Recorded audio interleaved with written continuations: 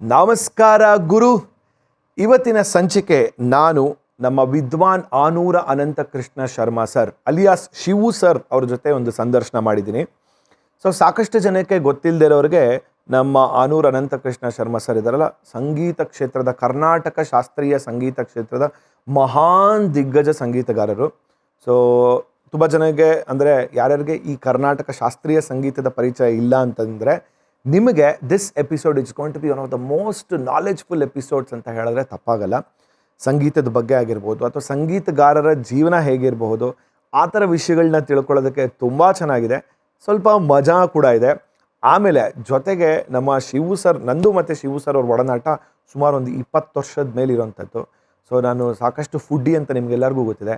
ಆ ಫುಡ್ಡಿ ಯಾಕೆ ಅನ್ನೋ ಕಾರಣಕ್ಕೂ ಕೂಡ ನೀವು ಈ ಎಪಿಸೋಡ್ ನೋಡಿದ್ರೆ ಗೊತ್ತಾಗುತ್ತೆ. ಶಿವು ಸರ್ ಅಂತಂದ ಮೇಲೆ ನಮಗೆ ಸಂಗೀತ, ಫುಡ್, ಆಮೇಲೆ ಲೈಫ್ ಲೆಸನ್ಸ್ ತುಂಬ ತುಂಬ ತುಂಬ ಚೆನ್ನಾಗಿರುತ್ತೆ. ಆಲ್ಮೋಸ್ಟ್ 1.25 ಗಂಟೆ ಇದೆ ಎಪಿಸೋಡು. ಖಂಡಿತವಾಗ್ಲೂ ಮಜಾ ಮಾಡ್ತೀರಾ ಅಂತ ನನಗೆ ಗೊತ್ತು. ಬನ್ನಿ ಈ ಎಪಿಸೋಡ್ನ ನೋಡೋಣ.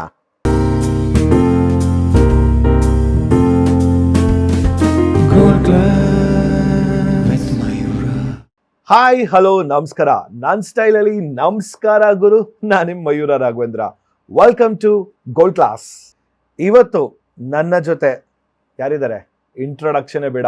The one and only legendary ವಿದ್ವಾನ್ ಆನೂರ ಅನಂತ ಕೃಷ್ಣ ಶರ್ಮಾ, ನಮ್ಮ ಪ್ರೀತಿಯ Shivu sir. Sir, welcome to the show. ನಮಸ್ಕಾರಪ್ಪ ಸರ್. ಇದು ಯಾವುದೋ ಫಾರ್ಮಲ್ ಆಗಿ ಯಾವುದೋ ಒಂದು ವೇದಿಕೆ ಮೇಲೆ ಕಲಾ ಬಂಧುಗಳಿಗೆ, ಕಲಾ ರಸಿಕರಿಗೆ ಆತ್ಮೀಯವಾದ ಸ್ವಾಗತ, ಆಮೇಲೆ ಸರ್ ಹುಟ್ಟಿದ್ದು ಇಲ್ಲಿಂದ, ಅಚೀವ್ಮೆಂಟ್ಸ್ ಆ ಥರ ಏನೂ ಮಾಡ್ತಿಲ್ಲ ಸರ್. ಡೈರೆಕ್ಟಾಗಿ ಮ್ಯಾಟ್ರ್ ಬಂದ್ಬಿಟ್ಟೆ. ಅದೇ ಬೆಸ್ಟ್. ಆತ್ಮೀಯತೆ ಒಳಗಿದ್ರೆ ಸ್ವಾಗತ ಯಾಕಬೇಕು? ಒಂದು ಈ ಶೋ ಹೆಂಗೆ ಹೋಗುತ್ತೆ ಅನ್ನೋದಕ್ಕೆ ನೀವು ಒಂದು ಬೆಂಚ್ ಮಾರ್ಕನ್ನು ಈಗಲೇ ಒಂದು ಸೆಟ್ ಮಾಡ್ತಿದ್ದೀರಿ ಆ ಟೋನನ್ನು. ಸರ್, ಒಂದು ವಿಷಯ ಹೇಳಬೇಕು. 2002-3 ಇಸ್ವಿಲ್ ನನಗೆ ನಿಮ್ಮ ಪರಿಚಯ ಆಗಿದ್ದು ಸರ್. ಅದಕ್ಕೆ ಮುಂಚೆ ನನಗೆ ಸಂಗೀತದ ಪರಿಚಯ ಇರಲಿಲ್ಲ. ಅವಾಗ ಪರಿಚಯ ಆಗಿದ್ದು ನನಗೆ ಸಂಗೀತ. ಅದಾದ್ಮೇಲಿಂದ ಸಂಗೀತಗಾರರು ಯಾರೇ ನಾನು ನೋಡ್ತಿರ್ಬೇಕಾದ್ರೆ, ಯಾರೇ ಮಾತಾಡ್ತಿರ್ಬೇಕಾದ್ರೂ ಶಿವು ಸರ್ ಅಂತ ಹೇಳೋರು. ನನಗೆ ಟಿ ವಿಲಿ ನಿಮ್ಮನ್ನ ವಿದ್ವಾನ್ ಆನೂರ ಅನಂತ ಕೃಷ್ಣ ಶರ್ಮಾ ಅಂತ ನೋಡಿದ್ದು ಮಾತ್ರ ನನಗೆ ಗೊತ್ತಿದ್ದು. ನೀವೇ ಶಿವು ಸರ್ ಅನ್ನೋದು ನನಗೆ ಗೊತ್ತಿರಲಿಲ್ಲ ಆ್ಯಕ್ಚುಲಿ. ಆಮೇಲೆ ನಿಮ್ಮನ್ನು ಯಾವಾಗ ಭೇಟಿ ಆದಾಗ ದ ಫಸ್ಟ್ ಥಿಂಗ್ ನನಗೆ ಮೋರ್ ದೆನ್ ದ ಮ್ಯೂಸಿಕ್ ನನಗೆ ಒಂದು ಅಟ್ರಾಕ್ಟ್ ಆಗಿದ್ದು your warmth, the kind of affection, the love what you give on people. ಅಥವಾ ಯಾರೇ ಆಗಲಿ, ಒಂದು 3 ವರ್ಷದ ಮಗುವಿಂದ ಹಿಡಿದು ಒಂದು 80 ವರ್ಷದ ವಯೋವೃದ್ಧರವರೆಗೂ you treat everyone same. ಈ ಇನ್ಹೆರೆಂಟ್ ಕ್ವಾಲಿಟಿ ಹೆಂಗೆ ನಿಮ್ಮದು ಅಂತ? ಅದೇನು ಗೊತ್ತಿಲ್ಲ ನನಗೆ. ಬಟ್ ಬೇಸಿಕಲಿ ನಾವೊಂದು ಜಾಯಿಂಟ್ ಫ್ಯಾಮಿಲಿಲಿ ಬಂದಿದ್ದು. ನಮ್ಮ ತಂದೆ ನಿನ್ಗೆ ಗೊತ್ತಿರ್ತಾರೆ, ವಿದ್ವಾನ್ ಆನೂರ್ ಎಸ್ ರಾಮಕೃಷ್ಣ ಅಂತ, ದಿ ಗ್ರೇಟೆಸ್ಟ್ ವಯಲಿನಿಸ್ಟ್, ಗುರು.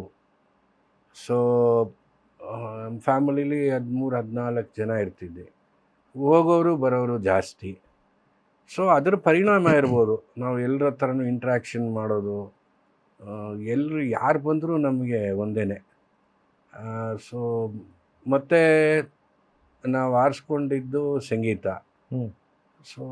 ಅದೇ ರೀತಿಯೇ ಇರಬೇಕು ನಾವು. ಯಾಕೆಂದರೆ ನಾವು ಯಾವತ್ತೂ ನಾನು ದೊಡ್ಡವನು, ನಾನು ಹಾಗೆ ಆ ಫ್ಯಾಮ್ಲಿಯಿಂದ ಬಂದವನು ಅನ್ನೋದು ನನಗೆ ನಮ್ಮ ತಂದೆ ಆಗಲಿ ಅಥವಾ ನಮ್ಮ ಅಣ್ಣ ಆಗಲಿ ಯಾರೂ ನನಗೆ ಆ ಥರ ಇದು ಮಾಡಲಿಲ್ಲ. ಎಲ್ಲರಲ್ಲೂ ಕಲೆ ಇದೆ, ಗೌರವಿಸ್ಬೇಕು ಅನ್ನೋದು ನನಗೆ ಮೊದಲಿಂದ. ಬಹುಶಃ ಅದರಿಂದ ಹಂಗೆ ಬಂತೇನೋ. ಮುಖ್ಯ ಕಾರಣ ಜಾಯಿಂಟ್ ಫ್ಯಾಮ್ಲಿನಲ್ಲ. ಹೌದು, ಒಂದು ಜಾಯಿಂಟ್ ಫ್ಯಾಮಿಲಿ, ತುಂಬ ಕುಟುಂಬದ. ಆ್ಯಕ್ಚುಲಿ ಸರ್, ಈಗ ಒಂದು 80ನೇ ಇಸ್ವಿ 90ನೇ ಇಸ್ವಿಲಿ ಅಂತ ತೊಗೊಂಡ್ರೆ, ಈಗ ನಾವು ಕೂಡ ಜಾಯಿಂಟ್ ಫ್ಯಾಮಿಲಿಲಿ ಬಂದಿದ್ದು. ಹೇಳ್ತಾರೆ ಮುಂಚೆ ಎಲ್ಲ ಜಾಯಿಂಟ್ ಫ್ಯಾಮಿಲಿ ಇತ್ತು, ಈಗ ಬರ್ತಾ ಬರ್ತಾ ನ್ಯೂಕ್ಲಿಯರ್ ಫ್ಯಾಮಿಲಿ ಆಗ್ಬಿಟ್ಟಿದೆ ಅಂತೆಲ್ಲ ಹೇಳ್ತಾರೆ. ಬಟ್ ಈಗಲೂ 2024ನೇ ಇಸ್ವಿಲೂ ಕೂಡ ನಿಮ್ಮ ಮನೆ ಅಥವಾ ನೀವಿರೋ ಒಂದು ಜಾಗದಲ್ಲಿ ಅಂತಂದರೆ it will be always full of people. ಅದೊಂದು ತುಂಬು ಕುಟುಂಬ ಇನ್ನೂ ಹಾಗೇ ಇದೆ. ಪ್ರಾಯಶಃ ಅದೆಲ್ಲೋ ಅದನ್ನು ಕಾನ್ಷಿಯಸ್ ಎಫರ್ಟಿಂದ ಹಾಗೆ ಉಳಿಸ್ಕೊಂಡು ಬಂದಿದ್ದೀರಾ ಅಥವಾ ಹೆಂಗೆ ಸರ್? ಅದು ಹಾಗೇ ಇದೆ. ನಮ್ಮ ಮನೆಯಲ್ಲಿ ನಮ್ಮ ತಂದೆ ಕಾಲದಿಂದಲೂ ಶಿಷ್ಯರು ಬಂದು ಹೋಗೋರು ಜಾಸ್ತಿ.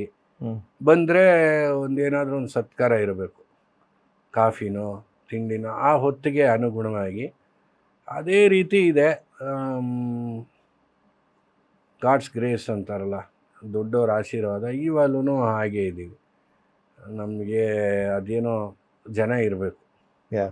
ಜನ ಮತ್ತು ನಮ್ಮ ಆತ್ಮೀಯರಾಗಿರೋರು, ಆಪ್ತರಾಗಿರೋರು ಇರ್ತಾರೆ ಯಾವಾಗಲೂ, ಅಷ್ಟೇ. ಆನೂರ್ ಅನಂತಕೃಷ್ಣ ಶರ್ಮಾ ಶಿವು ಆಗಿದ್ದು ಹೇಗೆ? ಅದು ನಾನು ಸೋಮವಾರ ಹುಟ್ಟಿದ್ನಂತೆ, ಓ, ಹಾಗಾಗಿ ಆವಾಗೆಲ್ಲ ನಾನು ಹುಟ್ಟಿದ್ದು ಕೋಲಾರ. ಸೊ ಅಲ್ಲಿಂದ ಕಾಗದ ಬಂದಿದ್ದು 3-4 ದಿನ ತಗೊಳ್ತಾ ಇತ್ತಲ್ಲ, ಆವಾಗ ಫೋನ್ಗಳು ಕಡಿಮೆ. ಹಾಗಾಗಿ ಒಂದು ಏನಾದರೂ ಒಂದು ಪೆಟ್ ನೇಮ್ ಒಂದು ಕರೀತಾ ಇರೋರು, ಪುಟ್ಟ, ಚಿಟ್ಟು ಅಂತ, ಚಿನ್ನ ಇದೆಲ್ಲ ಅದು ಹಂಗೆ ಉಳ್ಕೊಂಬಂದ್ಬಿಟ್ಟಿರುತ್ತೆ. ಹಾಗೆ ಶಿವು ಅಂತ ನಮ್ಮ ತಾತ ಏನೋ ಸೋಮವಾರ ಹುಟ್ಟಿದ್ದಕ್ಕೂ ಏನೋ ಕರೆದ್ರಂತೆ. ಅದು it has dominated Anoor Ananthakrishna Sharma. ಹಂಗಾಗಿ ಸೊ ನಾಮಕರಣ ಆಗೋವರೆಗೂ ಶಿವು ಅಂತಿದ್ದು, ಆದ್ಮೇಲೂ ಅದು ಕಂಟಿನ್ಯೂ. ಓ, ನಾಮಕರಣ ಮುಂಚೆಯಿಂದನೇ ಶಿವು ಅಂತಿದ್ದಿದ್ದು ಆಕ್ಚುಲಿ. ನಾಮಕರಣ ಆದ್ಮೇಲೂ ಹಂಗೆ ಶಿವ ಅನ್ನೋದು 2 ಹೆಸರು, ಕಳ್ಳರಿಗೆ ಕಾಕರಿಗೆ ಇರುತ್ತಲ್ಲ, ಅಲಿಯಾಸ್ ಅಂತ ಆ ಥರ. ಆನೂರ್ ಅನಂತಕೃಷ್ಣ ಶರ್ಮಾ ಅಲಿಯಾಸ್ ಶಿವು. ಬಟ್ ಹಾಗಾದ್ರೆ ಈ ಶಿವುಗೆ ಸಂಗೀತ ಎಷ್ಟನೇ ವಯಸ್ಸಲ್ಲಿ ಅಂಟ್ಕೊಂಡಿದ್ದಂದ್ರೆ ಹೇಳ್ಬೇಕಂದ್ರೆ ನನಗೆ ಜ್ಞಾಪಕ ಇಲ್ಲ. ಬಟ್ ಅವಾಗಿಂದಾನೇ ನಾನು ಹಾಡ್ತಿದ್ದೆ, ಮೃದಂಗ ನುಡಿಸ್ತಾ ಇದ್ದೆ, ವೀಣೆನೂ ನುಡಿಸ್ತಾ ಇದ್ದೆ. ಬಟ್ ಈಗಿನ ಥರ ಅವಾಗ ಸೋಷಿಯಲ್ ಮೀಡಿಯಾ ಅದೇನು ಇರಲಿಲ್ಲ, ನಿಮಗೆ ಗೊತ್ತು. ನನ್ನ ತಲೆಗೂ ಹೊಟ್ಟೋಯ್ತದು, ನನಗೆಲ್ಲ ಬರುತ್ತೆ, ನಾನು ಏನು ಕಲಿಬೇಕು ಅಂತ. ನನಗೆ ತಾಳಗಳು, ರಾಗಗಳು ಯಾವುದು ಪರಿಚಯ ಇಲ್ಲ. ಬಂದರೆ ನಾನು ರಿಪೀಟ್ ಮಾಡಬಲ್ಲೆ. ಯಾವುದೋ ಕೀರ್ತನೆ ಹಾಡಿದ್ರೆ ಅದಕ್ಕೆ ಸರಿಯಾಗಿ ನುಡಿಸ್ಬಲ್ಲೆ. ಗೊತ್ತಾಗ್ದಿದ್ದಂಗೂ ಆ ಸಮಕ್ಕೆ ಸರಿಯಾಗಿ ಬಂದ್ಬಿಡೋದು. ಅದನ್ನೇ ಏನು ನುಡಿಸ್ದೆ ಅಂದರೆ ನನಗೆ ಹೇಳಕ್ಕೆ ಬರಲ್ಲ. ವಾವ್, ಪ್ರಾಡಿಜಿ ಥರ. Exactly, child prodigy. ಎಲ್ಲೋ ಎಷ್ಟೋ ವರ್ಷ ಆದಮೇಲೆ ನನಗೆ ಅವ್ರಿಗೆ ಗೊತ್ತಾಗಿದೆ, ನನಗೊಂದು ಅಹಂ ಬಂದಿದೆ, ತಲೆಗೆ ಹೋಗಿದೆ. ಆವಾಗ ಕೇಳಿದ್ರು, ನೋಡು ಹಂಗಲ್ಲ, ಇದು ಹೆಂಗೆ ಅಂದರೆ ನಿನಗೆ ಎಲ್ಲ ಗೊತ್ತಿದೆ, ನಿನ್ನ ಹೆಸರು ಅನಂತಕೃಷ್ಣ ಶರ್ಮಾ ಅಂತ ಗೊತ್ತಿದೆ, ಆದರೆ ಸ್ಪೆಲ್ಲಿಂಗ್ ಹೇಳು ಅಂದರೆ ನಿಂಗೆ ಬರಲ್ಲ. ಅಂದರೆ ಸೂಚ್ಯವಾಗಿ ಅವ್ರು ಹೇಳಿದ್ದು ವಿಷಯ ಏನು ಅಂತ ನಿನಗೆ ಹೆಂಗೋ ಹೇಳಿದ್ರು. ಇವಾಗ ಯಾರಾದರೂ ಬಂದು ಸರ್ ಏನೋ ಹಾಡಿದ್ರಲ್ಲ, ಏನೋ ನುಡ್ಸಿದ್ರಲ್ಲ, ಏನು ಅಂದರೆ ನಿನ್ಗೆ ಹೇಳೋಕ್ಕೆ ಗೊತ್ತಾಗಲ್ಲ. ಯಾಕೆಂದರೆ ನನಗೆ ಅದು ಬಂದಿದೆ ವಿನಃ ಅದ್ರ ಹಿಂದಿಂದು ಶಾಸ್ತ್ರ ಬಂದಿಲ್ಲ. ಸೊ ನೀನು ಒಬ್ಬರ ಹತ್ರ ಕಲಿಬೇಕು. ದಿ ಫಾರ್ಮಲ್ ಟ್ರೈನಿಂಗ್ ಒಂದು ಪ್ರಿನ್ಸಿಪಲ್ ಆಗಿ, ಡಿಸಿಪ್ಲಿನ್ಡ್ ಆಗಿ. ನಾಳೆ ಯಾರಾದರೂ ನಿನ್ನ ಹತ್ರ ಕಲಿಯಕ್ಕೆ ಬರ್ತೀನಿ ಅಂದರೆ ನೀನು ಎಲ್ಲಿಂದ ಹೇಳ್ಕೊಡ್ತೀಯ? ಅದು ಒಂದಲ್ವಾ? ಕರೆಕ್ಟ್. ನನಗೇನೋ ಕೈ ಓಡುತ್ತೆ, ಏನೋ ಹಾಡ್ತೀನಿ, ಅದನ್ನು ಹೇಳ್ಕೊಡೋಕ್ಕಾದ್ರೆ ಕರೆಕ್ಟ್, ಸಾಪಾಸ ನಿಲ್ಲಿಸ್ಬೇಕು, ಒಂದು ಲಯ ನಿಲ್ಲಿಸ್ಬೇಕು ಮೃದಂಗದಲ್ಲಿ. ಸೊ ಹಾಗಾಗಿ ನಾಳೆಯಿಂದ ಗುರುಗಳು ಬರ್ತಾರೆ ನೋಡು ಅಂದರು. ಅದು ನನ್ನ ತಲೆಗೆ ಹೋಯಿತು. ಫೆಬ್ರವರಿ 13, 1978ನೇ ಇಸ್ವಿ ಆವಾಗ ನಾನು ಮೃದಂಗ ಶುರು ಮಾಡಿದ್ದು. ಫೆಬ್ರವರಿ 13, 1900. ಆ ಡೇಟ್ ಹಂಗೆ ಜ್ಞಾಪಕ ಇದೆ ನನಗೆ. ಸರ್, ನಾನು ರೇಡಿಯೋಗೆ ಸೇರ್ಕೊಂಡಿದ್ದು ಫೆಬ್ರವರಿ 13 ಸರ್. ಸೊ ಹಾಗಾಗಿ I am just like that is a very special day ಅಂತ ಅನಿಸ್ತಿದೆ.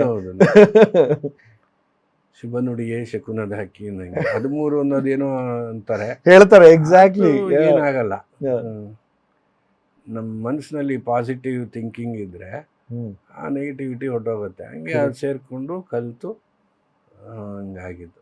ವಾವ್ ಸರ್, ಈಗ ಶಿವು ಸರ್ ಅಂತ ಅಂದರೆ ಈಗ ಒಂದು ನಾರ್ಮಲ್ ಲೇಮೆನ್ ನಾನು ಹೇಳ್ತಿರೋದು.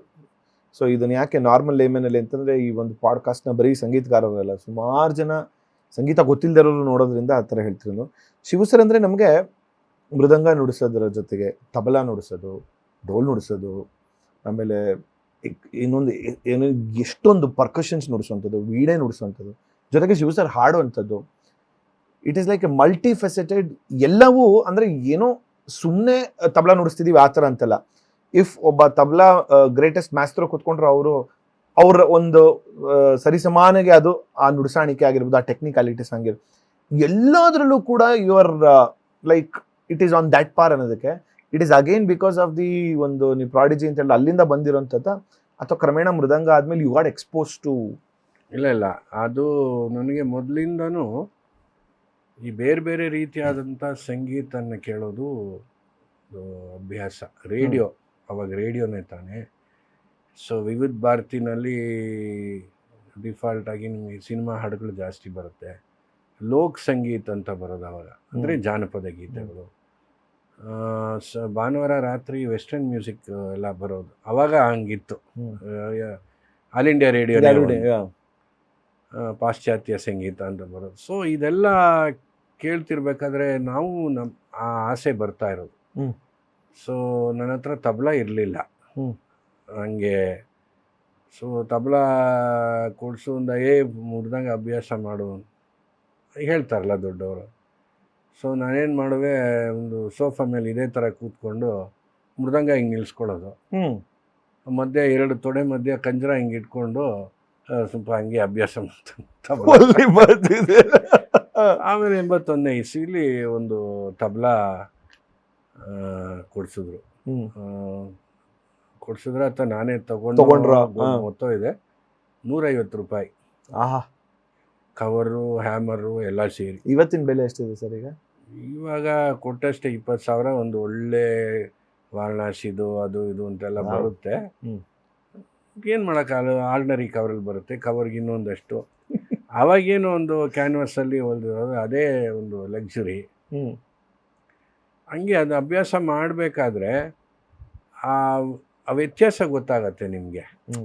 ಬೇರೆಯವ್ರು ನುಡ್ಸೋದಕ್ಕೂ ನಾನು ನುಡ್ಸೋದಕ್ಕೂ ನನಗೆ ಗೊತ್ತಾಗತ್ತೆ as A musician. Correct. So ಆ ಫಿಂಗರಿಂಗು ಅದನ್ನೆಲ್ಲ ಅಬ್ಸರ್ವ್ ಮಾಡಿ, ಸೊ ಅಟ್ಲೀಸ್ಟ್ ನನ್ನ ಮೃದಂಗ ನುಡ್ಸಾಣಿಕೆಗೆ ತೊಂದರೆ ಆಗದಿರೋ ಹಾಗೆ ಫಿಂಗರಿಂಗ್ ಮಾಡಿಕೊಂಡು ಅದು ತಬಲಾ ಥರ ಕೇಳಬೇಕು ಅಂತ. ಯಾಕೆಂದರೆ ಅದೇನೋ ಅದು ಮಾಡ್ಕೊಂಬಿಟ್ರೆ ಇದಕ್ಕೆ ತೊಂದರೆ ಆಗಬಾರ್ದು. ಇವಾಗ ನೆಕ್ಸ್ಟು ಡೋಲು ಆಸೆ ಬಂತು.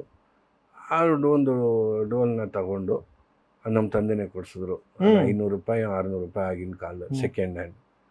ಸೊ ಆವಾಗ ಅದಕ್ಕೆ ನಿಮ್ಗೆ ಗೊತ್ತು, ಇದು ಪಟ್ಟಿಗಳು ಹಾಕೋಬೇಕು ಕೈಗೆ. ಕರೆಕ್ಟ್. ಇಲ್ಲಿ ಇಲ್ಲಾಂದರೆ ಅದು ಸೌಂಡ್ ಬರಲ್ಲ. Left stick. Correct. So entirely different from mridanga and tabla. ಯಾಕೆಂದರೆ ಅದು ಎರಡು ಕೈ ವಿತೌಟ್. ಸೊ ಹಿಂಗೆ ಇಟ್ಕೊಂಡ್ರೆ ಗಂಟಾಗ್ಬೋದು ಕೈ. ಬಟ್ ಅದು ಬರೀ ಕೈನಲ್ಲಿ ನುಡ್ಸಿದ್ರೆ ಈ ಸೌಂಡ್ಗೆ ಮ್ಯಾಚ್ ಆಗಲ್ಲ. ಕರೆಕ್ಟ್. ಅದು ವಾದ್ಯ ಧರ್ಮ ಅಂತಿರುತ್ತೆ, ಅದು ಹಂಗೆ ಹೋದ್ರೇ ಚೆನ್ನಾಗಿರೋದು.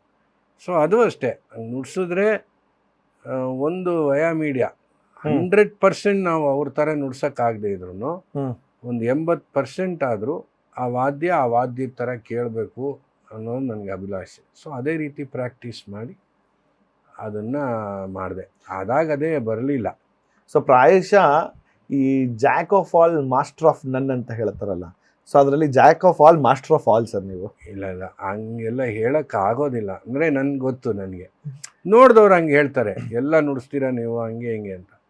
ಬಟ್ ಆ ಒಂದು ಎಕ್ಸ್ಪೀರಿಯನ್ಸಿಂದ ಆ ರೀತಿ ನುಡಿಸ್ತೀವಿ ಅಷ್ಟೇ ಹೊರತು ಜಾಕ್ ಆಫ್ ಆಲ್ ಏನೋ ಸರಿ, ಮಾಸ್ಟರ್ ಆಫ್ ಆಲ್ ಅಂತ ಹೇಳೋಕ್ಕಾಗಲ್ಲ. But it will serve purpose. No, that you're being modest, that is why you're saying. ಇಲ್ಲ ಅದು ನನಗೆ ಗೊತ್ತು. ಮಾಡೆಸ್ಟ್ ಅಂದರೆ ಅದು ನಿಜಾನೇ. ಅದನ್ನು ನಾವು ಇವಾಗ ಇದನ್ನು ಎಷ್ಟೋ ಜನ ನೋಡ್ತಾರೆ, ಹಾಗೆ ಅವ್ರು ತಿಳ್ಕೊಬಾರ್ದು. ಅದನ್ನು ಹಿಂದೆ ಅಭ್ಯಾಸ ಮಾಡಬೇಕು ಅನ್ನೋದು ಅವ್ರಿಗೆ ಇರಬೇಕು. ಕರೆಕ್ಟ್. ಆಮೇಲೆ ಅದು ಆ ರೀತಿ ನಾವು ಅಭ್ಯಾಸ ಮಾಡಿದ್ರೆ ಇನ್ನೊಂದು ಇನ್ಸ್ಟ್ರೂಮೆಂಟ್ ನುಡ್ಸೋದು ಕಷ್ಟ ಆಗ್ಬಿಡುತ್ತೆ. ಆ ಫೋರ್ಸು, ಆ ಎನರ್ಜಿ ಅದೆಲ್ಲ ಹಾಕಿ ನಾವು ಡೋಲ್ ನುಡಿಸ್ಬೇಕು ಅಂದರೆ ತುಂಬಾ ಕಷ್ಟ ಅದು. Sir, but if you have to choose ಅಂದರೆ ನೀವು ಇಷ್ಟು ಇನ್ಸ್ಟ್ರೂಮೆಂಟ್ಸ್ಗಳು ನುಡಿಸ್ತಿರ್ಬೇಕಾದ್ರೆ ಒಂದು ಚೂಸ್ ಮಾಡಬೇಕು. ನನಗೆ ಶಿವು ಸರ್ ಅಂದರೆ ಶಿವು ಅಂತಾನೆ I would like to see myself as an identity ಅಂದರೆ ಮೃದಂಗನೇನಾ sir? Mridanga that was there from ಆವಾಗಿಂದ ಅದು I feel safe with that. ಅಂದರೆ ಏನಿದ್ರು ನಾನು ಅದನ್ನು ಮ್ಯಾನೇಜ್ ಮಾಡಬಲ್ಲೆ ಅನ್ನೋದೊಂದಿರುತ್ತೆ. ಮಿಕ್ಕಿದ್ದಕ್ಕೆಲ್ಲ ಕೆಲವು ಲಿಮಿಟೇಷನ್ಸ್ ಇರುತ್ತೆ. ಆ್ಯಸ್ ಎ ಪ್ರೊಫೆಷನಲ್ ಮ್ಯೂಸಿಷಿಯನ್ ಆ ಲಿಮಿಟೇಷನ್ನ ನನ್ನ ಎಕ್ಸ್ಪೀರಿಯನ್ಸ್ನಲ್ಲಿ ತುಂಬಿಸ್ತೀನಿ. ಬಟ್ ಸರ್ ಈಗ 1978 ಶುರು ಮಾಡಿದ್ರೆ when was the first concert you gave sir? 80 ಅಂತ ಹೇಳ್ಬೋದು. ಅದಕ್ಕೆ ಮುಂಚೆ ಗಿರಾಧನೆ ನುಡಿಸ್ತಾ ಇದ್ದೆ. ನಮ್ಮ ಮೇಷ್ಟ್ರು ಅದೇ ಹೇಳೋರು, ನಿಮಗೆಲ್ಲ ಗೊತ್ತಿದೆ ಕಣ, ಬಟ್ ಇದಕ್ಕೆ ಅಂತ ಗೊತ್ತಿಲ್ಲ ಅಷ್ಟೇ.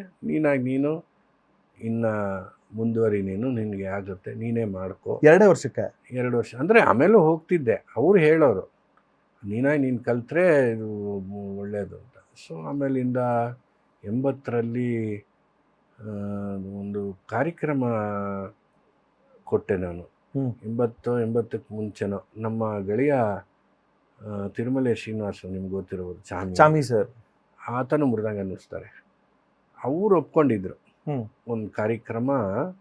ಅವರು ವೀಣೆ ಡ್ಯೂಯೆಟ್ ನುಡಿಸೋರು, ಆಗ ತುಂಬ famous. EP Alamelu, RP Indra ಅಂತ ದೊಡ್ಡ ಗಣಪತಿ ದೇವಸ್ಥಾನದಲ್ಲಿ ಗಣೇಶ ಉತ್ಸವ ಮಾಡೋರು. ಅವನಿಗೇನೋ ಅನಾನುಕೂಲ ಆಯ್ತು ಅವತ್ತು, ಪೈಕಿ ಏನೋ ಅನಾನುಕೂಲ ಆಗಿ ಅದು ತುಂಬ ಬ್ಯುಸಿ ಡೇಟು. ಇವನು ಬಿಟ್ಟು ಇನ್ಯಾರು ಸಿಕ್ಕಿಲ್ಲ, ನಾನೇ ಸಿಕ್ಕಿದೆ, ಹೋಗ್ಬಿಡು ಅಂತ ಎಲ್ಲ ಕಳಿಸ್ಬಿಟ್ರು. ಅದು ಹೆಂಗೆ ಮ್ಯಾನೇಜ್ ಮಾಡಿದ್ನೋ ನನಗೆ ಗೊತ್ತಿಲ್ಲ. ಹಂಗೂ ಮ್ಯಾನೇಜ್ ಮಾಡಿದೆ.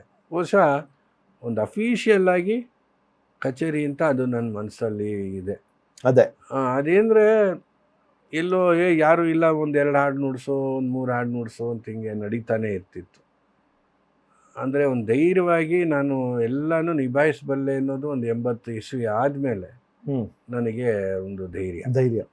ಸರ್, ಬಟ್ ಆ ಟೈಮಲ್ಲಿ ನಿಮಗೆ ಒಂಥರ ವಿಚ್ ಒನ್ ಡ್ಯೂ ಥಿಂಕ್ ನಿಮ್ಗೆ ಒಂಥರ ತುಂಬ ಟಫೆಸ್ಟ್ ಒಂದು ಮ್ಯೂಸಿಷಿಯನ್ ಅಂದರೆ ಇವ್ರಿಗೆ ಅಕಂಪನಿ ಮಾಡಬೇಕು ಅಂತಲೇ ತುಂಬ ಯಾರಿಗೆ ನಿಮ್ಗೆ ಒಂದು ಚಾಲೆಂಜಿಂಗ್ ಆಗಿದ್ದು ಸರ್?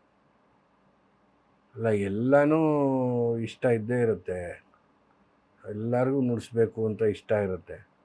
ಈಗ ನಾನು ಯಾರು ಅವರು ಇವರು ಅಂತ ನನ್ನ ಹೆಸರು ಹೇಳೋಕ್ಕಾಗಲ್ಲ. ಕರೆಕ್ಟಿಯಾ ಅಲ್ವಾ? ಅನ್ಕೊಂಡೆ. ಒಂದು ತಪ್ಪಾಗುತ್ತೆ. ನೋಡಿದ್ರೆ ಎಲ್ಲರಲ್ಲೂ ಒಂದು ವಿದ್ಯೆ ಇರುತ್ತೆ, ಒಂದು ಪಾಂಡಿತ್ಯ ಇರುತ್ತೆ. ಒಂದೊಂದರಲ್ಲಿ ಒಬ್ಬೊಬ್ಬರ ವಿಶೇಷತೆ ಇರುತ್ತೆ.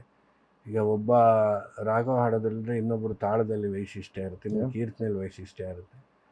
ಸೊ ಅವಾಗೆಲ್ಲ ನೋಡಿ ಕೇಳಿ ನಮ್ಗಾಗತ್ತಾ ಇವರಿಗೆಲ್ಲ ನುಡ್ಸೋಕ್ಕೆ ಅಂತ ಯಾರಿಗೆ ಅಂದ್ಕೊಂಡಿದ್ನೋ, ಹೂ ಅಂತಿರಲ್ಲ, ಅದೆಲ್ಲ ಈಡೇರಿಸ್ಕೊಂಡು ಒಂದೊಂದಾಗಿ ಬಂತು. ಸೊ ಪ್ರತಿ ಸತಿ ಅಂಥವ್ರ ಜೊತೆ ಕೂತಾಗ ಮನಸ್ಸಿನಲ್ಲಿ ಒಂದು ಮೂಲೆಯಲ್ಲಿ ಒಂದು ಹೆದರಿಕೆ, ನರ್ವಸ್ನೆಸ್, ಏನಪ್ಪ ಏನಾಗುತ್ತೆ. ಅವ್ರು ಫುಲ್ ಎಕ್ಸ್ಪೀರಿಯನ್ಸ್ ನನ್ನ ಮೇಲೆ ಹಾಕಿದರೆ ಕಷ್ಟನೇ. ಹೌದು. Talent is different. Correct. Experience talent can never match experience. ಅದಕ್ಕೆ ಯಾವಾಗಲೂ ನಾನು ಒಂದು ಉದಾಹರಣೆ ಕೊಡ್ತಿರ್ತೀನಿ. ಯಾವುದೋ ಒಬ್ಬ ಜೂನಿಯರ್ ಬಾಕ್ಸರ್ ಮೇಲೆ ಮಹಮ್ಮದ್ ಅಲಿ ಫೈಟ್ ಬಿತ್ತಂತೆ. ಯಾವುದೋ ಪುಸ್ತಕದಲ್ಲಿ ಓದಿದ್ದೆ ನಾನು, ರೀಡರ್ ಡೈಜೆಸ್ಟ್ ಅನ್ನೋ. ಆವಾಗ ಒಂದು 3-4 ರೌಂಡು ಮಹಮ್ಮದ್ ಅಲಿ ಏನು ಕೈಯೇ ಬೀಸಲಿಲ್ವಂತೆ. ಸುಮ್ಮನೆ ತಲೆ ಆಡಿಸೋದು, ಬಾಡಿ ಅಂದ್ರೆ ಒಟ್ಟಿನಲ್ಲಿ ಅವನ ಪಂಚಸ್ ಎಲ್ಲ ಸುಮ್ಮನೆ ಮಿಸ್ ಮಾಡಿಕೊಂಡೇ ಬರ್ತೀನಂತೆ. ಅವನು ಬೀಸಿ 5ನೇ ರೌಂಡು ಏನೋ ಒಂದೇ ಒಂದು ಪಂಚಿಗೆ ಬಿದ್ದೋಗ್ಬಿಟ್ನು. 5ನೇ ರೌಂಡ್ಗೆ? ಅವನು ಅಯ್ಯೋ ಕೇಳಿದ್ ಮೊದಲೇ ಮಾಡ್ಬೋದಿತ್ತಲ್ಲ ಅಂತ. ಅಲ್ಲ, ಅದು ಎಕ್ಸ್ಪೀರಿಯನ್ಸ್ ತೋರಿಸ್ಬೇಕು. ನಾನು ಫುಲ್ಲು ಸುಸ್ತಾಗ್ಬಿಟ್ಟ ಅವನು. ಕಡೆಗೆ ಸುಮ್ಮನೆ ಒಂದು ಹೊಡೆದಿದ್ದ ತಕ್ಷಣ ಬಿದ್ದೋಗ್ಬಿಟ್ಟು. ಆ ಥರ ಆದರೆ ನಮಗೂ ಕಷ್ಟ. ಸೊ ಅವಾಗೆಲ್ಲ ಏನಂದರೆ ಹುಷಾರಾಗಿ ಗೇಮ್ ಹೇಗೆ ತೊಗೊಂಡು ಹೋಗ್ತಾರ ಹಾಗೆ ನಮ್ಮ ಪ್ಲಸ್ ಪಾಯಿಂಟ್ನು ಸೇರಿಸಿ ಅಂಥವ್ರ ಜೊತೆ ನುಡಿಸ್ಬೇಕಾಗತ್ತೆ. ಅಥವಾ ಮಾತು ಕೂಡ ಅಷ್ಟೇ. ಯಾಕೆಂದರೆ ಏನೋ ಅಷ್ಟು ದೊಡ್ಡವ್ರ ಜೊತೆ ನಾವು ಮಾತಾಡಬೇಕಾದ್ರೂ ಒಂದು ಕಂಟ್ರೋಲ್ ಇರಬೇಕು. ಸರಿ, ಎಲ್ಲೊಂದು ಕಡೆ this inherent quality of you ಪ್ರಾಯಶಃ ಒಂಥರ ಈ ಒಂದು ಸಂಗೀತ ಕ್ಷೇತ್ರದಲ್ಲಿ ಅಜಾತ ಶತ್ರು ಅಂತಂದರೆ ಶಿವು ಸರ್ ಅಂತ ಹೇಳ್ತಾರೆ. ಇದಕ್ಕೆ ಇರಬಹುದಾ? ಜಾತಶತ್ರು ಇರ್ಬೋದು. ಸೊ ಕೆಲವು ಸತಿ ನಾನು ಬಾಯ್ಬಿಟ್ಟು ತಪ್ಪು ಮಾತಾಡಿದ್ದು ಇದೆ. ಅದೇನು ಮಾಡೋಕ್ಕಾಗಲ್ಲ, ಮನುಷ್ಯನ ಹ್ಯೂಮನ್ ಇದು. Sorry is not a word for that. But ಸಾಧ್ಯವಾದಷ್ಟು ನಾನು I will try to control myself. ಆದರೆ ಅಷ್ಟೇ ಆಗಲ್ಲ. ತಪ್ಪು ತಿಳಿದಿರೋರು ಇದ್ದಾರೆ, ತಪ್ಪು ಮಾಡಿದನು ಇದ್ದೀನಿ ಅಲ್ವಾ? ಆ ಥರ ಆಗೋದೇ ಇಲ್ಲ. ಸರ್ ಹಂಗಿತ್ತು ಅಂದ್ರೆ ಅದು ಸೂಪರ್ ಹ್ಯೂಮನ್ ಆಗ್ಬಿಡ್ಬೇಕು, ಅದಾಗಬಾರ್ದು ಅಲ್ವಾ? Sir, when was your first ಕಚೇರಿ with doctor M Balamurali Krishna sir? 84-85 ಇರ್ಬೋದೇನೋ. 84-85 ಸ್ಪಿಕ್ ಮ್ಯಾಕೆ ಕಾನ್ಸರ್ಟ್. ಹೇಗಿತ್ತು ಅನುಭವ? ಅದೇ ಹೇಳಿದ್ನಲ್ಲ, ಇಷ್ಟೊತ್ತು ಹೇಳಿದ್ನಲ್ಲ, ಅದೇ ಅನುಭವ. ಅದೇ ಅನುಭವ. ಅಂದರೆ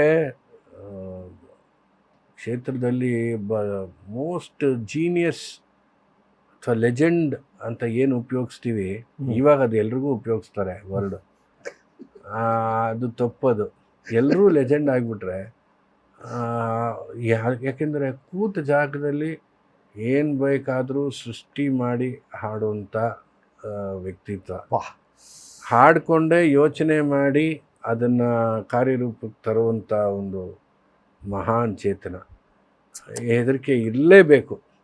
ನಾನು ಹೇಳೋದು, ಎಷ್ಟೇ ಎಕ್ಸ್ಪೀರಿಯನ್ಸ್ ಇದ್ದವರಾದರೂ, ಏಕೆಂದರೆ 3 ಆಕ್ಟೇವ್, ಲಯ, ವೇಗ, ಶ್ರುತಿ ಶುದ್ಧತೆ, ಸ್ವರ ಶುದ್ಧತೆ, ಸಾಹಿತ್ಯ ಶುದ್ಧತೆ ಎಲ್ಲ ಇದೆ. ಯಾವುದು you name it, it is there with him.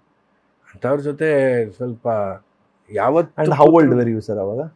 ಆವಾಗ ಅಂದರೆ 19-20 ಇಯರ್ಸ್. 20 ಇಯರ್ಸ್. ಅಲ್ಲ, ಅದೇನೋ ಪೂರ್ವ ಪುಣ್ಯ ಸುಕೃತ ನಮಗೆ ಅವಕಾಶ ಬಂತು ಹಂಗೆ ನುಡ್ಸೋದು. ಸರ್, ಸೆಮ್ಮನ್ಗುಡಿ ಜೊತೆನೋ ಆಗಿಲ್ಲ? ಇಲ್ಲ, ಅವ್ರು ಕೇಳಿದ್ರು, ಕೇಳಿ ಸಂತೋಷ ಪಟ್ಟರು, ಅಷ್ಟೇ ಸಾಕು. ಐ ಥಿಂಕ್ ಹಿ ಪಾಸ್ಡ್ ಅವೇ ಸ್ವಲ್ಪ 94-93 ಆ ಟೈಮಲ್ಲ ಸರ್? ಇಲ್ಲ, ಇನ್ನೂ ಲೇಟಾಗಿ. ಇನ್ನ ಲೇಟಾಗ? 20 ವರ್ಷ ಆಗಿರಬಹುದು ಅಂತ ಅಂದ್ಕೊಂಡಿದ್ದೀನಿ ನಾನು ಆತ ಹೋಗಿ. ಓಕೆ. ಅಲ್ಲಲ್ಲ, ಅದೊಂದು ಅವಕಾಶ ಬಂದಿತ್ತು, ಬಟ್ ನಾನು ಯಾವುದೋ ಬೇರೆ ಒಪ್ಕೊಂಡಿದ್ದರಿಂದ ಸ್ವಲ್ಪ ಆಗಲಿಲ್ಲ ಆಗ.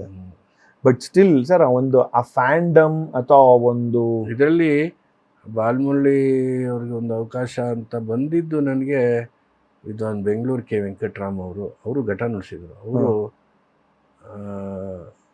ಹೇಳಿ ನನ್ನ ಹಾಕ್ಸಿದ್ರು. ದೊಡ್ಡ ಗುಣ. ಅವ್ರ ಮಗನೂ ಮೃದಂಗ ನುಡಿಸ್ತಾ ಇದ್ರು, ಅವನು ಕೃಷ್ಣ ಅಂತ. ನನಗೆ ಒಂದು ಅವಕಾಶ ಮಾಡಿಕೊಟ್ರು. ಸರ್, ಆಸ್ ಎ ಮ್ಯೂಸಿಷಿಯನ್ ನೀವು ಎಷ್ಟು ಕಚೇರಿಗಳು ನುಡಿಸ್ತಿದ್ದೀನಿ ಅಂತ ಇನಿಷಿಯಲಿ ಕೌಂಟ್ ಇಡ್ತಿದ್ರಾ ಫಸ್ಟು? ಮೊದಲಿಂದನೂ ಅದೇನೋ ಇಟ್ಟಿಲ್ಲ, ಬಟ್ ಬ್ಯುಸಿ ಇರ್ತಿದ್ವಿ. ಕರೆಕ್ಟ್. ಬಾಳೆಹಣ್ಣು 15 ರೂಪಾಯೋ, ಕಡಲೆಕಾಳು ಉಸ್ಲಿನೋ ಏನೋ ಅವಾಗ ಒಂದು ಸಂಭಾವನೆ. ನಿಮ್ಮ ಮೊದಲನೇ ಸಂಭಾವನೆ ಎಷ್ಟು? ಸಂಭಾವನೆ ಈಗಲೂ ಭಾವನೆನೇ ಜಾಸ್ತಿ, ಕಡಿಮೆ ಇರುತ್ತೆ. 15 ರೂಪಾಯಿಂದ ತಗೊಂಡಿದ್ದೀನಪ್ಪ. 15 ರೂಪಾಯಿ? 20-15 ಎಲ್ಲ ತಗೊಂಡಿದ್ದೀನಿ. ಅಂದರೆ ದೋಸ್ ಡೇಸ್ ಅದು ಅವಾಗ ಎಸ್ಟಾಬ್ಲಿಷ್ ಆಗಬೇಕು ಅಂತ ಬಂದಾಗ ಗುರುವೆ, ಈ ಸಂಭಾವನೆ ಎಲ್ಲ ಪಕ್ಕಕ್ಕೆ ಇಡ್ತೀವಿ. ನಾವು ಮನೇಲಿದ್ವಿ, ನಮ್ಮ ಅಪ್ಪ ನೋಡ್ಕೊಳ್ಳೋರು. ಹೀಗಾಗಿ ಯಾರು ಕರೆದ್ರೂ ಹೋಗೋದು. ಏನು ಅರಳಿ ಮರದ ಕೆಳವೋ, ಗಣೇಶನ ಉತ್ಸವನೋ, ಆರಾಧನೆ ಎಲ್ಲ it was A main stage. ಅವತ್ತು ತ್ಯಾಗರಾಜರ ಆರಾಧನೆ, ಪುರಂದರದಾಸ ಅಂದರೆ ಎಷ್ಟೋ ಜನಕ್ಕೆ ನುಡ್ಸೋಕ್ಕೆ ಸಿಗುತ್ತೆ. ಕರೆಕ್ಟ್. ಅದೊಂದು ದೊಡ್ಡ ಅವಕಾಶ. ಆಮೇಲೆ ಎಷ್ಟೋ ಕೀರ್ತನೆಗಳು ನೀವು ಕೇಳ್ತೀರಿ ಅಲ್ವಾ? ಎಷ್ಟೆಷ್ಟೋ ಜನ ದೊಡ್ಡವರಿಗೆ ಬಂದಿರ್ತಾರೆ, ಏನು ಯಾರೂ ಇರಲ್ಲ, ನಾವೇ ಇರ್ತೀವಿ. ನಿಮಗೂ ಒಂದು ಅವಕಾಶ ಅಲ್ವಾ? 100%. ಅದನ್ನೆಲ್ಲ ನಾವು ಒಂದು ಖುಷಿಯಾಗಿ ನುಡಿಸ್ತಾ ಇದ್ವಿ. ಬಟ್ ಈಗೊಂದು ನಿಮ್ಮ ಕಚೇರಿಗಳಲ್ಲಿ ಸರ್, ಈಗ ನೀವು ಮೃದಂಗ ಶುರು ಮಾಡಿ 84-85 ಅಂದರೆ 80ನೇ ಇಸ್ವಿ, 81 ಅಲ್ವಾ ಸರ್ ನಿಮ್ಗೆ ಕರೆಕ್ಟಾಗಿ? 80 ಅಂದ್ಕೊಳ್ಳಿ. 80ರಿಂದ ತೊಗೊಂಡ್ರೆ ಇಸ್ವಿನ ಎಷ್ಟು? 44 ವರ್ಷ. ಬಟ್ ನಿಮ್ಮ 50 ವರ್ಷಕ್ಕೆ ಒಂದು ಭಾರಿ ಭರ್ಜರಿ ಕಾರ್ಯಕ್ರಮ NMKRV ಮಂಗಳ ಮಂಟಪದಲ್ಲಿ ನಡೆದಿದ್ದು ನಂಗೆ ನೆನಪಿದೆ ಆ್ಯಕ್ಚುಲಿ. ಅವಾಗ ಸರ್, ದಟ್ ಈಸ್ ಲೈಕ್, ಅವಾಗ ನಾನು ಯಾಕೆ ಈ ಪದ ಅಜಾತಶತ್ರು ಯಾಕೆ ಯೂಸ್ ಮಾಡಿದ್ದು ಅಂತಂದರೆ, ಆ ಒಂದು ಕಾರ್ಯಕ್ರಮ ಅಲ್ದಿರಾನು ಸುಮಾರು ಒಂದು ಆರಾಧನೆ ಕಾರ್ಯಕ್ರಮಗಳು, ಈಗ ನಿಮ್ಮ ಒಂದು ಸ್ಕೂಲಿಂದ ನಡೆಯುವಂಥ ಆರಾಧನೆ ಅದು ಬೇರೆ ಎಂಟೈಟಿ, ಅದು ಬೇರೆ ಎಪಿಸೋಡ್, ಅದ್ರ ಬಗ್ಗೆ ಮಾತಾಡ್ತೀನಿ. ಬಟ್ ಸ್ಟಿಲ್ ಶಿವು ಸರ್ ಕಾರ್ಯಕ್ರಮ ಅಂತಂದರೆ without any egos everyone will come. It's like ಸ್ಟೂಡೆಂಟ್ಸ್ಗಳಾಗಿರ್ಬೋದು, ಬೇರೆ ಮ್ಯೂಸಿಷಿಯನ್ಸ್ ಆಗಿರ್ಬೋದು. ಈಗ ಎಲ್ಲ ಒಂದು ಕ್ಷೇತ್ರದಲ್ಲೂ ನೋಡ್ತು ಅಂದ್ರೂ ಸರ್ ಒಂದಕ್ಕೊಂದು ಲೈಕ್ ಒಬ್ರು ನಾನು ಇಲ್ಲಿ ಯಾಕೆ ಬರಬೇಕು ಅಲ್ಲಿ ಯಾಕೆ ಬರಬೇಕು ಅಂತ ಎಲ್ಲ ನಡೀತಿರುತ್ತೆ. But still you are one man ವೇರೆ ನಾವು ಯಾವಾಗಲೂ ಹೇಳ್ತೀವಿ ಆ ಶಿವು ಸರ್ ಸರ್ ಡನ್, ಆ ಶಿವು ಸರ ಬರ್ತೀವಿ ಅಂತ ಹೇಳ್ತಾರೆ. ಅದು that magnetic force I am always curious. ಅಲ್ಲ ಅಂದರೆ ನಾವು ನಮ್ಮ ತಂದೆಯವರು ಹಾಗೆ ನಡೆಸೋರು.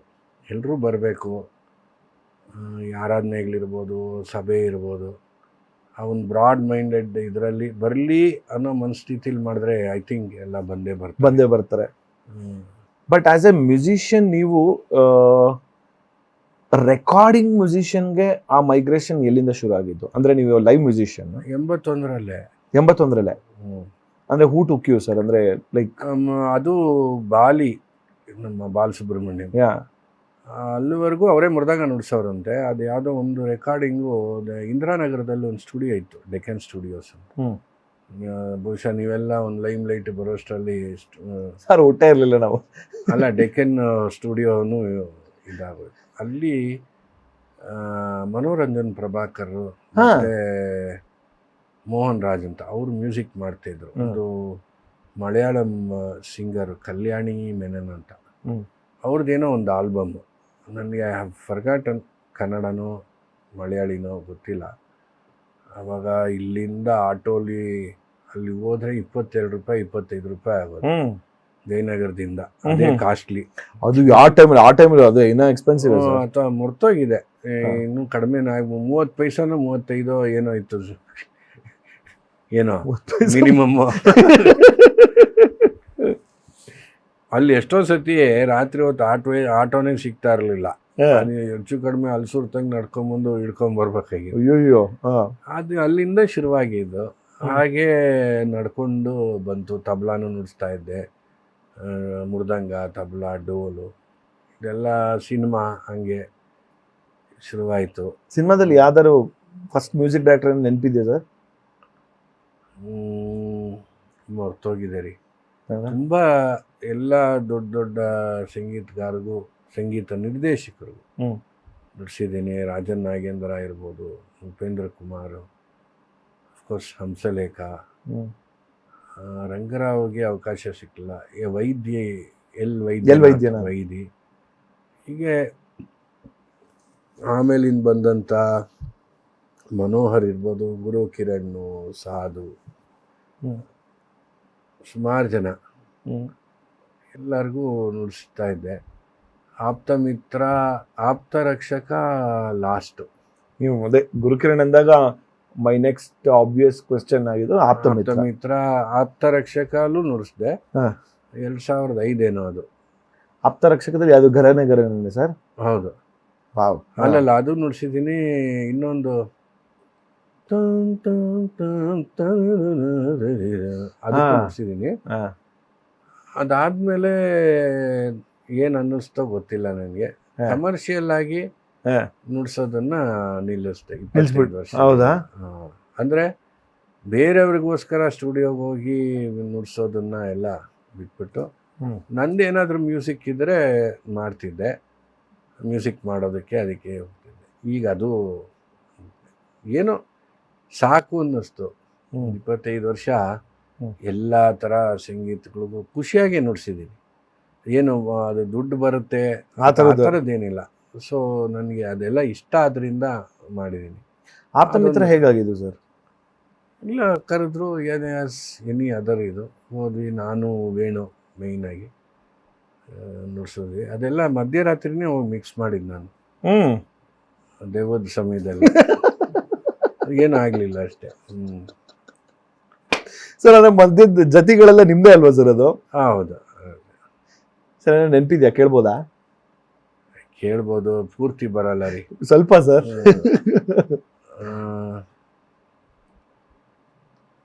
ಇಲ್ಲ, ಮೊನ್ನೆನೂ ಅಭ್ಯಾಸ ಮಾಡಿದ್ದೆ. ಇಲ್ಲ, ನಮ್ಗೆ ನೆನಪಿರ್ಬೋದು ಅಂತ ಯೋಚನೆ ಮಾಡ್ತಾರೆ. ಅಲ್ಲಲ್ಲ, ಅದೇನಾಗುತ್ತೆ ಅಂದರೆ ಅಷ್ಟಾಗಿ ಏನು ಅದು ನಮ್ಮ ಆಮೇಲೆ ಮೇಲ್ಮೇಲೆ ನುಡಿಸದೇ ಇರೋದ್ರಿಂದ ಕರೆಕ್ಟ್. ಅದು I think sir that is the beauty ಅನ್ಸುತ್ತೆ. ಅಂದ್ರೆ ಈಗ ಒಂದು ಸಿನಿಮಾ ಸಂಗೀತಕ್ಕೆ ಅಂದ್ರೆ ಒಂದು ಚೌಕಟ್ಟಲ್ಲಿ ಸಿನಿಮಾ ಸಂಗೀತನ ಫಾರ್ಮ್ ಮಾಡಿರ್ತಾರೆ. ಅಂದ್ರೆ there is no scope for the ಮನೋಧರ್ಮಕ್ಕೆ ಇರೋಂಥದ್ದಲ್ಲ. ಅಂದ್ರೆ ಇಷ್ಟಿರೋಂಥದ್ದು ಈಗ 5 ನಿಮಿಷ 4 ನಿಮಿಷ ಇರೋಂಥದ್ದು.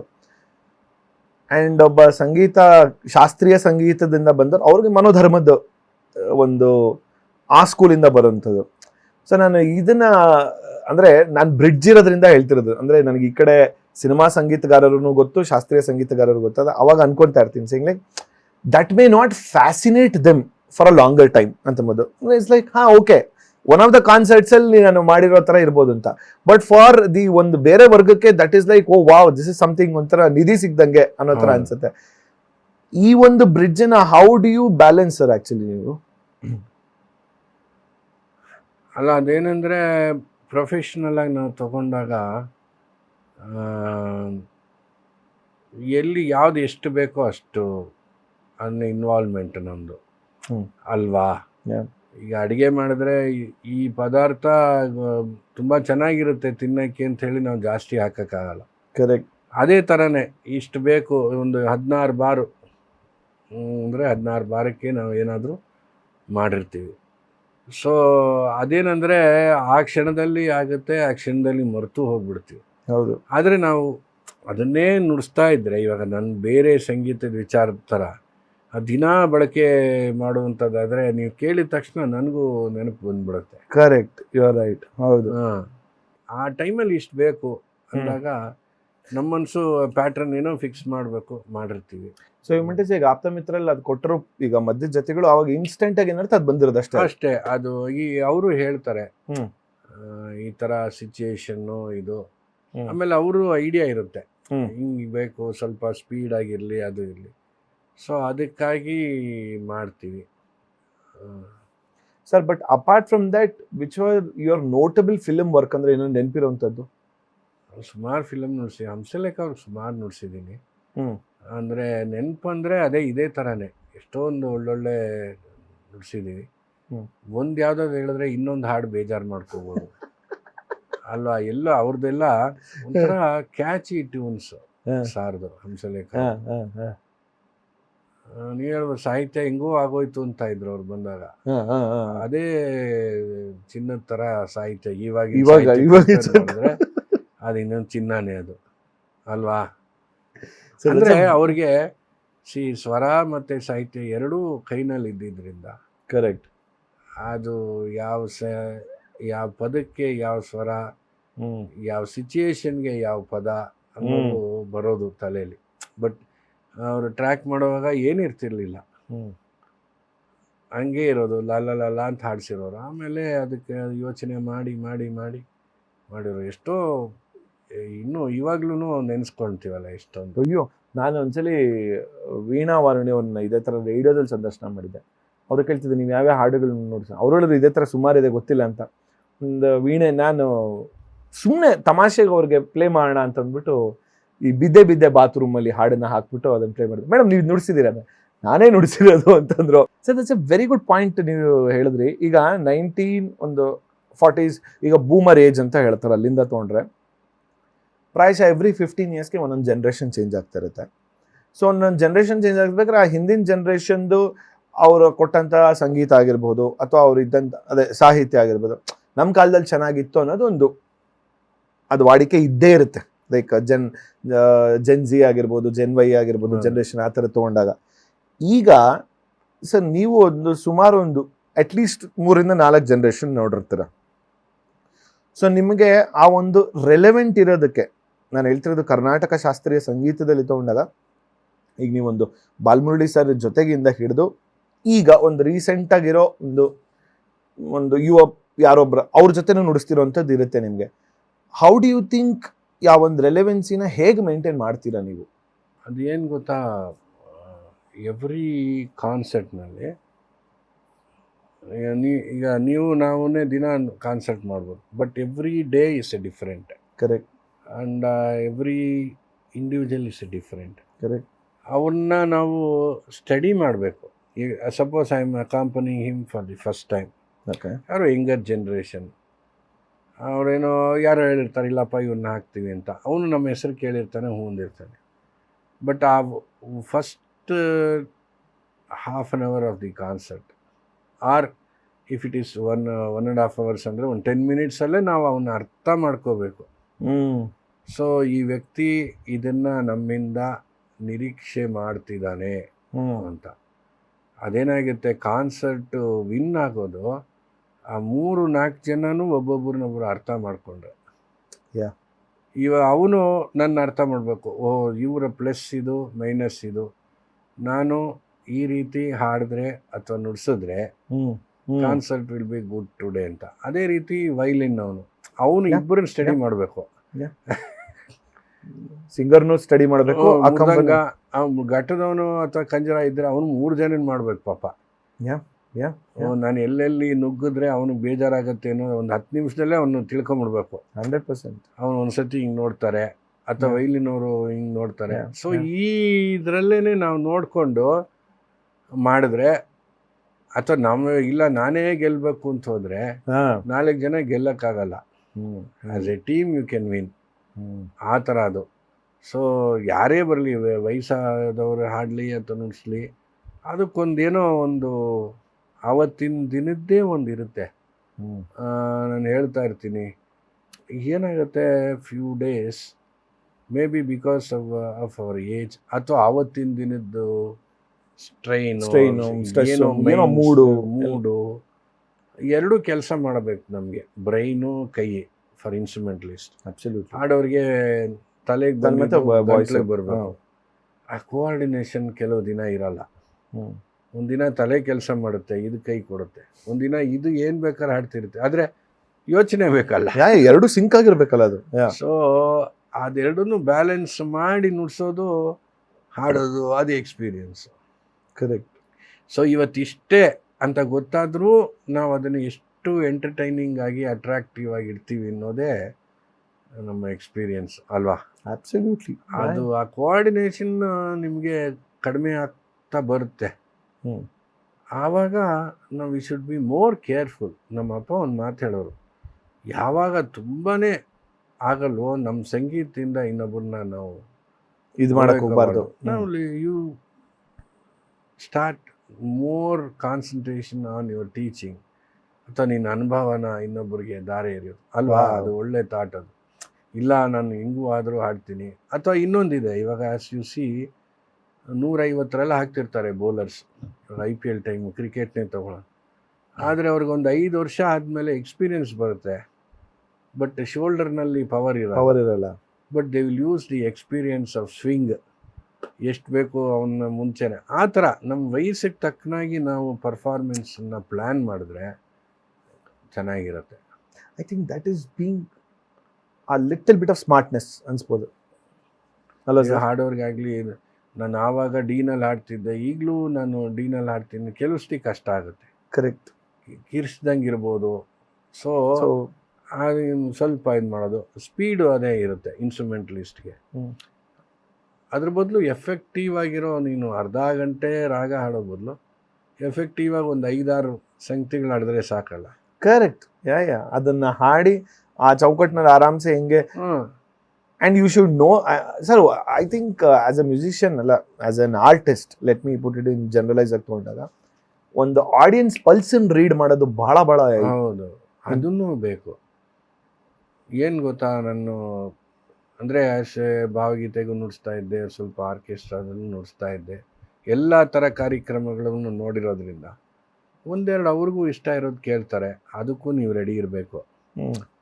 ನಿಮ್ಮ ಬತ್ತಳಿಕೆಯಲ್ಲಿ ಎಲ್ಲ ಥರದ್ದು ಇರಬೇಕು, instant. And do not go completely with list. Correct. ಸ್ವಲ್ಪ ಕ್ಯಾನ್ವಾಸ್ ಖಾಲಿ ಇಟ್ಟಿರಬೇಕು, ಕಲರ್ ಗಿಲ್ಲರ್ ಅಲ್ಲಿ ಹಾಕೋಕ್ಕೆ ಒಂದು. ಆಮೇಲೆ ಇನ್ನೊಂದೇನೆಂದರೆ, ನಂದೇನೋ ಒಂದು ಸ್ಪೆಷಲೈಸ್ಡ್ ಇದೆ ಅಂದರೆ ನಾನು ಅದನ್ನೇ ಕೊಡ್ತಾ ಇದ್ರೆ ಜನಕ್ಕೂ ಪಾಪ ಅಷ್ಟು ಅದು ಅರ್ಥ ಮಾಡ್ಕೊಳ್ಳೋ ಶಕ್ತಿ ಬೇಕಲ್ಲ. ತುಂಬ ನನಗೆ ಭಾಷೆ ಬರುತ್ತೆ ಅಂದ್ಬಿಟ್ಟು ನಾನು ವ್ಯಾಕರಣಯುಕ್ತವಾಗಿ ಮಾತಾಡಿದ್ರೆ ಕಷ್ಟ ಆಗ್ಬಿಡುತ್ತೆ. ಅದನ್ನು ಸಿಂಪಲ್ಲಾಗಿ ಕನ್ವೆ ಮಾಡೋ ಥರನೂ ಇರಬೇಕು. What I am telling is ಇವಾಗ ಬೊಫೆ ಥರ ಹ್ಮ್ ನಿಮಗೆ ಏನೋ ಪಾಸ್ತಾನೂ ಇರುತ್ತೆ, ನೂಡಲ್ಸ್ ಇರುತ್ತೆ, ಬಿಸಿಬೇಳೆಭಾತು, ಅನ್ನ ಸಾರು, ಹ್ಮ್ ಪಲ್ಯ. ಸೊ ಅವ್ರವ್ರಿಗೆ ಇಷ್ಟ ಆಗಿದ್ದನ್ನು ಒಂದೊಂದು ಚೂರು ಚೂರು ತೊಗೊಂಡು ಹೋಗ್ತಾರೆ. ಎಲ್ಲ 15 ಐಟಮ್ ತಿಂತಾರೆ. ಸೊ ಹಾಗೆ ಅದು ತುಂಬ ಇಂಪಾರ್ಟೆಂಟು. ಅದರಲ್ಲೂ ನಮಗೆ ಶಾಸ್ತ್ರೀಯ ಸಂಗೀತದಲ್ಲಿ ಜನ ಬರಲ್ಲ ಅನ್ನೋದು ಟೀಕೆ ಇದ್ದೇ ಇದೆ. ಕರೆಕ್ಟ್.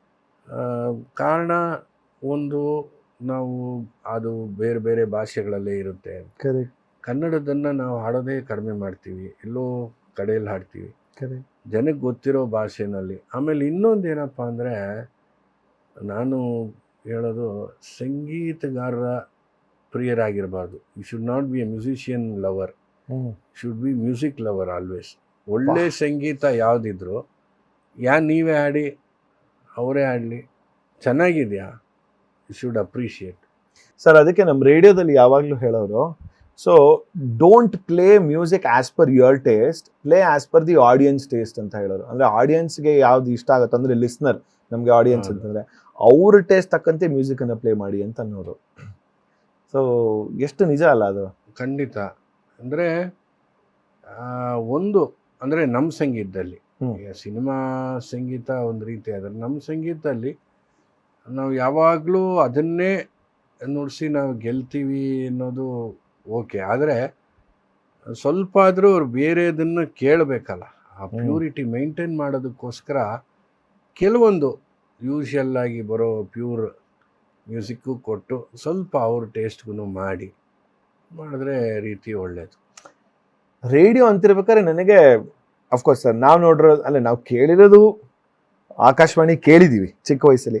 ಬಟ್ ನನಗೇನಂತಂದರೆ ವರ್ಕ್ ಎಕ್ಸ್ಪೀರಿಯನ್ಸ್ ಅಂತ ಬಂದಿದೆ. ನಾನು ಆ್ಯಕ್ಚುಲಿ ಶುರು ಮಾಡಿದ್ದು ಅಮೃತ ವರ್ಷಿಣಿಯಿಂದ ಸರ್. ಅದು ಸುಮಾರು ಜನಕ್ಕೆ ಗೊತ್ತಿಲ್ಲ.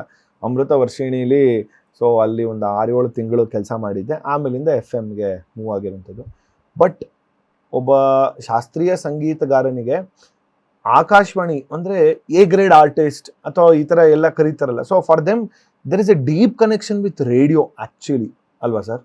So what is that deep connection with the radio for a classical musician?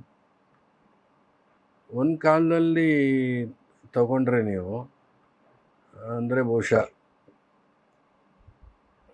ಹೆಚ್ಚು ಕಡಿಮೆ 75-100 ವರ್ಷ ಆಗಿದೆಯೋ ರೇಡಿಯೋ ನಮ್ಮ ದೇಶಕ್ಕೆ ಬಂದು, ಗೊತ್ತಿಲ್ಲ.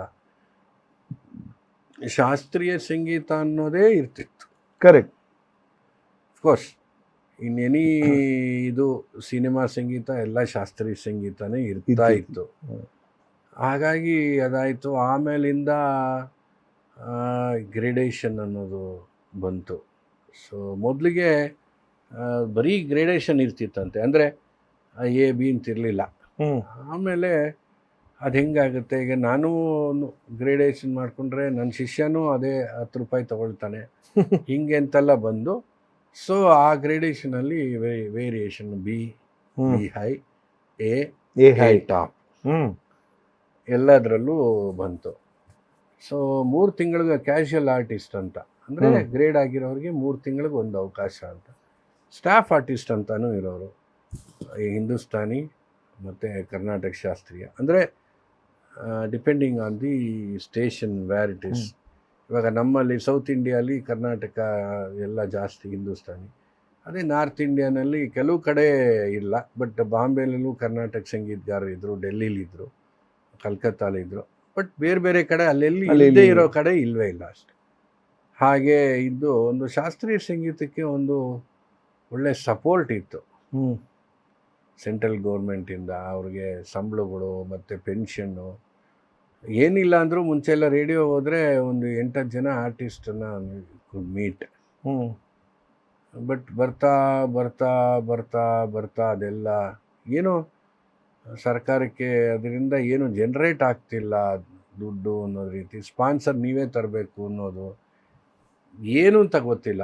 ಬಟ್ ವೈಯಕ್ತಿಕವಾಗಿ ನಾನು ಹೇಳೋದು, ಸರ್ಕಾರ ಶುಡ್ ಸಪೋರ್ಟ್ ಸಚ್ ಆರ್ಟ್.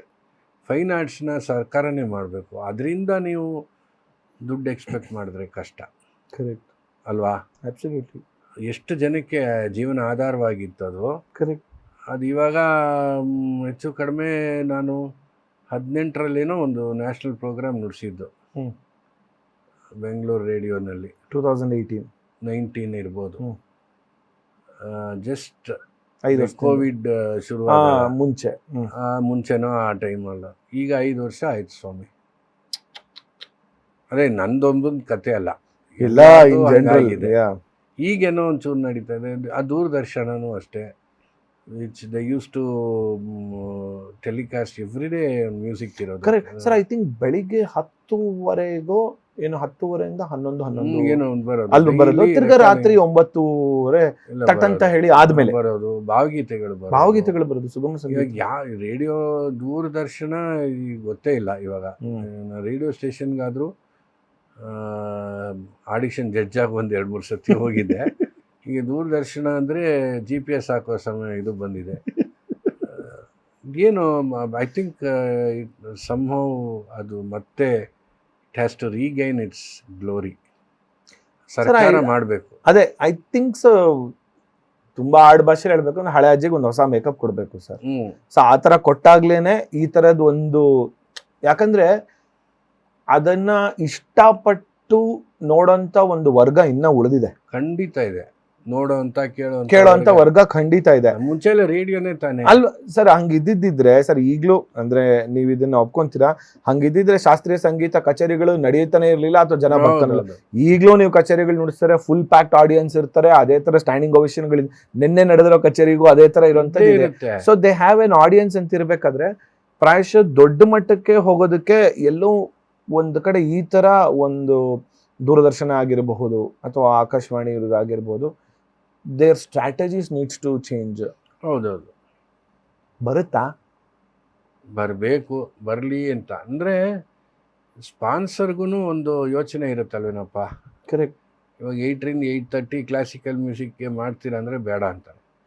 ಅದನ್ನು ಇವ್ರು ಏನಾದರೂ ಬೇರೆ ರೀತಿ ಅದನ್ನು ಪ್ರೆಸೆಂಟ್ ಮಾಡೋದು ಕರೆಕ್ಟ್ ಕಲ್ತ್ಕೋಬೇಕು. ಇವಾಗ ಹೆಂಗೆ ನೀವು FM ರೇಡಿಯೋಲ್ಲಿ ಹೇಳ್ತೀರಾ, ಈಗ ಕೇಳೋಣ ನೋಡ್ರಿ ಸೂಪರ್ ಆಗಿರೋ ಒಂದು ಹಾಡು ಅಂತ. ನಾವು ಸ್ವಲ್ಪ ಆ ಥರದ್ದು ಏನಾದರೂ ಮಾಡಿ ಸರ್, ನಾವೇ ಸೇಲ್ಸ್ ಪರ್ಸನ್ ಹಾಡುಗಳಿಗೆ. ಟು ಬಿ ಆನೆಸ್ಟ್, ರೇಡಿಯೋದಲ್ಲಿ we are the official sales person. ನಮಗೆ ಮಾರ್ಕೆಟಿಂಗ್ ಅಂತ ಅವರು ತಂದು ಕೊಟ್ಟಿರೋರು.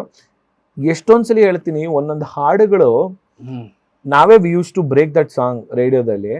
ನಾವು ಯಾವ ರೀತಿ ಅದನ್ನ ಪ್ರಚಾರ ಮಾಡಿ, ಯಾವ ರೀತಿ ಅದನ್ನ ರೊಟೇಷನ್ ಅಲ್ಲಿ ಪ್ಲೇ ಮಾಡ್ತೀವಿ ಅಂದ್ರೆ ಜನರ ತಲೆ ಒಳಗಡೆ ಆ ಹಾಡು ಬಂದು ಅಚ್ಚು ಕೂತ್ ಬಿಡ್ಬೇಕು ಅನ್ನೋ ಮಟ್ಟಿಗೆ we use to market it. ಅದೇ ಹೇಳಿದ್ನಲ್ಲ ಸೇಲ್ಸ್ ಪರ್ಸನ್ ಅಂತ. ಸೊ ಅದು ನಮ್ಮ ಕೈಲೇ ಇದ್ದಿದ್ದು. ಅಥವಾ ಸ್ಪಾನ್ಸರ್ಸ್ ಬೇರೆ ಯಾವುದಕ್ಕೂ ಬರ್ತಾರಲ್ಲ, ಅದನ್ನ ಸ್ವಲ್ಪ ಆದ್ರೂ ಅವ್ರಿಗೂ ಒಂದು ರೀತಿ ಪಾಠ ಹೇಳಬೇಕಾಗತ್ತೆ. ನಿಮಗೂ ಒಂದು ಜವಾಬ್ದಾರಿ ಇದೆ ಅಂತ ಒಪ್ಕೋಬೋದು. ಇವ್ರು ಯಾರು ಬರೋದೇ ಇಲ್ಲ ಅನ್ನೋ ಕಾರಣ ಕೊಟ್ಟು ನಿಲ್ಲಿಸೇ ಬಿಡೋ ಬದಲು ಒಂದು ಏನಾದರೂ ಮಾಡಬೇಕು ಅಂತ ಒಂದು ಬ್ರೇಕ್ ಅಲ್ವಾ? ಐ ಥಿಂಕ್ ಅದು ತುಂಬ ಇಂಪಾರ್ಟೆಂಟ್. ಎಷ್ಟೋ ಜನಕ್ಕೆ ಈಗ ಗ್ರೇಡೇಷನ್ ಎಲ್ಲ ಬರ್ತಾ ಇದೆ ಒಂದು ಸೆಕೆಂಡ್ ಇಟ್ಕೊಂಡು ನಾವು ಏನು ಮಾಡೋದು, ಖರೀದೇನೆ ಇದ್ರೆ. ಬಟ್ ಆ ಕಾಲದಲ್ಲಿ ಏನಾಗಿತ್ತು, ಎಷ್ಟೋ ಜನ ಸಭೆಗಳಲ್ಲಿ ಅದು ಒಂದು ಕನೆಕ್ಷನ್, ಗ್ರೇಡ್ಗೆ ಸಂಬಂಧಪಟ್ಟಂತೆ ಸಂಭಾವನೆ ಫಿಕ್ಸ್ ಮಾಡೋರು, ರೆಮ್ಯುನರೇಷನ್. ಹೌದಾ? ಸೊ ಅದು ಒಂದು ಎಲ್ಲ ಇತ್ತು.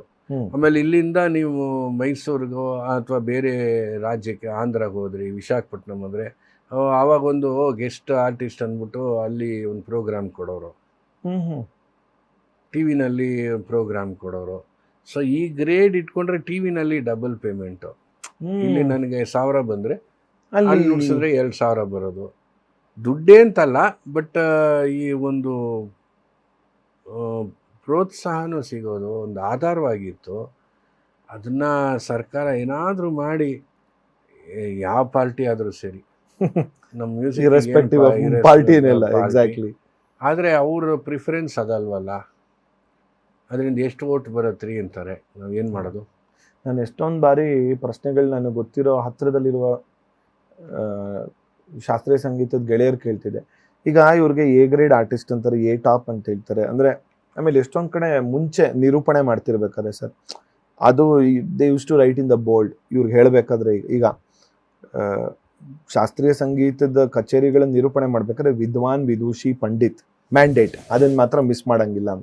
ನಾನು ಮೊನ್ನೆ ಒಂದು ಇದೇ ಥರ ಎಷ್ಟೋ ವರ್ಷ ಆದಮೇಲೆ ಒಂದು ಕಚೇರಿಗೆ ಬಂತು ಸರ್.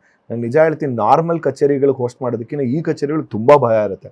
ಯಾಕಂದರೆ ಇರೋ ಹೆಸರುಗಳಿಗೆ ನಾವು ವಿದ್ವಾನ್, ವಿದೂಷಿ, ಪಂಡಿತ್ ಯಾವುದು ಮಿಸ್ ಮಾಡೋಂಗಿಲ್ಲ. ಆಮೇಲೆ ತುಂಬ ಕೊಲೋಕಿಯಲಾಗಿ ಮಾತಾಡೋಕ್ಕೂ ಆಗೋದಿಲ್ಲ, ಅದು ಅಭ್ಯಾಸ ತಪ್ಪೋಗ್ಬಿಟ್ಟಿದೆ ನನಗೆ.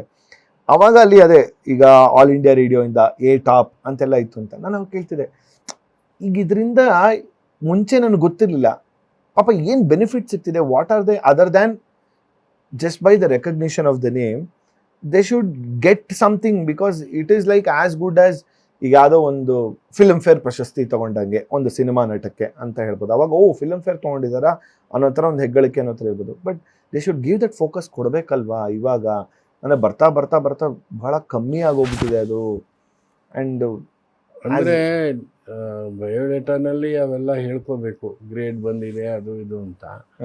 ಬಟ್ ಸಮ್ಟೈಮ್ಸ್ ನಾನೇನು ಮಾಡ್ತೀನಿ ಅಂದರೆ ನನ್ನ ಹೆಸರು ಕೊಡೋವಾಗಲೇ ಇವಾಗ ಟೈಟಲ್ ಆಗಲಿ ಅದಾಗಲಿ ಬದಲು ವಿದ್ವಾನ್, ವಿದೂಷಿ ಅಂತ ಹಾಕ್ಸ್ಬಿಡಿ ಅಂತೀನಿ. ಕಾರಣ ಆಮೇಲೆ ಗ್ರೇಡೆಡ್ ಆರ್ಟಿಸ್ಟ್ ಅಂದರೆ ಸಾಕು, ಯಾವ ಗ್ರೇಡು ಅಂತಲೂ ಬೇಡ. ಏಕೆಂದ್ರೆ ಈಗ ನನ್ನ ಜೊತೆ ಇರೋರು ಅವ್ರಿಗೆ ಪಾಪ ಎಲ್ಲೂ ಇರೋಲ್ಲ, ಅಥವಾ ಇದೆಲ್ಲ ಏನು ಬೇಕಾಗೇ ಇಲ್ಲ ರೀ. ನಮ್ಮ ಗ್ರೇಡನ್ನು ತೀರ್ಮಾನ ಮಾಡೋರು ಕೇಳೋವಂಥ ಜನ ಅಲ್ವಾ. Absolute correct sir. ಇವು ಚೆನ್ನಾಗಿ ನುಡಿಸ್ದೆ, ಎ ಗ್ರೇಡಪ್ಪ ಅಂತಾರೆ, ಇಲ್ಲ ಏನೋ ಹಿಂಗೆ ನುಡಿಸ್ದೆ ಅಂತಾರೆ. ಅಲ್ಲೂ ಎ ಬರುತ್ತೆ, ಆದರೆ ಇಂಟೋನೇಷನ್ ಡಿಫ್ರೆನ್ಸ್. ಸರ್ ರೇಡಿಯೋಯಿಂದ ಈಗ ಒಂದು ದೂರದರ್ಶನ ಎಲ್ಲ ಟಿ ವಿ ಮಾತಾಡ್ತಾ ಇದ್ವಿ. ಸೊ ಹಾಗೆ ಒಂದು ಈ ಟಿ ವಿಲಿದ್ದಾಗ ಎದೆ ತುಂಬಿ ಹಾಡುವಿನ ಕಾರ್ಯಕ್ರಮ ಬರೋದು. ಸೊ ಎದೆ ತುಂಬಿ ಹಾಡುವಿನ ಕಾರ್ಯಕ್ರಮದಲ್ಲಿ ಸುಮಾರು ಜನ ಒಂದು ಈ ದೊಡ್ಡವ್ರ ಗಾಯಕರಾಗಿರ್ಬೋದು, ಚಿಕ್ಕವರು ಬರ್ತಿರ್ಬೇಕಾದ್ರೆ ಔಟ್ ಆಫ್ 10 ಪೀಪಲ್ ಒಂದು 7 to 8 ಪೀಪಲ್ ಅವ್ರು ಬಂದಾಗ ನಾನು ಶಾಸ್ತ್ರೀಯ ಸಂಗೀತವನ್ನು ಇಲ್ಲಿ ಅಭ್ಯಾಸ ಮಾಡ್ತಿದ್ದೆ, ಸುಗಮ ಸಂಗೀತವನ್ನು ಇಲ್ಲಿ ಅಭ್ಯಾಸ ಮಾಡ್ತಿದ್ದೆ, ಸೊ ಲಯಕಾರಿ ಮತ್ತು ಇದನ್ನೆಲ್ಲ ನಾವು ವಿದ್ವಾನ್ ಆನೂರು ಅನಂತಕೃಷ್ಣ ಶರ್ಮಾ ಬಳಿ ಕಲಿತಿದ್ದೆ ಅಂತ ಒಂದು 10 ಜನದಲ್ಲಿ ಒಂದು 6 to 7 ಜನ ಹೇಳೋರು. ಅವಾಗ ಒಂಥರ ಹೆಸರು ಹೆಂಗಾಗ್ಬಿಟ್ಟಿದ್ರು ಅಚ್ಚು ನಮ್ಮ ತಲೆಯಲ್ಲಿ ಕೂತ್ಬಿಟ್ಟಿತ್ತು. ಸ್ಟೂಡೆಂಟ್ಸ್ ಬಗ್ಗೆ ನಾನು ಈ ಪ್ರಶ್ನೆ ಕೇಳ್ತಾ ಇರುವಂಥದ್ದು, there are almost any musician if you say they would say I am student of Shivu sir ಅಂತ ಹೇಳಿರ್ತಾರೆ. ಎಲ್ಲಿಂದ ಶುರುವಾಗಿದ್ದು ಮತ್ತೆ ಹೇಗಿದು ಇದೊಂಥರ ಆಲದ ಮರ ಥರ ಬೆಳ್ಕೊಂಬಿಟ್ಟಿದೆ ಇವತ್ತು. What you say about this? ಇಲ್ಲ, ನಾನು ಹೆಚ್ಚು ಕಡಿಮೆ 40-42 ವರ್ಷದಿಂದ ಪಾಠ ಮಾಡ್ತೀನಿ. ಸೊ ಶಿಷ್ಯರು ಇದ್ದಾರೆ. ರೆಕಾರ್ಡಿಂಗ್ನಲ್ಲೂ ನಾನು ಹೋಗ್ತಿದ್ರಿಂದ ಕೆಲವರು ಬಿಕಾಸ್ ಆಫ್ ನಾನು ಏನೋ ಬೇಗ ಅರ್ಥ ಮಾಡ್ಕೊಳ್ಳೋದು ಒಂದು ಗುಣ ನೋಡ್ತಾ ಇದ್ರು. ಸೊ ಅಲ್ಲಿಂದ ಕೆಲವರು ಆ ಫೀಲ್ಡ್ನಲ್ಲಿ ಇರೋರು ಒಂದು ಸ್ವಲ್ಪ ಅಟ್ರ್ಯಾಕ್ಟ್ ಆಗಿ ಹೇಳಿಸ್ಕೊಂಡಿರೋದಿದೆ. ಸೊ ಹಂಗೆ ಆಗಿ ಬೆಳ್ಕೊಂಡು ಹೆಂಗೆ ಇದು ಇವಾಗ ಲೆಕ್ಕದ್ದು ಇರ್ಬೋದು ಅಥವಾ ಸಂಗೀತದ ಬೇರೆ ಆಯಾಮಗಳಿರ್ಬೋದು. ಅವಾಗೆಂದರೆ ಯಾವುದಾದ್ರೂ ಒಂದು ಕಲೆನ ಚೆನ್ನಾಗಿ ಅಭ್ಯಾಸ ಮಾಡಿದರೆ, ಈಗ ಅಂದರೆ ಮಧ್ಯ ನಾವು ಬ್ರಾಂಚಸ್ ಹೊಡಿಬಾರ್ದು. ತೆಂಗಿನ ಮರದ ಥರ ಅದು ಬೆಳೆದು ಫಲ ಕೊಡೋದು ಸ್ವಲ್ಪ ಕಷ್ಟ. ಕೊಟ್ಮೇಲೆ ಒಂದು 100 ವರ್ಷ ಬೇಕಾದ್ರೆ ಬಿಡ್ತಾ ಇರ್ತದೆ. ಅದೇ ನೀವು ಬೇರೆ ಕೆಲವು ಬಾಳೆಕಾಯಿ ಮರಗಳು, ಬಾಳೆ ಗಿಡಗಳು, ಅದೊಂದು 2-3 ಫಲ ಆದಮೇಲೆ ಗಿಡ ಇದಾಗ್ಬಿಡುತ್ತೆ. ಹಾಗೆ ಒಂದು ಶಾಸ್ತ್ರೀಯ ಪದ್ಧತಿ, ನಾನು ಹಿಂದೂಸ್ತಾನಿ ಏನಲ್ಲ ಅಥವಾ ಕರ್ನಾಟಕ ಅಂತ ಹೇಳಲ್ಲ, ಒಂದು ಶಾಸ್ತ್ರೀಯ ಪದ್ಧತಿ ಒಂದು 5 ವರ್ಷ ನೀವು ಅಭ್ಯಾಸ ಮಾಡಿದ್ರೆ ಒಂದು ಅಡ್ವಾಂಟೇಜ್. ಅದು ನಿಮಗೆ ಎಲ್ಲನೂ ಅರ್ಥ ಆಗುತ್ತೆ. ಅದರಲ್ಲೂ ನಮ್ಮ ಶಾಸ್ತ್ರೀಯ ಸಂಗೀತ, ನಮ್ಮ ಕರ್ನಾಟಕ ಶಾಸ್ತ್ರೀಯ ಸಂಗೀತ, ಅದನ್ನು ಚೆನ್ನಾಗಿ ಅಭ್ಯಾಸ ಮಾಡಿದ್ರೆ ಬೇರೆ ಸಂಗೀತನ ಅರ್ಥ ಮಾಡ್ಕೊಳ್ಳೋದು ನಮಗೆ ಸುಲಭ ಆಗುತ್ತೆ. ಮೇ ಬಿ ಆ ಟರ್ಮಿನಾಲಜಿಗಳು ನಮ್ಗೆ ಬರದೇ ಇರ್ಬೋದು, ಆದರೆ ಇದು ಈ ಲೈನಲ್ಲಿ ನಡೀತಾ ಇದೆ, ಇಲ್ಲಿಂದ ಶುರುವಾಗಿ ಇಲ್ಲಿ ಮುಗಿಯುತ್ತೆ, ಬಾರ್ಲೆಕ್ಕ ಹೇಳ್ಬೋದು ಅವರು. ನಾನು ಅದನ್ನು ನಮ್ಮ ತಾಳಕ್ಕೆ ರಿಲೇಟ್ ಮಾಡ್ಕೊಳ್ಬೋದು. ಸೊ ಆ ರೀತಿ ಅದೆಲ್ಲ ಅಂದರೆ ನಮ್ಮ ಸ್ವಯಂ ಕೃಷಿಯಿಂದ. ಸೊ ನನಗೂ ಹೇಳ್ಕೊಡೋ ಒಂದು ಇಂಟೆನ್ಷನ್ ಮುಂಚೆಯಿಂದ ಇದ್ದಿದ್ದರಿಂದ, ಸೊ ಶಿಷ್ಯರು ನನಗೇನು ಅದೇನಿದಿಲ್ಲ, ಯಾರು ಬಂದರೂ ಏನೋ ಬರ್ತಾ ಇಲ್ಲಪ್ಪ ಇದು ಅಂದರೆ ಇಲ್ಲ ನೋಡಿ ಹಿಂಗಿದ್ರೆ ಬರುತ್ತೆ ಅಂತ ಹೇಳ್ಕೊಡ್ತೀನಿ. I think you have never said no to anyone ಅನ್ಸುತ್ತಲ್ಲ? ಇಲ್ಲ. ಕಲಿಯಕ್ಕೆ ತುಂಬ ಟೈಮ್ ತೊಗೊಳಕ್ಕೆ ಪೇಷನ್ಸ್ ಹೆಂಗಿರುತ್ತೆ? ಯಾರು ಕಮ್ಮಿ ದುಡ್ಡು ಕೊಡ್ತೀನಿ ಅಂದರೆ ನೋ ಅಂತ ಹೇಳಲೇಬೇಕಾಗುತ್ತೆ. ಅಲ್ಲೂ ಹೆಂಗಪ್ಪ ಅದೆಲ್ಲ ಸರ್ ನನ್ನಲ್ಲಿ ಒಂದು ಕೊರಗಿದೆ ಸರ್, ಹ್ಮ್ ನಾನು ಯಾವತ್ತೂ ನಿಮ್ಮ ಹತ್ರ ಇದು ಪಾಠ ಕಲ್ತಿಲ್ಲ ಅಂತ ಸರ್.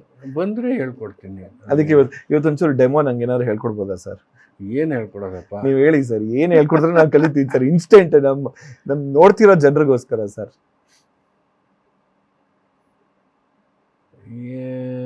ನೀನು ವೋಕಲ್ ಕಲಿತಾ ಇದ್ದೀಯಲ್ಲ? ಹಾ ಸರ್. ಸರ್ ಬೆಟರ್ ಯಾವ್ದಾದ್ರು ಈ ಕೊನೋಕಲ್ದೇ ಬೆಟರ್ ಸರ್ ನಂಗೆ ವೋಕಲ್ಗಿನ್ನ. ಯಾಕಪ್ಪ? ಅಂದ್ರೆ that is easy sir. Easy ಅಂತ ಹೇಳಲ್ಲ sir, that is like better ಅಷ್ಟೇ.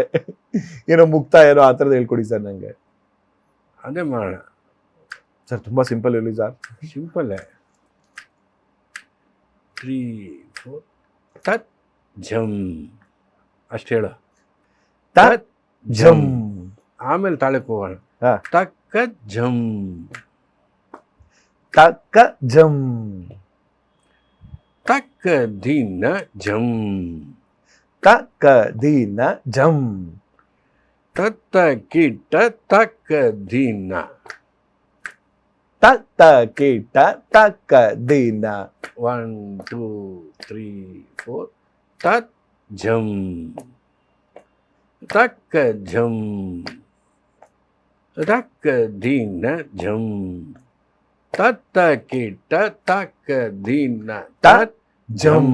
2 3 ತಕ್ಕ ಝಮ್.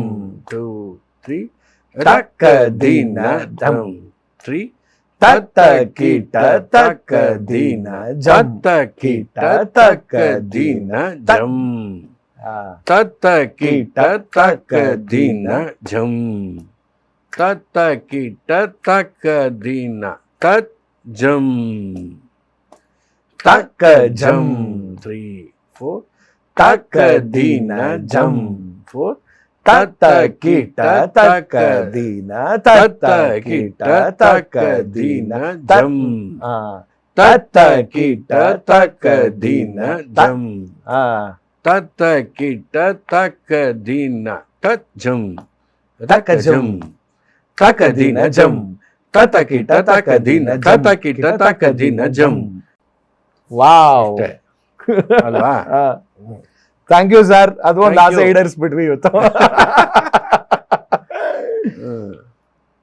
ಸರ್ ಅಂದ್ರೆ ಈ ತರ ಈಗ ಏನು ಗೊತ್ತಿಲ್ದೇ ಇರೋದು ಬಂದು ಕೂತ್ಕೊಂಡಾಗ ಅಂದ್ರೆ ಒಬ್ಬ ಸಾಪಾಸ ಹೇಳ್ಕೊಡೋದ್ರಿಂದ ಹಿಡಿದು ಒಬ್ಬ ಸೀನಿಯರ್ ಮೋಸ್ಟ್ ಅಂದ್ರೆ ನೀವು ಬರೀ ಹೇಳಿದ್ರೆ ಗ್ರಾಸ್ಪಿಂಗ್ ಮಾಡೋಂಥವ್ರಿಗೂ ಆ ಸ್ಪೆಕ್ಟ್ರಮ್ ಬ್ಯಾಂಡ್ ಬಿಡ್ತಲ್ಲಿ ಆಸ್ ಎ ಟೀಚರ್ ಎಷ್ಟು ಮಟ್ಟಿಗೆ ಆ ಒಂದು ಪೇಷನ್ಸ್ ಲೆವೆಲ್ ಆಗಿರ್ಬೋದು, ಆ ಒಂದು ಎಬಿಲಿಟೀಸ್ ಎಷ್ಟು ಅವಶ್ಯಕತೆ ಆಗುತ್ತೆ ಅನ್ಸುತ್ತೆ ಸರ್?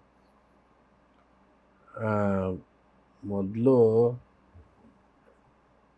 ಹೇಳ್ಕೊಡ್ಬೇಕು, ನಾವು ಕಲ್ತಿರೋದನ್ನ ಇನ್ನೊಬ್ರಿಗೆ ಕಲಿಸ್ಬೇಕು ಅನ್ನೋದು ಒಂದು ಇಂಟೆನ್ಷನ್ ಇರಬೇಕು. ಕರೆಕ್ಟ್. ನಾವೇ ಇಟ್ಕೋಬೇಕು ಅನ್ನೋದು ಬಿಟ್ಟು ಆಮೇಲೆ ಅಫ್ಕೋರ್ಸ್ ಇಟ್ಸ್ ಎ ಪೇಷನ್ಸ್. ಯಾಕೆಂದರೆ ಎಲ್ಲರೂ ಅದೇ ರೀತಿ ರಿಸೀವ್ ಮಾಡ್ತಾರೆ ಅಂತ ಹೇಳೋಕ್ಕಾಗಲ್ಲ. ಆಮೇಲೆ ಕೆಲವ್ರಿಗೆ ಇಂಟ್ರೆಸ್ಟ್ ಇರುತ್ತೆ ಪಾಪ, ಆದರೆ ಅವ್ರಿಗೆ ಆ ಇನ್ಹೆರೆಂಟ್ ಕ್ವಾಲಿಟೀಸ್ ಏನು ಬೇಕು, ಲಯ ಅಥವಾ ಶ್ರುತಿ ಅದಿರಲ್ಲ. ಅದಕ್ಕೆ ನಿಂಗೆ ಬರಲ್ಲ ಬಿಡೋ ಅಂತ ಹೇಳೋ ಬದಲು ಅವನಿಗೇನು ಬರುತ್ತೋ ಅದನ್ನು ಸ್ವಲ್ಪ ನಾವು ಹೇಳ್ಕೊಳ್ಬೇಕು. ಯಾಕೆಂದರೆ ಅವನಿಗೆ ಇಂಟ್ರೆಸ್ಟ್ ಇದೆ, ನಾವು ಅವನ್ನ ಬೆಳೆಸಲೂಬೇಕು. ಅಂದರೆ ನಾಳೆ ಒಬ್ಬ ಲಿಸ್ನರ್ ಆಗ್ತಾನೆ ಅವನು, ಅಲ್ವಾ? ಎರಡು ಥರ ಇರುತ್ತೆ. ಒಂದು ಈ ಥರ, ಇನ್ನೊಂದು ಅವನಿಗೆ ಕ್ವಾಲಿಟೀಸ್ ಇರುತ್ತೆ ಬಟ್ ಈ ವಿಲ್ ಬಿ ಲೇಸಿ, ಅವನಿಗೆ ಎಫರ್ಟೇ ಹಾಕಲ್ಲ. ಬರುತ್ತೆ ಏನೋ ಅದು ಸುಮ್ಮನೆ ಇವತ್ತು ಹೇಳ್ಕೊಟ್ಟಿದ್ದು ನಾಳೆ ಹೇಳ್ಬಿಡ್ತಾನೆ. ಬಟ್ ಅದು ಸಿದ್ಧಿಸ್ಕೊಳ್ಬೇಕು, ಸಾಧನೆ ಮಾಡಿ ಸಿದ್ಧಿಸ್ಕೊಳ್ಬೇಕು, ಬರೀ ಒಪ್ಸೋದಲ್ಲ. ಸೊ ನಾವಿಬ್ಬರೂ ನಾವು ಎಂಟರ್ಟೈನ್ ಮಾಡಬೇಕು ಅಂತ ನಾನು ಹೇಳೋದು. ಪಾಪ ಅವ್ರಿಗೆ ಏನೋ ತುಂಬ ಇಂಟ್ರೆಸ್ಟು, ತುಂಬ ಪ್ರಾಕ್ಟೀಸ್ ಮಾಡೋ ಎಫರ್ಟ್ ಕಾಣುತ್ತೆ ನಮಗೆ. ಬಟ್ ಆ ಶ್ರುತಿ ಲಯ ಅನ್ನೋದು ದೇಹದಲ್ಲಿ ಇಲ್ಲ ಅಂದರೆ ಅದು ಯಾರು ಏನೂ ಮಾಡೋಕ್ಕಾಗಲ್ಲ. ಯಾವ ಮಾತ್ರೆ ಇಂಜೆಕ್ಷನ್ನು ಸೆಟ್ ಆಗಲ್ಲ, ಅಲ್ವಾ? ಈಗ ವಿಟಮಿನ್ ಡಿ ಇಲ್ಲ, ವಿಟಮಿನ್ ಬಿ ಇಲ್ಲ ಅಂದರೆ ಏನೋ ಇದು ತಿನ್ನು ಅದು ತಿನ್ನು ಮಾತ್ರೆಗಳೆಲ್ಲ ಇದೆ, ಬಟ್ ಇದಕ್ಕೇನು ಇಲ್ಲ. ಹೌದು. ಸೊ ಬಟ್ ಅವ್ನು ಬಿಡೋಕ್ಕೂ ಆಗಲ್ಲ ಪಾಪ. ಆಯಿತು, ಏನೋ ಒಂದು ಅವ್ರಿಗೇನೋ ಬರುತ್ತೆ, ಅವ್ರಿಗೊಂದು ಖುಷಿ ಅಲ್ವಾ? ಅಬ್ಸಲ್ಯೂಟ್ಲಿ, ಒಂದು ಕಲಿಯೋ ಖುಷಿ. ಸರ್ ನನ್ನ ವಿಷಯಕ್ಕೇನೆ ಸರ್, ನಾನು ಸಿಂಗರ್ ಆಗಬೇಕು ಅಂತ ತುಂಬಾ ಆಸೆ ಇತ್ತು ಸರ್. ನೀವು ಅದಕ್ಕೆ ಕೇಳಿದ ವೋಕಲ್ ಅಂತ ಹೇಳಿದ್ರಲ್ಲ, ಸೊ ಒಂಥರ ತುಂಬ ಶಾಸ್ತ್ರೀಯವಾಗಿ ಕಲಿತೆ ಶಾಸ್ತ್ರೀಯವಾಗಿ. ಒಂಥರ ವಿಚಿತ್ರವಾದ ಪ್ರಾಣಿ ಅಂತ ಅಂದ್ಬಿಟ್ಟು ನನಗೆ ನನ್ನ ಫ್ರೆಂಡ್ಸ್ ಹೇಳೋರು, ಸರ್ ಅಂದರೆ ನಿನಗೆ ಸಂಗೀತ ಚೆನ್ನಾಗಿ ಅರ್ಥ ಆಗುತ್ತೆ, but you are not able to present it ಅಂತ. ಸುಮಾರು ಜನ ಹತ್ರ ಎಲ್ಲ ಟ್ರೈ ಮಾಡಿದೆ ಸರ್, ಅಂದರೆ ಈ ರೇಡಿಯೋ ಬರೋಕ್ಕಿಂತ ಮುಂಚೆ. ಕೊನೆಗೆ ಲಾಸ್ಟಲ್ಲಿ ವಿನಯ್ ಶರ್ಮಾ, ಸೊ ಈ ಟೋಲ್ಡ್ ಮಿ, ನಾನು ನಿಂಗೊಂದು 3 ತಿಂಗಳು ನಿನಗೆ ಹೇಳ್ಕೊಡ್ತೀನಿ, 3 ತಿಂಗಳಾದ್ಮೇಲೆ ಬ್ಲೇಟೆಂಟಾಗಿ ನಿನಗೆ ಹೇಳ್ತೀನಿ, ನಿನಗೆ ಆಗುತ್ತೋ ಇಲ್ವೋ ಅನ್ನೋದ್ರ ಬಗ್ಗೆ ಹೇಳ್ತೀನಿ, ದೆನ್ ಯು ಟೇಕ್ ಎ ಕಾಲ್, ನೀನು ಸಿಂಗರ್ ಆಗಬೇಕು ಅನ್ನೋದು. 3 ತಿಂಗಳು ಹೇಳ್ಕೊಟ್ಟ ಸರ್ ನೀಟಾಗೆ. 3 ತಿಂಗಳಾದ್ಮೇಲೆ ಹೇಳ್ದ, ನಿನಗೆ ಸಕ್ಕತ್ತಾಗಿ ಅರ್ಥ ಆಗುತ್ತೆ, but the problem is you are not able to execute. ನಿಮಗೆ ಡೈರೆಕ್ಟಾಗಿ ಹೇಳ್ತೀನಿ, ಡೋಂಟ್ ಏಮ್ ಆರ್ ಡೋಂಟ್ ನೀನು ಇದು ನಾನು ಸಿಂಗರ್ ಆಗ್ತೀನಿ ಅನ್ನೋ ಒಂದು ಆಸೆ ಇಟ್ಕೊಂಡಿದ್ದಿಲ್ಲ, ಅದನ್ನು ದಯವಿಟ್ಟು ಇಲ್ಲೇ ಬಿಟ್ಬಿಡು, you can choose some other profession ಅಂತ. ಸರ್ ಅವನೊಬ್ಬನೇ ಸರ್, ನಿಜ ಹೇಳ್ತೀನಿ, ನನಗೆ ನೇರವಾಗಿ ಹೇಳೋದು ಇದುವರೆಗೂ ಅವನೊಬ್ಬನೇ ಸರ್. ಆ ಮಾತನ್ನು ಎಷ್ಟು ಮಟ್ಟಿಗೆ ನಿಜವಾಗಿ ಸೀರಿಯಸ್ ಆಗಿ ತೊಗೊಂಡೆ ಅಂತಂದರೆ, ಅವತ್ತು ಡಿಸೈಡ್ ಮಾಡಿದೆ, ಬೇಡ ನಾನು ಸಂಗೀತದಲ್ಲೇ ಇರ್ತೀನಿ ಅಂತ ಅಂದ್ಕೊಂಡು ಅದೇ ರೀತಿಲಿ ಈಗ ರೇಡಿಯೋಲಿ ಹೋದಾಗ್ಲೂ ಕೂಡ ಶುರು ಮಾಡಿದ್ದು ನಂದು ಅನ್ಪ್ಲಗ್ಡ್ ವಿತ್ ಮಯೂರ್ ಶೋ ಅಂತ ಮಾಡಿದೆ ಸರ್. ಎಲ್ಲ ಸಂಗೀತಗಾರರ ಜೊತೆ ಮಾತುಕತೆಗಳು ಅದೇ ರೀತಿ. ಸೊ ಸಂಗೀತ ಬಿಟ್ಟು ಹೊರಗಡೆ ಬಂದಿಲ್ಲ. I am A musician but not A performing musician. So ಆ ಒಂದು ಕೆಲವರು ಆ ಥರ ಇರ್ತಾರೆ ಸರ್ ಸ್ಪೆಸಿಮೆನ್ಗಳು. ಅಲ್ಲಲ್ಲ, ಅದು ಆ ಇಂಟ್ರೆಸ್ಟು ಹೆಂಗೂ ಅದರಲ್ಲೇ ಇದ್ದೀರಲ್ಲ. ಹಾಂ sir, you are making others perform ಅಲ್ವಾ? ಅದಕ್ಕಿಂತ ಸರ್ ಈ ವರ್ಗದಲ್ಲಿ ಇರೋದು ತುಂಬಾ ಕಮ್ಮಿ ಇರ್ತಾರೆ ಸರ್. ಹೌದೌದು. ಸೊ ಹಾಗಾಗಿ ಅದೊಂದು ಖುಷಿ ಫ್ಯಾಕ್ಟರ್ ಸರ್. ಈ ಸ್ಟೂಡೆಂಟ್ಸ್ಗಳ ಬಗ್ಗೆ ಮಾತಾಡ್ತಿರ್ಬೇಕಾದ್ರೆ ಎಲ್ಲ ಸ್ಟೂಡೆಂಟ್ಸ್ಗಳು, ಬರೀ ನಿಮ್ಮ ಸ್ಟೂಡೆಂಟ್ಸ್ಗಳು ಅಲ್ದಿರೋ ಎಲ್ಲ ಸ್ಟೂಡೆಂಟ್ಸ್ಗಳು ವರ್ಷಕ್ಕೆ ಒಂದು ಹಬ್ಬ ಥರ ಆಚರಣೆ ನಡೆಯುವಂಥದ್ದು ಏನಂತಂದರೆ ಒಂದು ತ್ಯಾಗರಾಜರ ಆರಾಧನೆ. ಅದ್ರ ಬಗ್ಗೆ ನಾವು ಮಾತಾಡಬೇಕು. ತಲಾಂತರ ವರ್ಷಾನುಗಟ್ಲೆಯಿಂದ ನಮಗೆ ಜನವರಿ ಟೈಮಲ್ಲಿ ತ್ಯಾಗರಾಜರ ಆರಾಧನಾ ಮಹೋತ್ಸವ ಅಂತಂದರೆ ಒಂದು ಈ ಗೋಷ್ಠಿ ಗಾಯನ, ಆ ಗೋಷ್ಠಿ ಗಾಯನದಲ್ಲಿ 500 ಜನ ಸೇರ್ತಿದ್ದಾಗ್ಲೂ ನೋಡಿದೀವಿ ನಾವು. ಅದೀಗ 5,000 ಜನ ಆಗಿರೋರ್ಗು ನೋಡ್ತಾ ಇದೀವಿ. ಅಂದ್ರೆ ಕ್ರಮೇಣ ವರ್ಷ ಆಗ್ತಾ ಬಟ್ ಒಂದೇ ಚೇಂಜ್ ಆಗದಿರೋದ್ರಿಂದ ಅಲ್ಲಿ ಪ್ರತಿ ವರ್ಷ ಮಾಡೋಂಥ ಹಿದಕ್ ಬೇಳೆ ಹುಳಿ ಮಾತ್ರ ಚೇಂಜ್ ಆಗಿಲ್ಲ.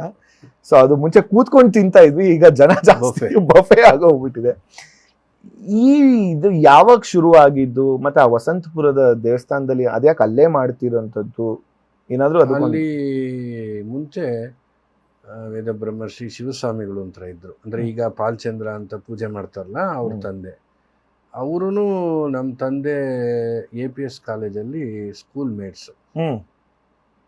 ಯಾವುದೋ ಕಾಲದಲ್ಲಿ ಅನ್ಕೊಳ್ಳಿ, ಒಂದು 40-45ನೇ ಇಸ್ವಿ. ಆಮೇಲೆ ಬಿಟ್ಟೋಗಿದೆ ಅದು. ಆಮೇಲೆ ಯಾವಾಗಲೂ 70ನೇ ಇಸ್ವಿಲಿ ನಮ್ಮ ತಂದೆ ಜ್ಞಾಪಿಸ್ಕೊಂಡು, ಅವಾಗ ಜಯನಗರದ ಮನೆ ಇತ್ತಲ್ಲ, ಸೊ ಅವ್ರು ಏನೋ ಸುಮ್ಮನೆ ವಾಕಿಂಗ್ ಹೋಗೋರಂತೆ ಭಾನುವಾರ ಶಿಷ್ಯನೆಲ್ಲ ಕರ್ಕೊಂಡು. ಆವಾಗ ಈ ಜಯನಗರ ನಮ್ಮ ಮನೆ 11th ಮೇನ್ ರೋಡಲ್ಲಿದ್ದು, ಸ್ವಲ್ಪ ದೂರ ಒಂದು ಅರ್ಧ ಕಿಲೋಮೀಟ್ರಿಗೆ JP ನಗರ, ಅಂದರೆ ಅವಾಗ ಮಾರೇನಹಳ್ಳಿ ಎಲ್ಲ ತೋಟಗಳು, ಹಾಗೆ ಬನಶಂಕರಿ ಎಲ್ಲ. ಸೊ ಇಲ್ಲೊಬ್ಬರಿದ್ರು, ನೋಡ್ಕೊಂಬರೋಣ ಅಂತ ಹೋಗಿರೋದು. ಅಂದರೆ ವಾಕಿಂಗ್ ವಾಸೇ ಕ್ಲಾಸ್ ಥರ ಸುಮ್ಮನೆ ಆಡ್ಕೊಂಡು ಹೋಗ್ತಾ ಇರೋದು. ಮೀಟ್ ಆದಾಗ ಅವ್ರಿಗೂ ಏನೋ ಇಲ್ಲಿ ತ್ಯಾಗರಾಜರು ಪುರಂದರದಾಸರನ್ನ ಪ್ರತಿಷ್ಠೆ ಮಾಡಬೇಕು ಅನ್ನೋ ಒಂದು ಇಚ್ಛೆ. ಸೊ ಇಬ್ಬರು ಸೇರಿದ್ರಲ್ಲ, ಹಾಗಾಗಿ ಅದನ್ನು 74ನೇ ಇಸ್ವಿನಲ್ಲಿ ಪ್ರತಿಷ್ಠೆ ಮಾಡಿದ್ರು. ಈ ವರ್ಷ 50ನೇ ಇಸ್ವಿ, 50ನೇ ವರ್ಷದ್ದು ನಾವು ಸಮಾರಂಭ ಆಚರಣೆ ಮಾಡಿದ್ವಿ. 74 ಕರೆಕ್ಟ್, 2024. ಹಾಗೆ ಅದಕ್ಕೋಸ್ಕರ ಅಲ್ಲಿ ಶುರುವಾಗಿದ್ದದು. ನೀವು ಆ ಜಾಗ ನೋಡಿಲ್ಲ ಅಂತಂದರೆ, ಸೊ ವಸಂತಪುರದಲ್ಲಿ, ಬೆಂಗಳೂರಿನಲ್ಲಿ, ಸೊ ಸುಬ್ರಹ್ಮಣ್ಯಪುರದಿಂದ ಮುಂದೆ ಹೋದ್ರೆ ವಸಂತಪುರ. ಅದು ಅಂಡರ್ಲೈನ್ ಮಾಡಿ, ವಸಂತ ನಗರ ಅಲ್ಲ, ಅದಕ್ಕೆ ವಸಂತಪುರ. ಅದಕ್ಕೆ ಹೇಳುದು ಸುಬ್ರಹ್ಮಣ್ಯಪುರ ಅಂದ್ರೆ ಚಿಕ್ಕಲ್ಸಂದ್ರ ಆದ್ಮೇಲೆ ಸುಬ್ರಹ್ಮಣ್ಯಪುರ ಆದ್ಮೇಲೆ ಬರುವಂತದ್ದೇ ವಸಂತಪುರ. ಅಂದ್ರೆ ಯಂಗ್ಸ್ಟರ್ಸ್ ನೋಡೋರು ವಸಂತ ನಗರ ಚೆನ್ನಾಗಿ ಗೊತ್ತಿರೋದು. Correct, exact. ಯಾಕೆ ಹೇಳಿ, ಮೌಂಟ್ ಕಾರ್ಮಲ್ ಕಾಲೇಜ್ ಇದೆ, ಅಲ್ಲಿ ಹೋಗ್ಬಿಡ್ತಾರೆ.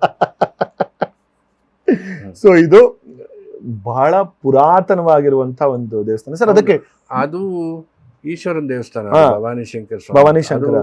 ಶಿವಾಜಿ ಮಹಾರಾಜರ ಗುರುಗಳು ಸಮರ್ಥ ರಾಮದಾಸರು ಪ್ರತಿಷ್ಠೆ ಮಾಡಿರೋದು ಅನ್ನೋದು ಒಂದು ಹಿಸ್ಟ್ರಿ ಇದೆ ಅದು. ಸೊ ಆ ಜಾಗದಲ್ಲಿ ಪುರಂದರದಾಸರು ತ್ಯಾಗರಾಜರನ್ನ ಪ್ರತಿಷ್ಠೆ ಮಾಡಿದ್ರು. ವಾವ್, ಐ ಮೀನ್ ಮ್ಯೂಸಿಷಿಯನ್ಸ್ ನಿಮ್ಗಳಿಗೆ ಗೊತ್ತಿರುತ್ತೆ, but non musicians, I mean ಕಲಾ ರಸಿಕರು, ಸೊ ಮ್ಯೂಸಿಕ್ ಕನೋಜರ್ಸ್ ನಿಮ್ಗಳು ಹೋಗ್ಬೇಕು ಅಂದ್ರೆ, ಸೊ ತುಂಬಾ ಮುಂದಿನ ವರ್ಷ ಜನವರಿ 15ರಿಂದ 18 ನೋಡಿ ಆಲ್ರೆಡಿ ಡೇಟು ಬಂದ್ಬಿಟ್ಟಿದೆ. 25ನೇ ಇಸ್ವಿ. ಓಹೋ 25ನೇದು ಅಲ್ಲಲ್ಲ 25ನೇ ಇಸ್ವಿ, ಈಗ 2025ನೇ ಇಸ್ವಿ. 2025ನೇ ಇಸ್ವಿಲಿ 15ನೇ ತಾರೀಕು ಶುರುವಾಗಿ 18ನೇ ದಿನ ಕಡೆಯದು. ಅದು ಪುಷ್ಯ ಬಳ ಪಂಚಮಿ ನಕ್ಷತ್ರ ಬರುತ್ತೆ, ತ್ಯಾಗರಾಜ ಜಯಂತಿ. ಆವತ್ತೇ ಅಲ್ಲಿ ಪಂಚರತ್ನ ನೀವು ಹೇಳ್ದಂಗೆ ಇದಕ್ಕೆ ಬೇಡ. ಸೊ ಪಂಚರತ್ನ ಗೋಷ್ಠಿ ಗಾಯನ ಇರುತ್ತೆ. ಪಂಚರತ್ನ ಅಂತಾನೆ ಗೊತ್ತಿರಂಗೆ ತ್ಯಾಗರಾಜರು, ವಾಗ್ಯಕಾರರು ಅವರು ರಚಿಸಿರುವಂತ 5 ಒಂಥರ ಕೃತಿಗಳು. It is like the 5 important ಕೃತಿಗಳು, ಅದಕ್ಕೆ ಪಂಚರತ್ನ ಅಂತ ಹೇಳುವಂಥದ್ದು. ಸೊ ಹಾಗಾಗಿ ಪ್ರಾಯಶಃ ಎಷ್ಟೊಂದು ಸಿನಿಮಾಗಳಲ್ಲಿ ನೀವು ಜಗದಾನಂದ ಕಾರಕ ಹಾಡನ್ನ ಕೇಳಿರ್ತೀರ, ಅದು ಮೊದಲನೇದು. ಆಮೇಲೆ ಕಡೆಯದು ಎಂದರೋ ಮಹಾನುಭಾವರು ಕೇಳಿರ್ತೀರ. ಫಸ್ಟ್ ಅಂಡ್ ಲಾಸ್ಟ್ ಕೇಳಿರ್ತೀರ. ಸೆಕೆಂಡ್, 3ನೇದು ಕೇಳಿರಬಹುದು, ಸಾಧಿಂಚನೆ ಇರುವಂತದ್ದು ಕೇಳಿರ್ತೀರ. ಬಟ್ 2ನೇದು ಮತ್ತೆ 4ನೇದು ತುಂಬಾ ಹಾರ್ಡ್ಕೋರ್ ಮ್ಯೂಸಿಷಿಯನ್ ಆಗಿರೋದ್ರಿಂದ ನಿಮ್ಗೆ ಗೊತ್ತಿರೋದು ಸ್ವಲ್ಪ ಕಮ್ಮಿ ಇರ್ಬೋದು, ಬಟ್ ಗೊತ್ತಿರೋ ಸೂಪರ್. ಬಟ್ ಇದರದ್ದು ಗೋಷ್ಠಿ ಗಾಯನ ಅಂದ್ರೆ 1000 ಜನ ಒಟ್ಟಿಗೆ ಕೂತು ಆ ಹಾಡನ್ನ ಕೇಳುವಂತ, ಅದನ್ನ ದೂರದರ್ಶನಲ್ಲಿ ಮುಂಚೆ ನೋಡ್ತಾ ಇದ್ವಿ ನಾವು, ಈಗಲೂ ನೋಡ್ತೀವಿ. ಆಕ್ಚುಲಿ ಅವತ್ತಿನ ದಿವಸ ನಾವು ತಿರುವಾಯೂರಲ್ಲಿ ಬಂದಿರುವಂತದ್ದನ್ನ. ಬಟ್ ಅದನ್ನೇ ನಮ್ಮ ಒಂದು ಕನ್ನಡದ ಒಂದು ಸೊಗಡು ಅಂಡ್ ಆ ರೀತಿ ನೋಡ್ಬೇಕು ಅಂದ್ರೆ ಅವತ್ತಿನ ದಿವಸನೇ. ಸೊ ದಿಸ್ ಇಸ್ ಐಡಿಯಲ್ ಜಾಗ. ಸೊ ತ್ಯಾಗರಾಜರ ಆರಾಧನೆ ಇಲ್ಲ ಅಂದ್ರೂ ಬೇರೆ ಟೈಮಲ್ಲಿ ಹೋಗ್ಬೋದು. ಬಹಳ ಸುಂದರವಾಗಿದೆ ದೇವಸ್ಥಾನ. ಭವಾನಿ ಶಂಕರ ಅಲ್ಲಿ ದೇವರು ಇರುವಂಥದ್ದು. ಅದ್ರ ಹಿಂದೆ ಅಂದ್ರೆ ಆ ಪ್ರಾಂಗಣದಲ್ಲೇ ಅಲ್ಲಿ ನೀವು ಅಲ್ಲಿ ಹೋಯ್ತು ಅಂದ್ರೆ ಅಲ್ಲಿ ನಮ್ಮ ತ್ಯಾಗರಾಜರದು ಮತ್ತೆ ಪುರಂದರದಾಸರದು ಅವ್ರದ್ದು ಕೂಡ ಇದಿದೆ, ತುಂಬಾ ಚೆನ್ನಾಗಿದೆ. ಬಟ್ ಆರಾಧನೆ ಟೈಮಲ್ಲಿ ಬಂದ್ರೆ ಸರ್ದೊಂದು ಸ್ಪೆಷಾಲಿಟಿ ಅಂದ್ರೆ ಆ ಹಿದಿಕಿದ ಬೇಳೆ ಹುಳಿ. ಸರ್ದಲ್ಲಪ್ಪ, ಅದು ಮುಂಚೆಯಿಂದ ಬಂದಿದೆ. ನಮ್ಗೆ ಗೊತ್ತಿರೋದು ನಿಮ್ಮಿಂದಾನೆ, ನಮ್ಮ ಅಡಿಗೆಯವ್ರು ಹೇಳ್ಬಿಟ್ಟಿದ್ದಾರೆ ಅದು ಆವತ್ತಿನ ದಿನ ಅದೇ ಅಂತ. ಸರ್ ಅಂದ್ರೆ ನೀವು ನಿಮಗಿನ್ನ ಮುಂಚೆಯಿಂದನೂ ಅದೇ ಬಂದಿರೋದ ಅಲ್ಲಿ ರೂಢಿಗೆ? ಮೊದ್ಲಿಂದಾನು ಅದು ಹಂಗೆ ಬಂದ್ಬಿಟ್ಟಿದೆ. But how did it get ತುಂಬಾ ಪಾಪ್ಯುಲರೈಸ್? ಹೆಂಗೆ, ಯಾವ ವರ್ಷದಿಂದ ಅಥವಾ ಯಾವ ಟೈಮಿಂದ ಆಗಿರ್ಬೋದು ಸರ್? ಅದು ದಿನೇ ಮೊದಲು 200-250 ಜನ ಬರೋರು, 300, 500, 1000, ಈಗ 2,500 ಲಾಸ್ಟ್ ಡೇ ಅಷ್ಟು ಜನ ಆಗುತ್ತೆ. ಈ ಸತಿ ಸುಮಾರು 242 ಕಲಾವಿದರು ಸೇವೆ ಮಾಡಿದ್ದಾರೆ. ಒಂದೊಂದು ಕೀರ್ತನೆ ಅಥವಾ ಒಂದೊಂದು ದೇವ್ರ ನಾಮ ಅಷ್ಟೇ ಅವಕಾಶ. 5 ದಿನ ಮಾಡಿದ್ವಿ ಈ ಸತಿ, 50ನೇ ವರ್ಷ ಅಂತ. ಅಷ್ಟೊಂದು ಜನ ಅಲ್ಲಿ ಬಂದು ಸೇವೆ ಮಾಡೋಕ್ಕೆ ಇಚ್ಛೆ ಪಡ್ತಾರೆ. ಈ ಹಿದಕಿದ ಬೆಳೆ ಹುಳಿ ಅಂದಾಗ ನೆಕ್ಸ್ಟ್ ಇನ್ನೊಂದು ಪ್ರಶ್ನೆ ಏನ್ ಬರ್ತಿದೆ ಅಂದ್ರೆ, ಶಿವು ಸರು ಮತ್ತೆ ಫುಡ್ ಅನ್ನೋದು ಅದೊಂಥರ ಏನಂತೀರ ಸರ್, ಅಂಟ್ಕೊಂಡಿರೋಂಥ ಅದೊಂಥರ ಜನ್ಮದ ಸಂಬಂಧ. ಯಾಕೆ ಅಂದ್ರೆ ನಾವು I am A foodie. So ನಂತರ ಎಷ್ಟೋ ಜನ ಮ್ಯೂಸಿಷಿಯನ್ಸ್ಗಳು ಫುಡ್ಡಿ. ಸೊ ನಾವ್ ಎಲ್ಲೇ ಹೋಗ್ಬೇಕಾದ್ರೂ ಮಗ ಈ ಜಾಗ ಗೊತ್ತಿತ್ತಲ್ಲ, ಶಿವು ಸರ್ ಹೇಳಿದ್ದು, ಮಗ ಈ ಜಾಗ ಗೊತ್ತಲ್ಲ ಅಂತ. ಸೊ ಅದಕ್ಕೆ ಇವತ್ತು ಇನ್ನೊಂದು ಟೆಸ್ಟ್ ಮಾಡ್ತಿದ್ದೀನಿ ಸರ್. ನಿಮ್ಮ ಪ್ರಕಾರ ಟಾಪ್ ಬೆಸ್ಟ್ 5 ದೋಸೆ ಸಿಗುವಂತ ಜಾಗಗಳಂದ್ರೆ ಬೆಂಗಳೂರಲ್ಲಿ ಯಾವ್ದು ಸರ್? ಈಗ ನನಗೆ ಕ್ಲೂ ಇಲ್ಲ. ಇದೊಂದು 2-3 ವರ್ಷದಿಂದ ನಾನು ಸರ್ ದೊಡ್ಡ ಹೋಟ್ಲಿಗೆ ಹೋಗೇ ಇಲ್ಲ. ದೊಡ್ಡದ್ ಬಿಟ್ಬಿಡಿ ಸರ್, ನಮ್ಗೆ ಅವೆಲ್ಲ ಬೇಡ. ನೀವ್ ಹೇಳ್ತಿದ್ದೆ, ನೀವು ಇದು ಶಿವು ಸರ್ ಸ್ಟ್ಯಾಂಪ್ ಅಂದ್ರೆ ಏನ್ ಗೊತ್ತೇನಮ್ಮ, ಅದು ಅವ್ರವ್ರಿಗೆ ಇಷ್ಟವಾಗಿದ್ದು. ಈಗ ಹಾಡುಗಳ ತರ ಸರ್, ಇಲ್ಲ ನಿಮ್ಗೆ ಇಷ್ಟ ಆಗಿರೋದು ಹೇಳಿ ಸರ್. ನೀವು ನಮ್ ಕರ್ಕೊಂಡು, ಈಗ ನನಗೆ ಪುಡಿ ಮಸಾಲೆ ದೋಸೆ ನಾನು ಲೈಫಲ್ಲಿ ತಿಂದಿದ್ದೆ, ನೀವು ಕರ್ಕೊಂಡು ಹೋಗಿದ್ದು ಇಲ್ಲಿ ನಮ್ಮ ನೀವು ಒಳ್ಳೆ ಟೆಸ್ಟ್ ಇಟ್ಬಿಟ್ಟಲ್ಲ. ನಾನು ವಿದ್ಯಾರ್ಥಿ ಬಂದ್ಹೋಗಿ 5 ವರ್ಷ ಆಯ್ತು, CTRಗಂತೂ ಹೋಗಿ 5-6 ವರ್ಷ ಆಯ್ತು, ಲಕ್ಷ್ಮೀ ನಟರಾಜ ಹೋಗಿ ಸುಮಾರು ವರ್ಷಗಳಾಗೋಯ್ತು. ಆದ್ರೆ ಇಲ್ಲೇ 3 ಬಂದ್ಬಿಡ್ತು. 3 ಬಂತು ನೋಡಿ. ಅಲ್ಲ, ನೀವು ಲಕ್ಷ್ಮೀ ನಟರಾಜ ನೀವೇ ಕರ್ಕೊಂಡು ಹೋಗಿದ್ದು ಸರ್ ನಮ್ಗೆ. ಅಲ್ಲ, ಈ ನಡುವೆ ಅದು ಹೆಂಗಿದೆಯೋ ಗೊತ್ತಿಲ್ಲ ನನಗೆ, ನಾನು ಹೋಗದೆ ಇರೋದ್ರಿಂದ. ಬಟ್ ದೋಸೆ ಅಂದ್ರೆ ವಿದ್ಯಾರ್ಥಿ ಭವನ್ ಅಂತ ಬರುತ್ತೆ, CTR ಬರುತ್ತೆ, ಮತ್ತೆ ಲಕ್ಷ್ಮೀ ನಟರಾಜ ಅವ್ರದ್ದು ಪುಡಿ ದೋಸೆ, ಅದು ಒಂದಿದು, ಅದು ಧರ್ಮರಾಯನ ಗುಡಿ ರಸ್ತೆಯಲ್ಲಿ ಇರೋಂಥದ್ದು, ಸಂದಿಲಿದೆ. ಸಿದ್ದಪ್ಪನ ಹೋಟ್ಲು ಅದೊಂದಿದೆ, ಚಿಕ್ಕನ್ ಹೋಟ್ಲ್ ಅಂತಿದೆ. ಇವಾಗ ಅಲ್ಲೆಲ್ಲ ಹೋಗೇ ಇಲ್ಲ ನಾನು. ಅಲ್ಲ ಸರ್, ಇದಕ್ಕೆ ನೀವು ಒಂದ್ಸರಿ ಜನಾರ್ದನ್ ಹೋಟೆಲ್ ಮೈಸೂರಲ್ಲಿ, ಮೈಸೂರು ಪಾಕ್ ಎಲ್ಲೋ ಒಂದ್ ಕಡೆ ರಾಮನಗರದ ಹತ್ರ, ರಾಮನಗರ, ಅದು ಜನಾರ್ದನ ರೆಸ್ಟೋರೆಂಟ್. ಈಗಲೂ ಚೆನ್ನಾಗಿರುತ್ತಂತೆ ಅಲ್ಲಿ. ಈಗಲೂ ಚೆನ್ನಾಗಿರುತ್ತಾ? ನಮ್ಮ ಶುಗರ್ ಬಂದ್ಮೇಲೆ ಅದು ಬಿಟ್ಬಿಟ್ಟು ಈಗ 4 ವರ್ಷ ಆಯ್ತು. ಶುಗರ್ಲೆಸ್ ಮೈಸೂರು ಪಾಕ್ ಮಾಡಲ್ಲ ಅವರು. ಬಟ್ ಆದ್ರೂ ನಿಮ್ಗೆ ಇನ್ಸ್ಟೆಂಟ್ ಆಗಿ ನನಗೆ ತಿನ್ಬೇಕು ಅಂತ ಅನ್ಬೇಕಾದ್ರೆ ಮುಂಚೆ ಎಲ್ಲಿ ಹೋಗ್ತಿದ್ರಿ? ದಿಸ್ ವಾಸ್, ಈಗ ಬೇಡ, 5 ವರ್ಷ. ಯಾವತ್ತಾದ್ರೂ ನನ್ಗೇನ್ ಗೊತ್ತಾ, ಒಂದು ನನ್ನ ಇದರಲ್ಲಿ ಹಶ್ವಾಯ್ತಾ, ಮನೆಯಿಂದ ಹೊರಗಡೆ ಇದ್ದೆ, ಮನೆಗೆ ಹೋಗ್ತಾಳ, ಹಶ್ವಾಯ್ತು ಅಂದರೆ any small restaurant or big restaurant, ನನ್ನ ಮನಸ್ಸಲ್ಲಿ ಏನಿರುತ್ತೆ ಪಾಸಿಟಿವ್ ಆಗಿ, ಇದು ನನಗೇನು ಆಗಲ್ಲ, ನನಗೆ ಜೀರ್ಣ ಆಗುತ್ತೆ ಅಂತ ಅದಕ್ಕೆ ಅಂತ ಹುಡ್ಕೊಂಡು ಯಾವತ್ತೂ ಹೋಗಿಲ್ಲ. ಇದೆಲ್ಲ ಎಷ್ಟೋ ವರ್ಷದಿಂದ ನಾವು ಓಡಾಡ್ತಿರೋದ್ರಿಂದ ಗೊತ್ತಾಗಿರೋದು. ಈಗ ನನಗೆ ತಿನ್ನಬೇಕು ಅಂದರೆ ನಾನು ವಿದ್ಯಾರ್ಥಿ ಭವನ್ಗೆ ಹೋಗೋದಾಗಲಿ ಏನಿಲ್ಲ, ಇಲ್ಲೇ ಯಾವುದೋ ಒಂದು ಜೈ ಅದನ್ನೇ ಅದ್ರಲ್ಲಿ ನೋಡ್ಬಿಡೋದು ಬೆಸ್ಟ್. ಅದು ಈಗ ಹುಡ್ಕೊಂಡು ಹೋಗಿ ಈಗ ಅಲ್ಲೆಲ್ಲೋ ಕ್ಯೂನಲ್ಲಿ ನಿಂತ್ಕೊಂಡು, ಈಗ MTR ಕ್ಯೂನಲ್ಲಿ ನಿಂತ್ಕೊಂಡು ಅವ್ನು ಕೋರ್ಟಲ್ಲಿ ಕರೆದಂಗೆ ನಮ್ಮ ಹೆಸ್ರು ಕರೆದು ನಾವು ಹೋಗಿ, ಆಮೇಲೆ ನಮ್ಮ ಹಿಂದೆ ಎಲ್ಲ ಜನ ನಿಂತಿರ್ತಾರೆ ಅಲ್ಲಿ, ಬರಯ್ಯ ಇಲ್ಲಿ ಕಾಫಿ ಕುಡಿತಾ ಇನ್ನೇನು ಎದ್ದೋಗ್ಬಿಡ್ತಾರೆ ಅಂತ, ಹಂಗೆ ಅಲ್ವಾ, ಆ ಥರ ಎಲ್ಲ ಸೀಟ್ಗೋಸ್ಕರ ಕಾಯ್ತಾ ಇರ್ತಾರೆ. ಸರ್ ಅದು ಈಗ ಒಂಚೂರು ಚೇಂಜ್ ಆಗ್ಬಿಟ್ಟಿದೆ. ನಾನು ಯಾವಾಗಲೂ ಅರುಣ್ ಅಡಿಗ ವಿದ್ಯಾರ್ಥಿ ಭವನ್ ಅವ್ರಿಗೆ ಹೇಳ್ತಿರ್ತೀನಿ, ಮುಂಚೆ ಈ ವಿದ್ಯಾರ್ಥಿ ಭವನಲ್ಲಿ ಕೂತ್ಕೊಂಡಿದ್ದಾಗ ಸರ್, ಈ ನಿಮ್ಮ ಜಾಗ ಹಿಡ್ಕೊಳಕ್ಕೆ ಅವರು ಹಿಂದೆ ಹೋಗಿ ನಿಂತ್ಕೋಬೇಕು ಅಲ್ವಾ ಇದ್ದಿದ್ದು. ಈಗ ಅವ್ರು ಒಂದು ದೋಸೆ ಆರ್ಡರ್ ಮಾಡಿರ್ತಾರೆ ಅಥವಾ ಒಂದು ರವೆ ವಡೆ ಆರ್ಡರ್ ಮಾಡಿರ್ತಾರೆ, ಇನ್ನೇನು ಆ ರವೆ ವಡೆ ಮುಗಿಯುತ್ತೆ, ದೋಸೆ ಮುಕ್ಕಾಲಿಗೆ ಬಂದಿರುತ್ತೆ, ಅಬ್ಬಾ ಸದ್ಯ ಮುಗೀತು ಗುರು, ಇವ್ನು ಎದ್ದ ಅನ್ಕೊಂತಿರ್ತೀವಿ ಸರ್. ಆ ಇನ್ನೇನು ಟೈಮ್ಗೆ ಗುರು ಇನ್ನೊಂದು ದೋಸೆ ಅಂದಾಗ ಥೂ ಅಂತ ಅನ್ಕೊಂಡು ಅಯ್ಯೋ ಅದಕ್ಕೆ ಕಾಯ್ಬೇಕಾ, ಅವ್ನು ನೋಡ್ತಾ ಇರ್ತಾನೆ ಬೇರೆ. ಸರ್ ಅವ್ನು ಹೋಟೆಲಿ ಉರ್ಕೊಂತಾ ಇರ್ತಾನೆ ಬೇರೆ. ಅವ್ರ ಒಂಥರ ಹಿಂಗೆ ಕಣ್ಣಲ್ಲಿ ಹಿಂಗೆ ನೋಡ್ತಾ ಕೂತ್ಕೊಳ್ಳೋರು. ಈಗ ಸ್ವಲ್ಪ ಬೆಟರ್, ಎಲ್ಲ ಹೊರಗಡೆ ನಿಂತಿರ್ತಾರೆ, ಟೋಕನ್ ಕರೀತಾರೆ, ಟೋಕನ್ ನಂಬರ್ ಅಂತ ಅಂದ್ಬಿಟ್ಟು ಅಂತ. ಸೊ ಎಲ್ಲೋ ಯಾರು ಕಣ್ಣಾಕೋದಿರಲ್ಲ, ನೆಮ್ಮದಿಯಾಗಿ ತಿನ್ನೋಂಥ ಒಂದು ಹೋಗ್ತಾನೆ ಎಲ್ಲ ಕರೆಕ್ಟ್ ಆರ್ಡರ್ ಮಾಡ್ಕೊಂಡು ಹೋಗ್ಬಿಡ್ಬೇಕು. ಬಟ್ ಸ್ಟಿಲ್ ಈಗ ಇದು ಫುಡ್ ರಿಲೇಟೆಡ್ ಕಡೆ ಕ್ವೆಶ್ಚನು, ಎಲ್ಲ ಮ್ಯೂಸಿಷಿಯನ್ಸ್ ಹೇಳ್ತಿರ್ತಾರೆ ಶಿವು ಸರ್ ಅಂತಂದ್ರೆ ಊಟ ತಿಂಡಿಗೆ ನಮ್ಗೆ ಕೊರತೆನೇ ಇರಲ್ಲ ಗುರು, ಒಂಥರ ಅಷ್ಟು ನೀಟ್ ಅರೇಂಜ್ಮೆಂಟ್ಸ್ ಇರುತ್ತೆ ಅಂತ. ಸೊ ಇದು again it is only by ಫ್ಯಾಮಿಲಿಯಿಂದನೇ. ಫ್ಯಾಮಿಲಿ ಸರ್ ಅಷ್ಟೇ, ಅಂದರೆ ಜೊತೇಲಿರೋರನ್ನ ನಾವು ಹಸಿಕೊಂಡಿರೋಂಗೆ ನೋಡ್ಕೋಬಾರ್ದು ಅಂತ ನಂದು ಪ್ರಿನ್ಸಿಪಲ್ ಅದೇನು. ಇಲ್ಲ ಬೈತಾ ಇರ್ತೀನಿ, ಕೆಲವು ಈಗಿನ ಕಾಲ ಟ್ರೆಂಡು ಬೈಟು ಹೊಡೆಯೋಣ ಕಾಲು ಹೊಡೆಯೋಣ ಅಂತೆಲ್ಲ ಇರ್ತಿರ್ತಾರೆ. ಅದು ಇವನು ತಿಂದಂಗೆ ಆಗಲ್ಲ, ಅವನು ತಿಂದಂಗೆ ಆಗಲ್ಲ ಅಲ್ವಾ. ಮಸಾಲೆ ಬೈಟು ಅಂತಾನೆ ಅಲ್ಲಿ ಬಂದು ಮಾಡಿದಾಗ ಒಬ್ಬನಿಗೆ ದೋಸೆ ಬಂದಿರುತ್ತೆ, ಒಬ್ಬನ ಪಲ್ಯ ಬಂದಿರುತ್ತೆ. ಆಮೇಲೆ ಏನು ಬರೀ ಪಲ್ಯ ಬಂದ್ಬಿಡ್ತು ನನಗೆ, ದೋಸೆನೇ ಅದು ಯಾಕೆ ಒಂದೊಂದು ತಿಂದಾಕ್ಬಿಡಿ. ಅಂದರೆ ಜೊತೇಲಿ ಇರೋನು ಖುಷಿಯಾಗಿ ಇಟ್ಕೋಬೇಕು sir. Correct, not only because of food, ಏನು ಒಟ್ಟಿನಲ್ಲಿ ಆರಾಮಾಗಿರ್ಬೇಕು. ಆ ಹೋಗಿ ಬರೋ ಪ್ರೋಸೆಸ್ಸು ಆನ್ ದಿ ಸ್ಟೇಜ್ ಅದು ಖುಷಿಯಾಗಿದ್ದರೆ ಸಂಗೀತನೂ ಚೆನ್ನಾಗಿರುತ್ತೆ. ಅಲ್ಲಿಂದನೇ ನಾವು ಏನೋ ಡಿಸ್ಟೆನ್ಸ್ ಮೇಂಟೈನ್ ಮಾಡಿಬಿಟ್ರೆ and you can't expect music also to be good ಅಲ್ವಾ. ಏನೋ ಅಂತ ಉರ್ರಂತಿದ್ದಾನೆ, ಏನು ನುಡಿಸ್ಬಿಡ್ತಾನೋ, ಏನು ಹಾಡ್ತಾನೋ, ಇನ್ನೇನು ಮಾಡ್ತಾನೋ ಅಂತ ಎಲ್ರಿಗೂ ಒಬ್ಬೊಬ್ರಿಗೂ ಒಂದೊಂದು ಯೋಚನೆ ಇರುತ್ತೆ. ಅದು ಯಾವುದು ಇಲ್ಲಬಾರ್ದು ಅಂದರೆ ಫಸ್ಟ್ ಥಿಂಗ್ ನಮಗೆ ಖುಷಿಯಾಗಿ ಹೊಟ್ಟೆ ತುಂಬ ಇರಬೇಕು ಅಲ್ವಾ. ಪ್ರೀ ಕಾನ್ಸರ್ಟ್ ಪೋಸ್ಟ್ ಕಾನ್ಸರ್ಟ್ ಆರಾಮಾಗಿರಬೇಕು, ಏನಿಲ್ಲ ನಮಗೆ ಮೇಯ್ನು ಕೂತ್ಕೋಬೇಕು, perform to your upper limit. Honesty, ಮದುವೆ ಮನೆನೋ ಇನ್ನೆಲ್ಲೋ ಯಾರು ಕೇಳ್ತಾ ಇದ್ದಾರೋ ಇಲ್ವೋ ಅಂತ ಅಲ್ವಾ. ಅಬ್ಸಲ್ಯೂಟ್ಲಿ. ಸರ್ ಅಣ್ಣವ್ರು ಯಾವಾಗಲೂ ಅದಕ್ಕೆ ಹೇಳೋರು, ಸೇಂಗ್ಲಿ ಒಂದು ಊಟ ಮಾಡೋದ್ರಲ್ಲೂ ಒಂದು ರಸಿಕತೆ ಅನ್ನೋದು ಭಾಳ ಭಾಳ ಇಂಪಾರ್ಟೆಂಟು ಅಂತನೋರಲ್ಲ ಸರ್. ಆ ರಸಿಕತೆ ಗೊತ್ತಿದ್ರೆ ಈಗ ಸಂಗೀತ ಕೇಳೋ ರಸಿಕತೆನೂ ಇರಬೇಕು, ಊಟಕ್ಕೂ ರಸಿಕತೆ ಇರಬೇಕು, ಬೇಸಿಕ್ಲಿ ಜೀವನಕ್ಕೇನೆ ಒಂದು ರಸಿಕತೆ ಇರಬೇಕು ಸರ್. ಅದು ಆಸೆ ಮತ್ತೆ ಅದೊಂದು ಏನೋ ಒಂದು ಟಾರ್ಗೆಟ್ ತರ ಗೋಲ್ ತರ ನೀಟಾಗಿ ತಿನ್ನೋ ಅನ್ನ ಸಾರೇ ಇರ್ಬೋದು, ಅಥವಾ ನಿಮ್ಮ ಹತ್ರ ಒಂದು ಆರ್ಡಿನರಿ ಕಾರೇ ಇರ್ಬೋದು, ಬಟ್ ಅದನ್ನ ಮೇಂಟೈನ್ ಮಾಡೋದು, ಅದನ್ನ ಇಟ್ಕೊಳ್ಳೋದು, ಅದನ್ನ ನೋಡ್ಕೊಳ್ಳೋದು, ಅದಕ್ಕೆಲ್ಲ ಒಂದು ಇಂಟ್ರೆಸ್ಟ್ ಇರಬೇಕು. ಗಾಡಿಗಳಿಟ್ಟಿರ್ತಾರೆ, ಓಡಿಸ್ದೇ ಇರೋನು ಮೇಂಟೈನ್ ಮಾಡ್ತಾನೆ ಅಂದ್ರೆ ಅವ್ನು ತಪ್ಪೋದು.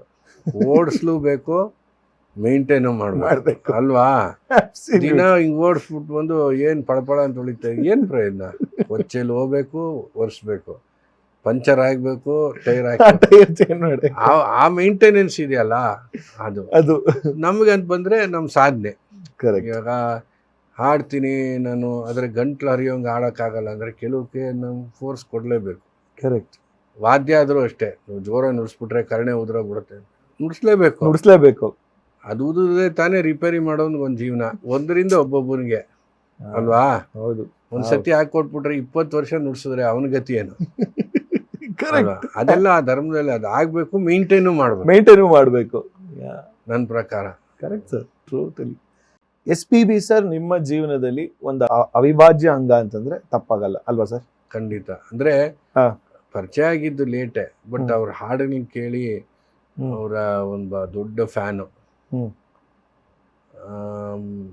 ತುಂಬಾ ಸಿಂಪಲ್ ಅಂಡ್ ಹಂಬಲ್ ಪರ್ಸನ್. ಅವರ ಸ್ಟೇಟಸ್ಗೆ ಹೆಂಗೇನ ಇರ್ಬೋದು, ನಿಮಗೂ ಗೊತ್ತಿರತ್ತೆ. ಯಾರನ್ನಾದ್ರೂ ಮಾತಾಡ್ಸೋ ರೀತಿ ಅವ್ರದ್ದು the way use to conduct ಎದೆ ತುಂಬಿ ಹಾಡಿದನು.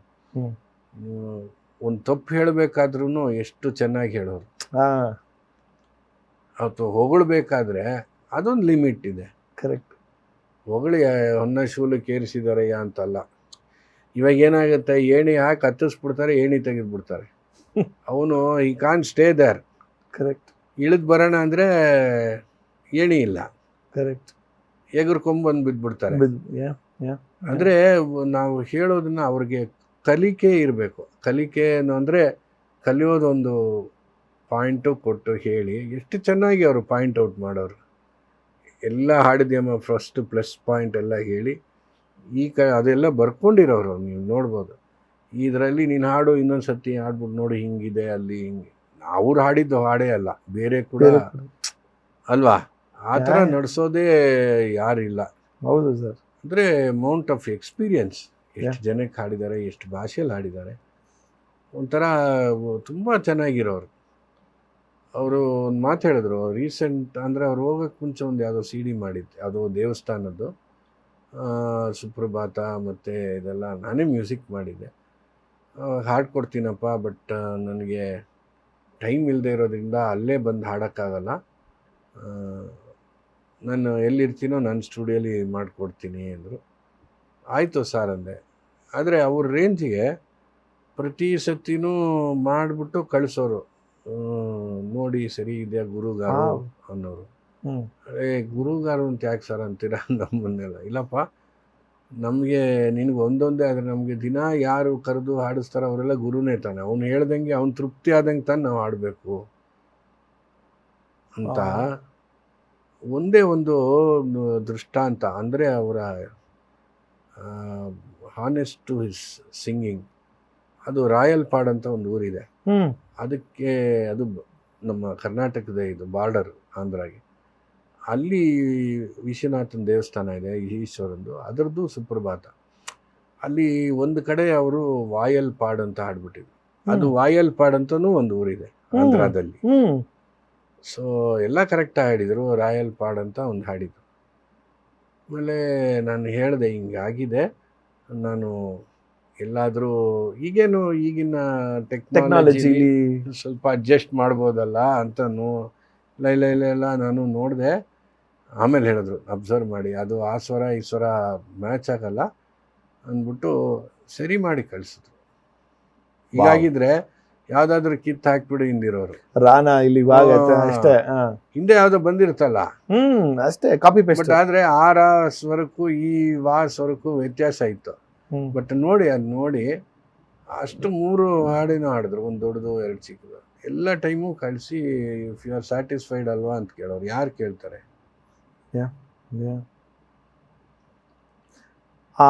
ಕೆಲವರು ಆ ಒಂದು ಕಲಾವಿದ್ರ ಆ ಮಟ್ಟಕ್ಕೆ ಹೋದ್ಮೇಲೆ ಆ ಹ್ಯುಮಿಲಿಟಿ ಅನ್ನೋದನ್ನ ಹೆಂಗೆ ಮೇಂಟೈನ್ ಮಾಡ್ತಾರಲ್ಲ ಸರ್? ತುಂಬಾನೇ ಅಂದರೆ ಇನ್ನೊಬ್ಬರ ಬಗ್ಗೆ ಆಸ್ತಿ ಅವ್ರಿಗೆ, ಇನ್ನೊಬ್ಬರು ಕಲಾವಿದರು ಹೇಗಿರ್ತಾರೆ ಎಲ್ಲ. ಇವರೆಲ್ಲ ಹೈದರಾಬಾದ್ಗೆ ಹೋಗೋರಲ್ಲ ಶೂಟಿಂಗ್, ಅವೆಲ್ಲ ರೆಗ್ಯುಲರಾಗಿ ಕೇಳಂತೇನಪ್ಪ ಲಾಸ್ಟ್ದು ಪೇಮೆಂಟ್ ಬಂತಾ ಇಂತ. ಬೇರೆ ಯಾರು they are not worried about that. Sir ನಿಮ್ಮ 50 ವರ್ಷದ ಫಂಕ್ಷನ್ಗೂ ಕೂಡ ಅವರು ಗೆಸ್ಟ್ ಆಗಿ ಬಂದಿದ್ರು ಮಂಗಳ ಮಂಟಪದಲ್ಲಿ. ಪಾಪ ಬಂದಿದ್ರು. ಅದೇ ಏನೋ ಇಟ್ ಹ್ಯಾಪಂಡ್. ಅದು ಬ್ಲೆಸ್ಸಿಂಗ್ಸ್ ನನಗೆ, ನಮ್ಮ ತಂದೆ ತಾಯಿಗಳದು ಗುರುಗಳದು. 15ನೇ ಇಸ್ವಿಲಿ ಆಗಿದ್ದದು. 15ನೇ ಇಸ್ವಿಲಿ.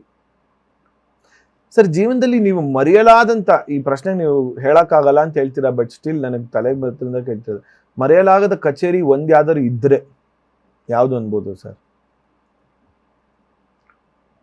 ಆರ್ ಸಮಥಿಂಗ್ ವೆರಿ ಮರ್ತೋಗುವಂಥ ಕಚೇರಿ ತುಂಬ ಆಗಿದೆ. ಮಿಕ್ಕಿದ್ದೆಲ್ಲ ಮರೆಯಲಾಗ್ದೆ ಅಲ್ವಾ? ದೊಡ್ಡವರು ಜೊತೆ ನುಡ್ಸಿದೀವಿ ಅಂದರೆ ಏನೋ ಆ ಕ್ಷಣದಲ್ಲಿ ಹಂಗೆ ಅನ್ಸುತ್ತೆ. ಮರೆಯಲಾಗದಂಥ ಘಟನೆಗಳು ಇದು ಮರೆಯಲಾದ ಘಟನೆ ಸರ್, ಅಥವಾ ಇದು ತಗೋಬಹುದು ಸರ್, ಒಂದು ಫನ್ನಿ ಘಟನೆನೂ ತಗೋಬಹುದು ಸರ್. ಬೇಜಾನ್ ನಡೆದಿರುತ್ತೆ ನಿಮ್ಮ ಇದರಲ್ಲಿ. ಅಯ್ಯೋ ನಡೀತಾನೆ ಇರುತ್ತೆ. ನಮ್ಮ ಸಂಗೀತಗಾರರಿಗೆ ಅದೇನು ತೊಂದರೆನೇ ಇಲ್ಲ. ನಾನು ಹೇಳ್ತಾ ಇರ್ತೀನಿ, ಸಂಗೀತಗಾರನೇ ವಾಶ್ರೂಮಿಂದ ಹಿಡಿದು ಒಂದು ಪುಸ್ತಕ ಬರೀಬೋದು ನಮ್ಮ ಕಷ್ಟಗಳು ಹೆಂಗಿರುತ್ತೆ ಅಂತ. ಒಂದು ಯಾವುದೋ ಹೊಸೂರಲ್ಲಿ ಒಂದು ಕಾರ್ಯಕ್ರಮಕ್ಕೆ ಹೋಗಿ ದೇವಸ್ಥಾನ, ಇಲ್ಲಿಂದ ಡ್ರೈವ್ ಮಾಡ್ಕೊಂಡು ಹೋಗಿದ್ವಿ. ಒಂದು 2 hours ಡ್ರೈವ್. ಅಂದರೆ ಈಗಿನ ಥರ ಇದೆಲ್ಲ ರೋಡ್ ಇರಲಿಲ್ಲ, ಒಂದು 20 years ಬ್ಯಾಕ್. ಒಂದು ದೇವಸ್ಥಾನ, ಅದು ಇನ್ನೇನು ಶುರು ಪ್ರೋಗ್ರಾಮು. ಯಾರೋ ತಮಿಳ್ನಾಡಿಂದ ಬಂದಿದ್ದರು, ಅಫ್ಕೋರ್ಸ್ ಅದು ತಮಿಳ್ನಾಡು ತಾನೆ. ಆಮೇಲೆ ಹೇಳಿದೆ, ಸರ್ ನಾವಿಲ್ಲಿ 2 ಗಂಟೆ ಬಿಟ್ಟಿರೋದು, ಸೊ ಇನ್ನು 2.5 hours ಕಾರ್ಯಕ್ರಮ ಇರುತ್ತೆ. ಸೊ ನಮಗೆ ಸರ್ ಇಲ್ಲೆಲ್ಲೂ ಟಾಯ್ಲೆಟ್ ಇಲ್ಲ ಸರ್, ಎದುರುಗಡೆ ಮನೆ ಯಾರು ಇಲ್ಲ ಸರ್, ಅವ್ರಿಗೂ ನಮಗೂ ಆಗಲ್ಲ. ನೀವೊಂದು ಕೆಲಸ ಮಾಡಿ, ಒಂದು ರೈಲ್ವೆ ಸ್ಟೇಷನ್ಗೆ ಹೋಗ್ಬಿಡಿ, ಅಲ್ಲಿಂದ 4 kilometers ಸ್ವಾಮಿ ಇಲ್ಲ ರೈಲ್ವೆ ಸ್ಟೇಷನ್. ಅಲ್ಲಿ ಹೋದರೆ ಅಲ್ಲಿ ಆಮೇಲೆ ಏನು ಪ್ಲ್ಯಾಟ್ಫಾರ್ಮ್ ಟಿಕೆಟ್ ತೊಗೊಂಡು ಒಳಗಡೆ ಹೋಗಿ ಮಾಡ್ಕೊಂಡು ನೀವು ಹೋಗ್ಲೇಬೇಕಲ್ವ. ಆಫ್ಕೋರ್ಸ್. ಹಾಂ, ಆ ಥರ ಎಷ್ಟೋ ಸರಿ ಆ ಥರ ಹೋಗಿ ಪ್ಲಾಟ್ಫಾರ್ಮ್ ಟಿಕೆಟ್ ತೊಗೊಂಡು ಹೋಗಿದ್ದಾಯ್ತಾ? ಒಳಗಡೆ ಇದೆ, ಅವಾಗ ತೊಗೊಳ್ಳೇಬೇಕಲ್ಲ. ಇಲ್ಲಾಂದರೆ ವಾಪಸ್ ಟ್ರೈನ್ಗಿನ್ ಬಂದು ಇದು ಚೆಕ್ ಮಾಡ್ತಾರಲ್ವ, ಏನ ₹1 ₹2 ಇತ್ತು. ಆ ಥರ ಕಾಸ್ಟ್ಲಿಯೆಸ್ಟು ವಾಶ್ರೂಮ್ಗೂ ನಾವು ಹೋಗಿದ್ದೀವಿ. ಸೆಂಟ್ರಲ್ ಕಾಲೇಜ್ ಹತ್ರ ಒಂದಿದೆ ಇದು ಪಬ್ಲಿಕ್ ಟಾಯ್ಲೆಟ್, ಇದು ಹೇಳ್ಬೋದೋ ಇಲ್ಲೋ ಪಾಡ್ಕ್ಯಾಸ್ಟಲ್ಲಿ. ಅವತ್ತು ಎಲ್ಲೋ ಕಚೇರಿ, ಒಂದು ರೆಕಾರ್ಡಿಂಗ್ ಮುಗಿಸಿ ಈವ್ನಿಂಗು ತುಂಬ ದೂರ, ಸಹಕಾರ ನಗರ ಸೈಡೆಲ್ಲೋ ಕಚೇರಿ. ಒಂದು ವ್ಯಾಗನರ್ ಕಾರ್ ಇತ್ತು, ಸರಿ ಗ್ರೇ ಕಲರ್. ಅಲ್ಲ ಸಿಲ್ವರ್ ಗ್ರೇನು, ಸಿಲ್ವರ್ ಅದೇ. ಅಲ್ಲಿ ನಿಲ್ಲಿಸ್ಬಿಟ್ಟು ಫಸ್ಟು ಟಾಯ್ಲೆಟ್ಗೆ ಹೋಗ್ಬಿಟ್ಟು ಅವ್ನಿಗೆ ಎಂಟಾಣಿ ಕೊಟ್ಟು ಬರ್ತಿದ್ದಂಗೆ ನೋಡಿದ್ರೆ ಅದು ನೋ ಪಾರ್ಕಿಂಗ್. ಪೊಲೀಸ್ ನಿಂತ್ಕೊಂಡ್ಬಿಟ್ಟಿದ್ದಾನೆ ಆಲ್ರೆಡಿ ಬುಕ್ ಮಾಡಿಕೊಂಡು. ಸೊ ಅವನಿಗೆ ₹500 ಕೊಟ್ಟು ಕಾಸ್ಟ್ ಕೊಡಲೇಬೇಕಲ್ಲ. 2 ಸ್ಪೆಕ್ಟ್ರಮ್ ಇಲ್ಲ, ಒಂದು ವಾಶ್ರೂಮ್ ಕತೆ, ಒಂದು ಪ್ಲಾಟ್ಫಾರ್ಮ್ ಟಿಕೆಟ್ ತೊಗೊಂಡು ರೈಲ್ವೆ ಸ್ಟೇಷನ್ಗೆ ಹೋಗಿರೋ ಕತೆ ಒಂದಾದ್ರೆ, ಇನ್ನೊಂದು ₹500 ಕೊಟ್ಟಿರೋದು ಇನ್ನೊಂದು ಕತೆ. ಕಾಫಿ ಡೇಗಿನ್ನ ಕಾಸ್ಟ್ಲಿ ಆಗೋದು. ಕಾಫಿ ಇನ್ನೊಂದು ಕಡೆ ಒಂದು ಕಾಫಿ ಕೊಟ್ಟರು, ಅದು ಇಲ್ಲೇ ಬೆಂಗಳೂರಲ್ಲಿ ಒಂದು ಸಣ್ಣ ಸಭೆ, ಅದು ಈಗ ದೊಡ್ಡದಾಗಿ ಬೆಳೆದಿದೆ. ಒಂದು ಈ ಪ್ಲಾಸ್ಟಿಕ್ದು ಲೋಟ ಬರುತ್ತಲ್ಲ, ಇಷ್ಟೇ ಅಲ್ಲ ಇಷ್ಟೇ ಇರುತ್ತದು. ಆಮೇಲೆ ಕಾಫಿ ಕೊಟ್ಟರು, ಕುಡಿದ್ವಿ.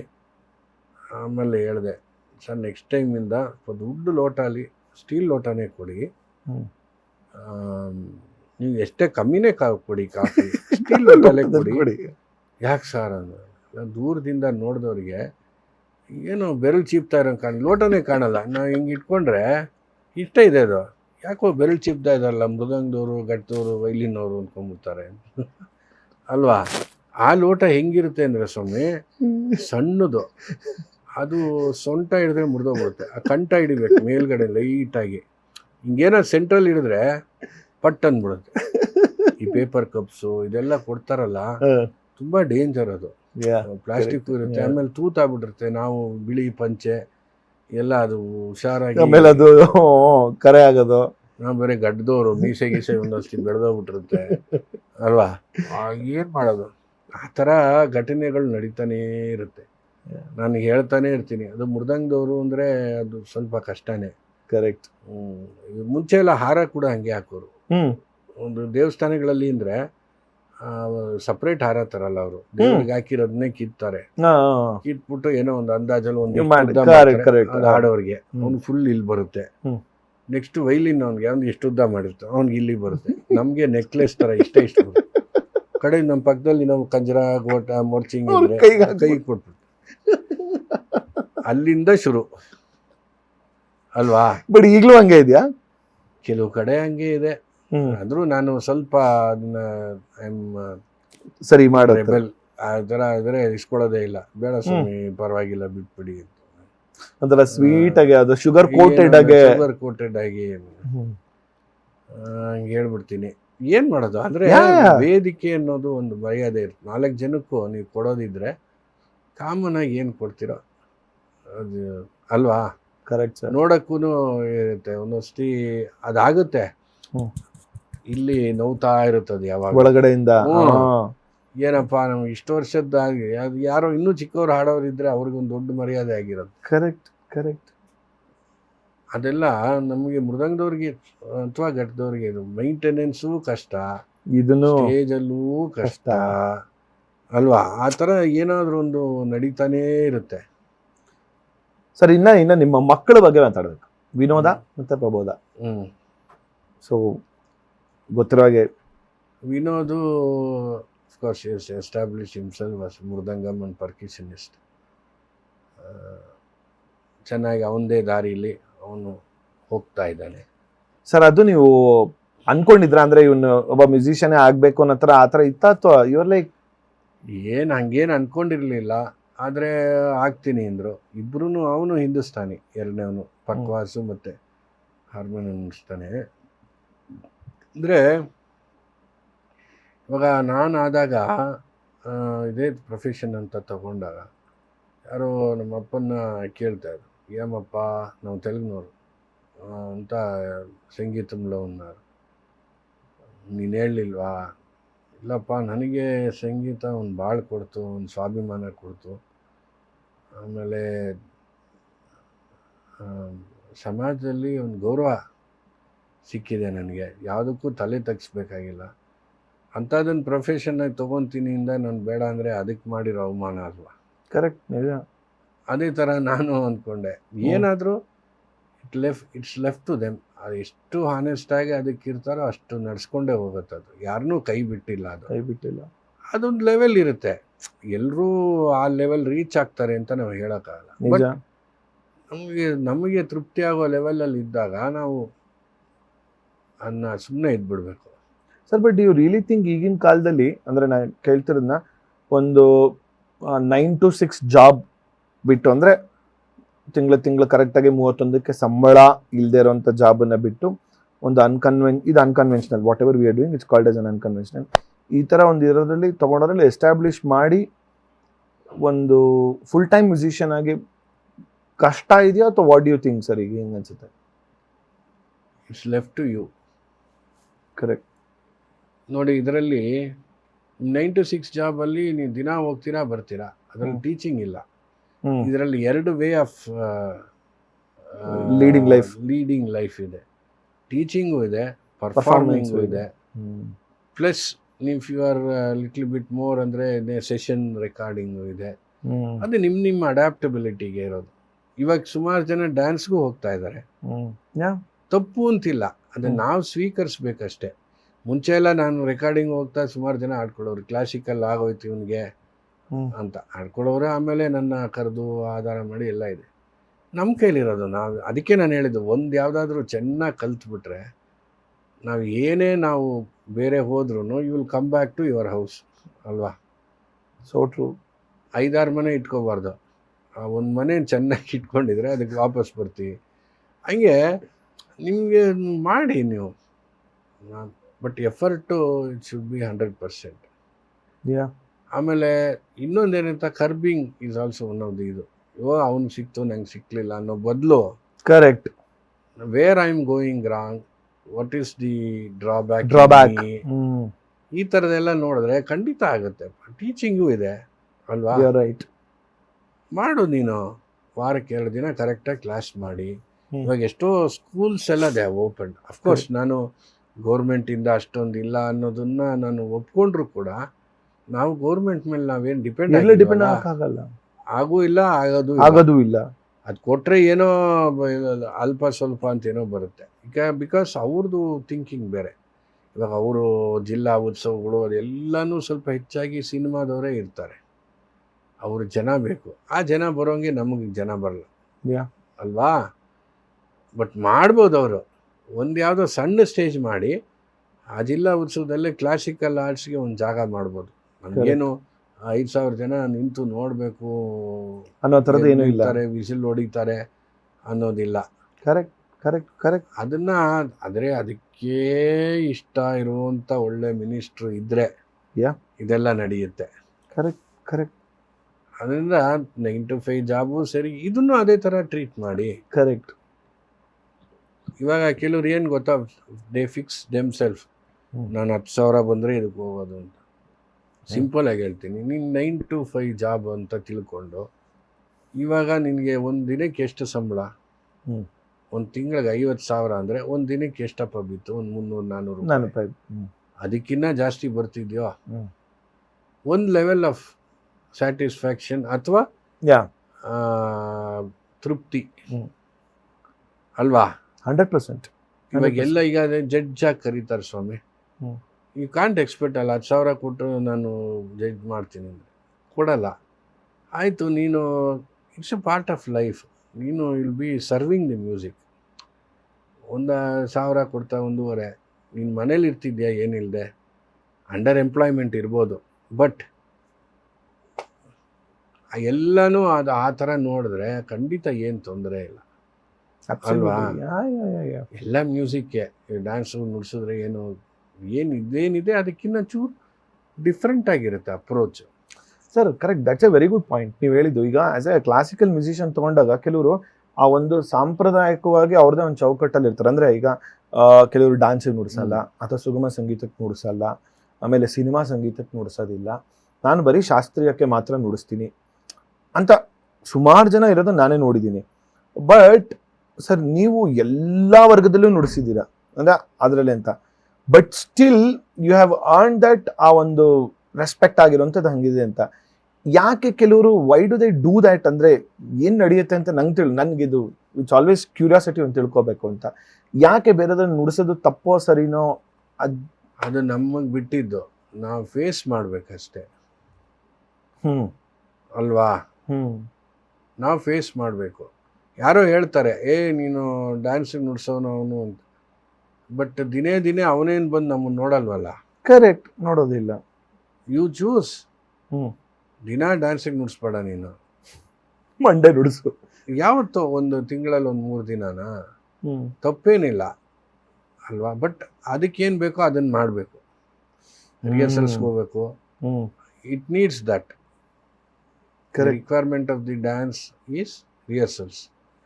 ಆ ಒಂದು ಕೋಆರ್ಡಿನೇಷನ್ ವಿತ್ ಇನ್ಸ್ಟ್ರೂಮೆಂಟ್, ಅದು ಸ್ಪೆಷಲಿ ಮೃದಂಗ ಅಥವಾ ವೋಕಲ್ ಆಗಲಿ ಏನೋ ಸತಿ ಆಡಬೇಕು ಮಾಡಬೇಕು ಅಂತ ತೊಂದರೆ ಏನಿಲ್ಲ. ಮಿಕ್ಕಿದ ದಿನ ನೀನು ಇದನ್ನೇ ಮಾಡು ಅಲ್ವಾ? ಅದು ಸರ್ ನಮ್ಮನ್ನು ನಾವು ಡಿಫೆಂಡ್ ಮಾಡ್ಕೊಳ್ಳೋದು ಬಂದಿರಬೇಕು. ರೈಟ್, ಏನು ತಪ್ಪಿಲ್ಲ ಸ್ವಾಮಿ, ಯಾರೋ ಹೇಳೋರು ಇದ್ದೇ ಇರ್ತಾರೆ ಸರ್ ಅಲ್ವಾ ಸರ್?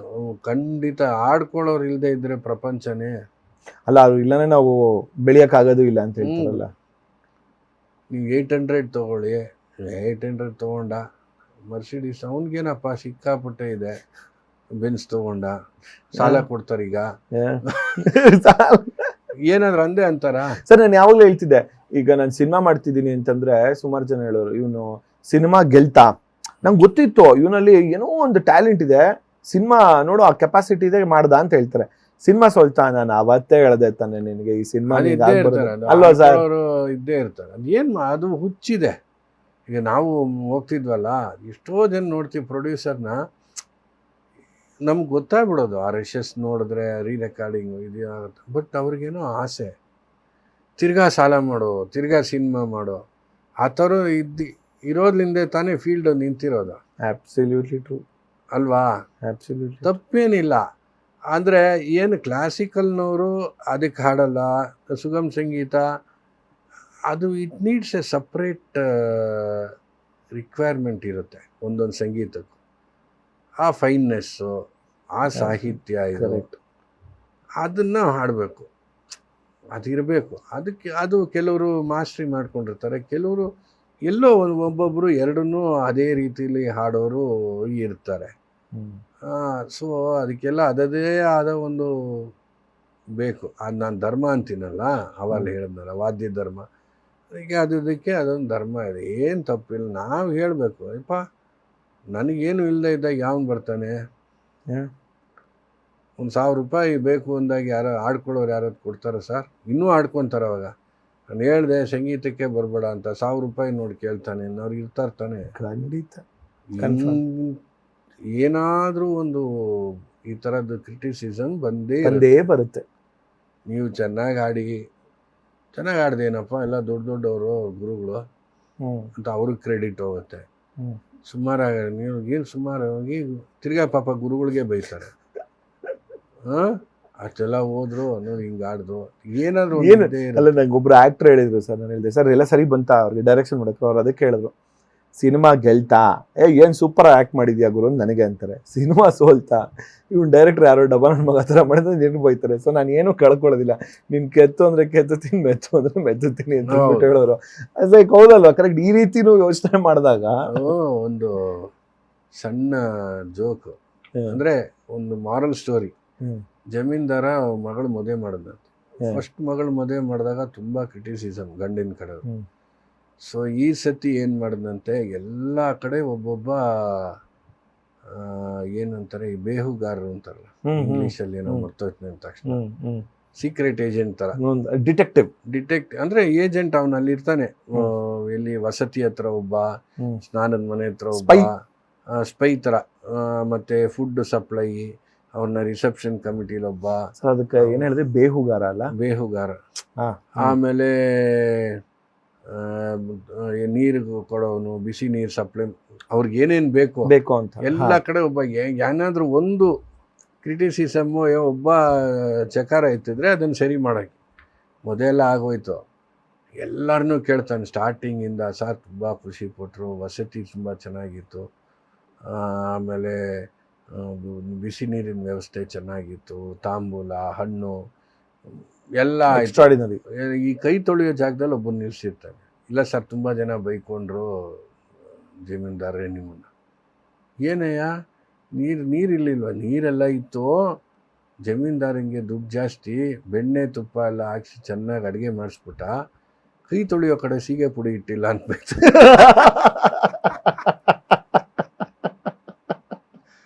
ಹಿಂಗೆ ಅಯ್ಯೋ ರಾಮ, ನಿಂದಕರಿರಬೇಕು ಅಷ್ಟೇ. ಹಿಂಗೆ ಅಂದರೆ ಪ್ರೊಫೆಷನ್ ಆಗಿ ತೊಗೊಂಡ್ರೆ ಧೈರ್ಯವಾಗಿ ತೊಗೋಬೇಕು. ಕರೆಕ್ಟ್. ನಾವು ತೊಗೊಳ್ಳೋವಾಗ್ಲೇ ನಡೆಯಲ್ಲೋ ಈ 50-50ನಲ್ಲಿ ತೊಗೊಂಡ್ರೆ ಆ ನೆಗೆಟಿವಿಸಮ್ ವಿಲ್ ಕಮ್ ಫೋರ್ ಫ್ರಂಟ್. ನಾನು ನಡ್ಸ್ಕೊತೀನಿ, ಅದಕ್ಕಾಗಿ ತಯಾರಿನೂ ಬೇಕಲ್ವೇನಪ್ಪ. ನಿಜ ಸರ್, ನಿಜ. ಅದು ನಾವು ಇಳಿಬೇಕಾದ್ರೆ ಒಂದು ಬಿಸ್ನೆಸ್ ಮಾಡ್ತೀನಿ ಅಂದರೆ ಒಂದಿಷ್ಟು ಕ್ಯಾಪಿಟಲ್ ಇರಬೇಕು ಅಂತ, ಇನ್ವೆಸ್ಟ್ಮೆಂಟ್ ಇರಬೇಕು. ಇವಾಗ ಹೋಟೆಲ್ ಬಿಸ್ನೆಸ್ ಒಂದು ತಿಂಗಳು ನಡೀಲಿಲ್ವಾ, ಬಟ್ ನೀನು ನಡೆಸೋ ಕೆಪಾಸಿಟಿ ಅಷ್ಟು ಇರಬೇಕು. Till it develops and establish. Mouth and mouth advertisement is the best ಅಲ್ವಾ? ಅದೇ ಥರನೇ ಇದೂ ಸ್ವಲ್ಪ ನಾವು ತಯಾರಿ ಅಂದರೆ ಏನೇನು ನಾನು ಅವ್ರ ಜೊತೆ ನುಡ್ಸಿದ್ರೆ ಇಷ್ಟಿರಬೇಕು ಅಷ್ಟಿರಬೇಕು ದಿನ ಮಾಡೋದು ಸಿಸ್ಟಮ್ಯಾಟಿಕ್ ಆಗಿ. ಕರೆಕ್ಟ್. ಅದಕ್ಕೆ ಮುಂಚೆ ನೀನು ಬೇಕಾದ್ರೆ ಎಲ್ಲಾದರೂ ಒಂದು ಕೆಲಸ ಮಾಡು, ಅಥವಾ ಒಂದು ಸ್ಕೂಲಲ್ಲಿ ಟೀಚಿಂಗ್ ಏನು ತಪ್ಪೇನಿಲ್ಲ. ನಾವೇನು ಕಳ್ತನ ಮಾಡ್ತಿಲ್ವಲ್ಲ, ಅದರಿಂದ ಧೈರ್ಯವಾಗಿ ತೊಗೊಳೋಂಗಿದ್ರೆ ತಗೊಳ್ಳಿ. ಇವಾಗ ಎರಡನ್ನೂ ನಿಭಾಯಿಸೋರು ಎಷ್ಟೋ ಜನ ಇದ್ದಾರಲ್ಲ, ತುಂಬ ಜನ ಇದೆ. ಅಲ್ಲೂ ಜೋರು ಇರ್ತಾರೆ, ಇಲ್ಲೂ ಜೋರು ಇರ್ತಾರೆ, ಏನು ತೊಂದರೆನೇ ಇಲ್ಲ. It's left to them. ಆ ಥರ ಎರಡೂ ಬ್ಯಾಲೆನ್ಸ್ ಮಾಡಿಕೊಂಡು ಎಷ್ಟು ಜನ ಇದ್ದಾರೆ sir, and equally they have been doing it actually. Very good.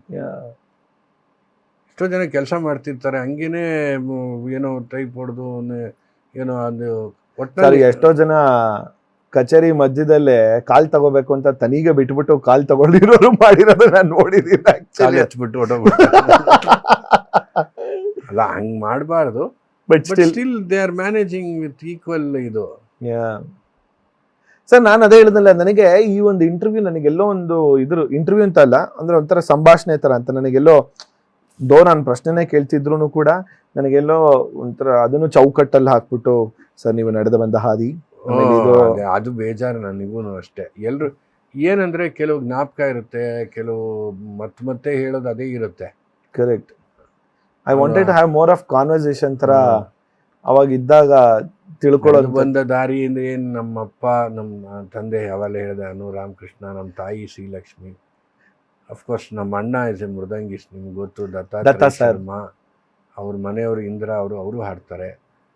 ನಮ್ಮ ಚಿಕ್ಕಪ್ಪ ಸುಬ್ಬಣ್ಣ ಅಂತ, ಮಣಿ ಅಂತ ಕರೀತಾ ಇದ್ರು. ನಮ್ಮ ಚಿಕ್ಕ ತಾತ ಆನೂರ್ ಸೂರ್ಯನಾರಾಯಣ ಅಂತ, is a great singer and ವಾಗ್ಗೇಯಕಾರ ಅಂಡ್ ಕಂಪೋಸರ್. ಡ್ಯಾನ್ಸ್ಗಂತೂ ತುಂಬ ದೊಡ್ಡ ರವಿಶಂಕರ್ ಅಣ್ಣ ಉದಯ್ ಶಂಕರ್ ಅಂತ, ಅವ್ರ ಜೊತೆ ಎಲ್ಲ ಅವರು ಆಗಿನ ಕಾಲದ 60s they gone to Wow. Russia with a chartered flight from Wow. Government. Hmm ನಾವೇನು ಹೇಳ್ಕೊಳಂಗಿಲ್ಲ ಈಗ ಅಲ್ಲ. ಸೊ ಆ ಫ್ಯಾಮಿಲಿ, ನಮ್ಮ ತಾತ ಆನೂರು ಶಾಮಣ್ಣ, ಆ, ನಮ್ಮ ವಿನೋದ್ ಎಲ್ಲ 5ನೇ ಜನ್ರೇಷನ್ನು.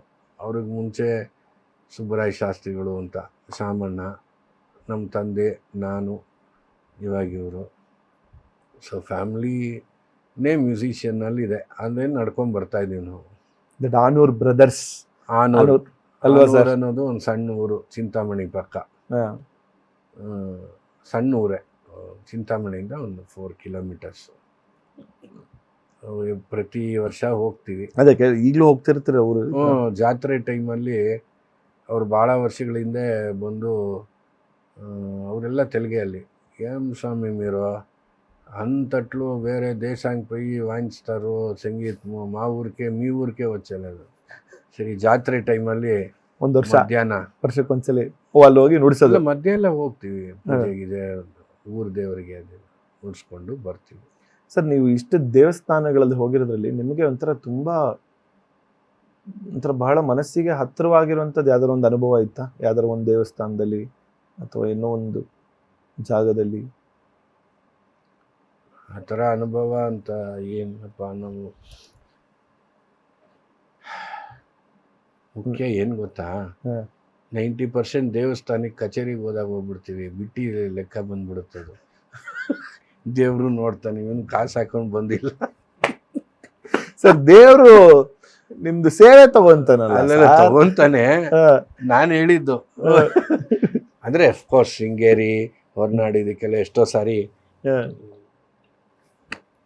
ಆ ಡಿವಿನಿಟಿ, ಹಳೇ ದೇವಸ್ಥಾನಗಳದ್ದು ಒಂದು ಆಂಬಿಯನ್ಸ್ ಇದೆಯಲ್ಲ, ಆ ಕಲ್ಲು, ಆ ಕರ್ಪೂರದ ವಾಸನೆ, ಬತ್ತಿ, ಅದೊಂದು ಇದೇ ಬೇರೆ. ಒಂದು ಅನುಭವ ಏನೋ, ಶ್ರೀರಂಗಂ ಹತ್ರ ಒಂದು ಸಮಯಪುರಂ ಅಂತ ಒಂದಿದೆ, ಅಲ್ಲಿ ದೇವಿ ದೇವಸ್ಥಾನ. ಇದು ಆ ಥರ ಇಲ್ಲ, ಒಂದು ರೀತಿ ತಮಾಷೆ ಭಯಾನಕ ಘಟನೆ. ಅಲ್ಲಿ ತುಂಬ ಜನ ಈ ತಲೆ ಸರಿ ಇರಲ್ವಲ್ಲ, ಆ ಥರ ಪೇಷಂಟ್ಸ್, ಮೆಂಟಲಿ ಅಬ್ನಾರ್ಮಲ್ ಇವರೆಲ್ಲ ಪರ್ಸನ್ಸು. ಅದು ಹಿಂಗೆ ಕ್ಯೂ ನಿಂತಿದ್ವಿ, ಕ್ರಿಸ್ ಕ್ರಾಸ್. ನಾವು ನಿಂತಿದ್ದೆ ಕ್ಯೂನಲ್ಲಿ, ಮುಂದ್ಗಡೆ ನಮ್ಮ ಜೊತೆ ಬಂದವರೆಲ್ಲ ಕಚೇರಿಗೆ, ಸಂಜೆ ಕಚೇರಿ. ಒಂದು ಹುಡುಗಿ ಸ್ವಲ್ಪ ಅದು ಹೆಂಗೋ ಇತ್ತದು, ಒಂದು 20-22 ವರ್ಷದ್ದು, ಹಿಂಗೆ ನೋಡ್ತಾ ಇತ್ತು ಒಂದು ಓರೆ ಗಣ್ಣಲ್ಲಿ ನನ್ನ. ಬಟ್ ನನಗೆ ಗೊತ್ತಾಯ್ತು ಅದಕ್ಕೇನೋ ಮೆಂಟಲ್ ಪ್ರಾಬ್ಲಮ್ ಅಂತ. ಸಡನ್ನಾಗಿ ಅಲ್ಲಿ ಇದಿದೆ ಬ್ಯಾರಿಕೇಡ್, ಕತ್ತು ಹಿಡ್ಕೊಂಬಿಟ್ಟು ತಪ್ಕೊಂಬಿಟ್ಲು ತಮಿಳ್ನಲ್ಲಿ, ನಿಂದ ಏನು ಪುರುಷ ಅಂತ. ಅಯ್ಯೋ, ಗಟ್ಟಿಯಾಗಿ. ಅದು ಗಂಟ್ಲು ನನಗೆ 1 ನಿಮಿಷ ಹೆದರಿಕೆ ಆಯಿತು. ಪಕ್ಕದಲ್ಲಿದ್ದವರೆಲ್ಲ ಓಡೋಗ್ಬಿಟ್ರು. ಆಮೇಲೆ ಏನು ಬಿಡ್ತಾನೆ ಇಲ್ಲ ಅವಳು. ಆಮೇಲೆ ಪೂಜಾರಿ ಬಂದು ಅದೇನೋ ಒಂದಷ್ಟು ನೀರು ಹಿಂಗೆಲ್ಲ ಹಾಕೋದು, ದೇವಸ್ಥಾನದ ಅರ್ಚಕರು ಪಾಪ. ಆಮೇಲೆ ಬಿಡ್ತು ಅದು. ಅಂದರೆ ನನಗೂ ಗಾಬರಿ ಆಗೋಯ್ತು, ಏನಪ್ಪ ಇದು. ಆ ಥರ ಅದೊಂದು ಮರೀಲಾರದ ಘಟನೆ ಅಂತೀರಲ್ಲ, ಹಿಂಗೆ ಸಡನ್ನಾಗಿ ಸುಮ್ಮನೆ ಇದ್ದು ಅಲ್ವಾ? ಪಾಪ ಅದು ಏನು ಅನ್ನಿಸ್ತೋ, ಯಾವ ಜನ್ಮದ್ದು ವಾಸನೆನೋ ಏನೋ ಸಡನ್ನಾಗಿ. ಆಮೇಲೆ ನಾವು ದೇವ್ರ ಹತ್ರ ಹಿಂಗೆ ಅಂದ್ಕೊಂಡು, ಆಮೇಲೆ ಅವನು ಏನೋ ಒಂದು ನಿಂಬೆಹಣ್ಣು ಕೊಟ್ಟ, ಮನೆಗೆ ಹೋಗಿ ಏನಾದರೂ ಪಾನಕ ಮಾಡಿಕೊಡಿ. ಮನೆಗೆ ಹೋಗಲ್ಲಪ್ಪ ಇವತ್ತೇ ಅಂದ್ಬಿಟ್ಟು ಹೋಟ್ಲಿಗೆ ಬಂತು. ಆ ಥರ ಎಷ್ಟು ದೇವಸ್ಥಾನಗಳು, ಅದೊಂಥರ ನಮ್ಮದು ಪಾರ್ಟ್ ಆಫ್ ಲೈಫ್ ಅಲ್ವಾ? ಕರೆಕ್ಟ್. ಕಲ್ಚರಲ್ಗೆ ಏನಾದ್ರು ನಡೀತಾನೆ ಇರುತ್ತೆ. ಒನ್ ವಿಶ್ ನೀವು ಅಕಸ್ಮಾತ್ still it is not come true ಅಂತಂದ್ರೆ?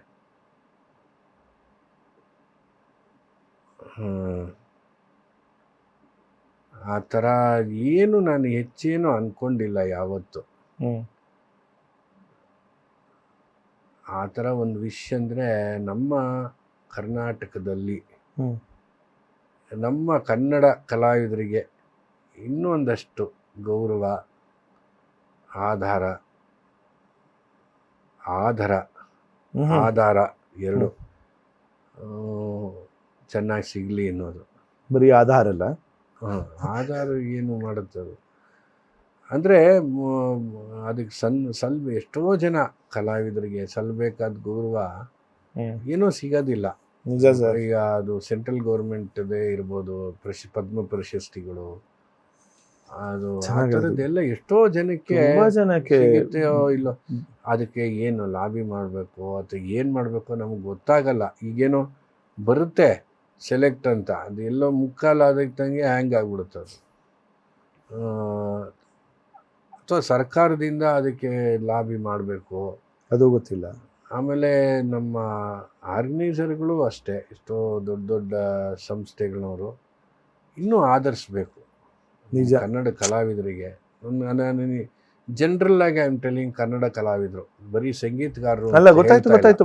ಕನ್ನಡ ಕಲಾವಿದರಿಗೆ, ಕನ್ನಡ ಕಲಾವಿದರು, ಅದರಲ್ಲೂ pure music and pure arts, Bharatanatyam ಇರೋದು ಅಥವಾ ನಮ್ಮ ಹರಿಕತೆ, ಗಮಕ, ಇವೆಲ್ಲ ಕಲೆಗಳು ತುಂಬಾ ಇದೆ ಸರ್, ನಶಿಸಿ ಹೋಗ್ತಾ ಇದೆ ಅಲ್ಲ. ಇವಾಗ ಕನ್ನಡ ಮಾಡ್ತೀವಿ ಹಿಂಗ್ ಮಾಡ್ತೀವಿ ಅಂತೆಲ್ಲ, ಗಮಕಕ್ಕಿನ್ನ ಕನ್ನಡ ಕಾಪಾಡಿದಾರ. ಹೌದು ಸರ್. ಎಷ್ಟು ಜನಕ್ಕೆ ಆ ಪುರಾಣ ಕಥೆಗಳು, ಇತಿಹಾಸದ ಕಥೆಗಳು, ನೀವು ಹೇಳ್ದಂಗೆ ಹರಿಕತೆ, ಆಮೇಲೆ ಈ ವಚನಗಳು, ಆಮೇಲೆ ಅದು ಗಮಕ, ಜನಪದ, ಅದು ಎಷ್ಟೊಂದಿದೆ. ಅದೇನೋ ಮಾಡ್ತೀವಿ, ಮ್ಯೂಸಿಯಂ ಮಾಡ್ತೀವಿ, ಅದು ಇದು ಸಮ್ಮೇಳನ ಮಾಡ್ತಾರೆ, ಬಟ್ ಸರಿಯಾದ ರೀತಿ ಕಲಾವಿದರಿಗೆ ಅದು ಹೋಗುತ್ತಾ, ಸಲ್ಲುತ್ತಾ ಅನ್ನೋದು ಇಲ್ಲ. ಅದೊಂದು ವಿಷಯ ಇದೆ. ಯುವ ಪೀಳಿಗೆಗಂತೂ ಅದ್ರ ಅರಿವು ಇಲ್ಲ. ಅಂದ್ರೆ ಎಲ್ಲಾರ್ಗು ಅಂತ ಹೇಳ್ತಿಲ್ಲ, ಬಟ್ ಸುಮಾರು ಜನಕ್ಕೆ ಗಮಕ ಆಗಿರ್ಬೋದು, ವಚನ ಆಗಿರ್ಬೋದು, ತುಂಬಾ ಕಷ್ಟ ಸರ್ ಅದು. ಇನ್ನೊಂದು ಶಾಸ್ತ್ರೀಯ ಕಲೆ ಅಂದ್ರೆ ಮುಖ ಸೊಟ್ಟು ಮಾಡ್ತಾರಲ್ಲ, ಅದು ಹೋಗ್ಬೇಕು. ಅದು ಒಂದು ವಿಷಯ ಇದೆ, ಅದು ಒಂದು ಕಲೆ ಅನ್ಕೋಬೇಕು. ನಿಜ. ವೀಣೆ ಕಲಿ, ವೀಣೆನಾ, ಗಿಟಾರ್ ಕಲಿಸ್ತೀರ, ಅದು ತಂತಿನೇ ಇದು ತಂತಿನೇ, ಡ್ರಮ್ಸ್, ನನ್ನ ಮಗ ಈ ಲನ್ಸ್ ಡ್ರಮ್ಸ್, ಅದೂ ಇಂಗ್ಲೀಷಲ್ಲಿ ಬರುತ್ತೆ. ಪಿಯಾನೋ, ಕೀಬೋರ್ಡ್ ಕಲಿತಾನೆ, ಏನೋ ಒಂದು ಯಾವುದೋ ಒಂದು ಸಿನಿಮಾ ಆಡಿಸ್ಬಿಟ್ಟು ವರ್ಷಕ್ಕೊಂದು ಇದು ಮಾಡ್ಬಿಡ್ತಾರೆ. ಫಸ್ಟ್ ಜಾನಿ ಎಸ್ ಪಾಪ, ಅದೇನೋ ಒಂದು ಅಲ್ಲ, ಅದು ತಪ್ಪಲ್ಲ, ಅದು ಒಂದು ಕಲೆನೇ. ಬಟ್ ಸ್ಟಿಲ್, ಆದರೆ ನಮ್ಮದು ಸಂಗೀತ ಅಂದರೆ ಏನು ಒಂಥರ ಜನ ಬರಲ್ಲ ಅಂತ, ಒಂಥರ ಮೂಗು ಮುರಿತಾರಲ್ಲ, ಅದು ಹೋಗಬೇಕು. ವೆರಿ ನೈಸ್ಲಿ ಸೈಡ್ ಸರ್, ಅಲ್ವಾ? ಅದು ಸಂಗೀತನೇ. ಪರ್ಫೆಕ್ಟ್. ಖಂಡಿತ ಸರ್, ಖಂಡಿತ ಇದಾಗಲೇಬೇಕು. ನಮಗೆ ಆರ್ಡಿನರಿ ಜನಗಳಿಗೆ ವೀಣೆ, ತಂಬೂರಿ, ವೀಣೆ ವ್ಯತ್ಯಾಸಗಳು ಗೊತ್ತಾಗಲ್ಲ. ಅಯ್ಯೋ ಕರೆಕ್ಟ್ ಸರ್. ಎಷ್ಟೋ ಜನ ಅದನ್ನ ಅಂತಾರೆ ಸರ್. ಅದೆಲ್ಲರೂ ಹೋಗ್ಲಿ, ಈಗ ನಮ್ಮ ಸೋಮಶೇಖರ್ ಜೋಯ್ಸು ಕೊನ್ನೊಕ್ಕೂಲ್. ಸೊ ಕೊನ್ನೊಕ್ಕೂಲಲ್ಲಿ ನಂಗೆ ಯಾರೋ ಇದೇ ರೀತಿ ಒಬ್ರು ಸಿಕ್ಕಿದಾಗ, ನಾನು ಸೋಮ ಇದ್ವಿ, ಅವ್ರು ಇರ್ಬೇಕಾದ್ರು, ನೀವು ಮೌತ್ ಡುಮ್ಟಕ ಮಾಡ್ತೀರಲ್ಲ, ತುಂಬಾ ಚೆನ್ನಾಗಿ ಮಾಡ್ತೀರಾ ಅಂತಂದ್ರು. ನಾವಿಬ್ರು ಒಂದ್ ನಿಮಿಷ ಕಣ್ ಬಾಯ್ ಇಟ್ಕೊಂಡು ನೋಡ್ತೀವಿ. ಅಂದ್ರೆ ಟರ್ಮಿನಾಲಜಿಗಳು ಅವ್ರಿಗೆ ಪರಿಚಯ ಇದೆ. ಮೌತ್ ಡುಮ್ಟಕ, ದಟ್ ವಾಸ್ ದ ನೇಮ್. ಚೆನ್ನಾಗಿದೆ.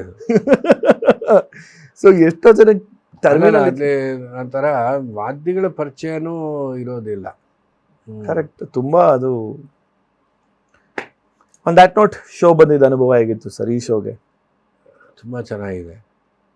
ಅಂದರೆ ಏನೋ ಒಂದು ಕ್ಯಾಶುಯಲ್ ಆಗಿ ಮಾತಾಡ್ದಂಗಿದೆ, ಯೂಶುವಲ್ ಕ್ವಶನರ್ ಬಿಟ್ಟು. ಟೈಮ್ ಹೋಗಿದ್ದು ನಮ್ಗಂತೂ, ನಮಗೆ ಕೊಟ್ಟದ್ದೇ ಹಂಗೆ, ಇದು ಚೂಸ್ ಯುವರ್ ಓನ್ ಕ್ವಶನ್ ಅನ್ನಂಗೆ ಅಲ್ವಾ? 100% sir. Thank you so much sir, ಖುಷಿ ಆಯ್ತು, ಚೆನ್ನಾಗಿತ್ತು. ಇದೇ ತರ ಶೋ ನಡ್ಸ್ಕೊಂಡು ಬನ್ನಿ ಮಯೂರ್ ಅವರೇ. ಅಯ್ಯೋ ಸರ್, ನನ್ನನ್ನು ಕರೆದ್ರಿ, ಸಂತೋಷ. ಇನ್ನೂ ಹಿರಿಯರಿದ್ದಾರೆ, ಅಂತವ್ರನ್ನೆಲ್ಲ ಕರೀರಿ ಸರ್. ತುಂಬಾ ಓವರ್ ಮರ್ಯಾದ ಮಯೂರ್ ಅವರೇ ಅಂತ ಚೆನ್ನಾಗಿ ನಡೆಸ್ತಿದ್ಯಾ ಕಣೋ, that is better sir. Podcast ಅಲ್ವಾ? ಆಮೇಲೆ ಇನ್ಯಾವನಪ್ಪ ಬಂದು ಹೋಗೋ ಬಾರ ಅಂದ್ಬಿಡ್ತಾನೆ ಅಂತ ನನಗೂ ಕಷ್ಟ ಆಗ್ತಾ ಇದೆ ಅದು. ಆದರೆ ಹಿರಿಯರು ತುಂಬ ಜನ ಇದ್ದಾರೆ, ನಾನು ಹೇಳ್ದನಲ್ಲ, ಅವ್ರ ಅನುಭವನ ತರಬೇಕು. ಸೊ ಇದು ಒಂದು ವಿಷಯ ಇತ್ತು ನನಗೆ, ಎಷ್ಟು ನಮ್ಮ ಫೌಂಡೇಶನಿಂದ ಇದೆಲ್ಲ ಮಾಡಬೇಕು ಅಂತ. ಬಟ್ ನಮಗೆ ಏನೋ ಕಾರಣಾಂತರಗಳಿಂದ ಅದು ಸ್ವಲ್ಪ ಮುಂದೆ ಹೋಗ್ತಾ ಇದೆ. ದೊಡ್ಡವ್ರನ್ನ ಟ್ರೀ ಮಾಡಿ ಅವ್ರ ಅನುಭವ ಮುಂದಿನ ಪೀಳಿಗೆಗೆ ಹೆಸರು ಕೇಳಿರಲ್ಲ ಎಷ್ಟೋ ಜನ, ಆ ಥರದವ್ರನ್ನೆಲ್ಲ ಕರೆದು ಮಾಡಬೇಕು ಅಂತ. ಅದಕ್ಕೆ ಈ ಮುಂಚೆ ಬರೀ ನಾನು ಸಿನಿಮಾ ತಾರೆಯರ್ದು ಒಂದು ಸಂದರ್ಶನ ಮಾಡ್ತಿದ್ದಿತ್ತು. ಈಗ ಒಂದು ಪಾಡ್ಕಾಸ್ಟಲ್ಲಿ ಡಿಫ್ರೆಂಟ್ ವಾಕ್ಸ್ ಆಫ್ ಲೈಫ್, ಅಂದರೆ ಬೇರೆ ಬೇರೆ ವರ್ಗದಲ್ಲಿರುವಂಥ ತಮ್ಮದೇ ಆದಂಥ ಛಾಪನ್ನು ಮೂಡಿಸಿರುವಂಥ ಎಷ್ಟೋ ಜನ ಇರೋದ್ರಿಂದ, ಸೊ ಹಾಗಾಗಿ also casting musicians. Caste yes sir, ಅಲ್ಲ, ನಂದೊಂದು ಸಜೆಷನ್ ಅಂದರೆ, ಹೇಳಿ ಸರ್. ಶಾಸ್ತ್ರೀಯನೂ ಬಿಟ್ಟು ಈಗ ಸಿನಿಮಾದಲ್ಲಿ ಸಂಗೀತದಲ್ಲಿ ಇನ್ವಾಲ್ವ್ ಆಗಿರ್ತಾರಲ್ಲ ಎಷ್ಟೋ ಜನ ಇನ್ಸ್ಟ್ರೂಮೆಂಟ್ ಇಲ್ಲ, ಏನಾಯ್ತೆ ಏನೋ ಕೇಳ್ತಾರೆ ಜನ, ಬಡ್ಡಿ ಮಗ ಸಖತ್ತಾಗಿ ಹೊಡೆದವನ್ ಗುರು ಅಂತ. ಪಾಪ ಯಾರನ್ನು ಗೊತ್ತಿರಲ್ಲ, ಅವ್ರ ಬಡ್ಡಿ ಮಗ ಅನ್ನೋದು ಅದು ಪ್ರೀತಿಯಿಂದ ಹಂಗೆ ಅಂಥವ್ರು ಸುಮಾರು ಜನ ಇದ್ದಾರೆ. ಅಂದ್ರೆ ವರ್ಕ್ಡ್ ಬಿಹೈಂಡ್ ದಿ ಸ್ಕ್ರೀನ್. ಇವಾಗ ಎಷ್ಟೋ ನಿರ್ದೇಶಕರು ಇದ್ದಾರೆ, ಸಂಗೀತ ನಿರ್ದೇಶಕರು, ಅವ್ರಿಗೆ ಒಂದಷ್ಟು ಸ್ಕೆಲಿಟನ್ ಕೊಡ್ತಾರೆ. ಆ ಸ್ಕೆಲಿಟನ್ಗೆ ರಕ್ತ ಮಾಂಸ ಎಲ್ಲ ಜೀವ ತುಂಬಿಸಿ ಅದು ಮಾಡ್ಬೇಕಾದ್ರೆ ಅವ್ರಿಗೆ ಗೊತ್ತೇ ಇರಲ್ಲ ಪಾಪ. ಆಮೇಲೆ ಅಲ್ಲೂ ಸ್ಕ್ರೀನಲ್ಲೂ ಬರಲ್ಲ.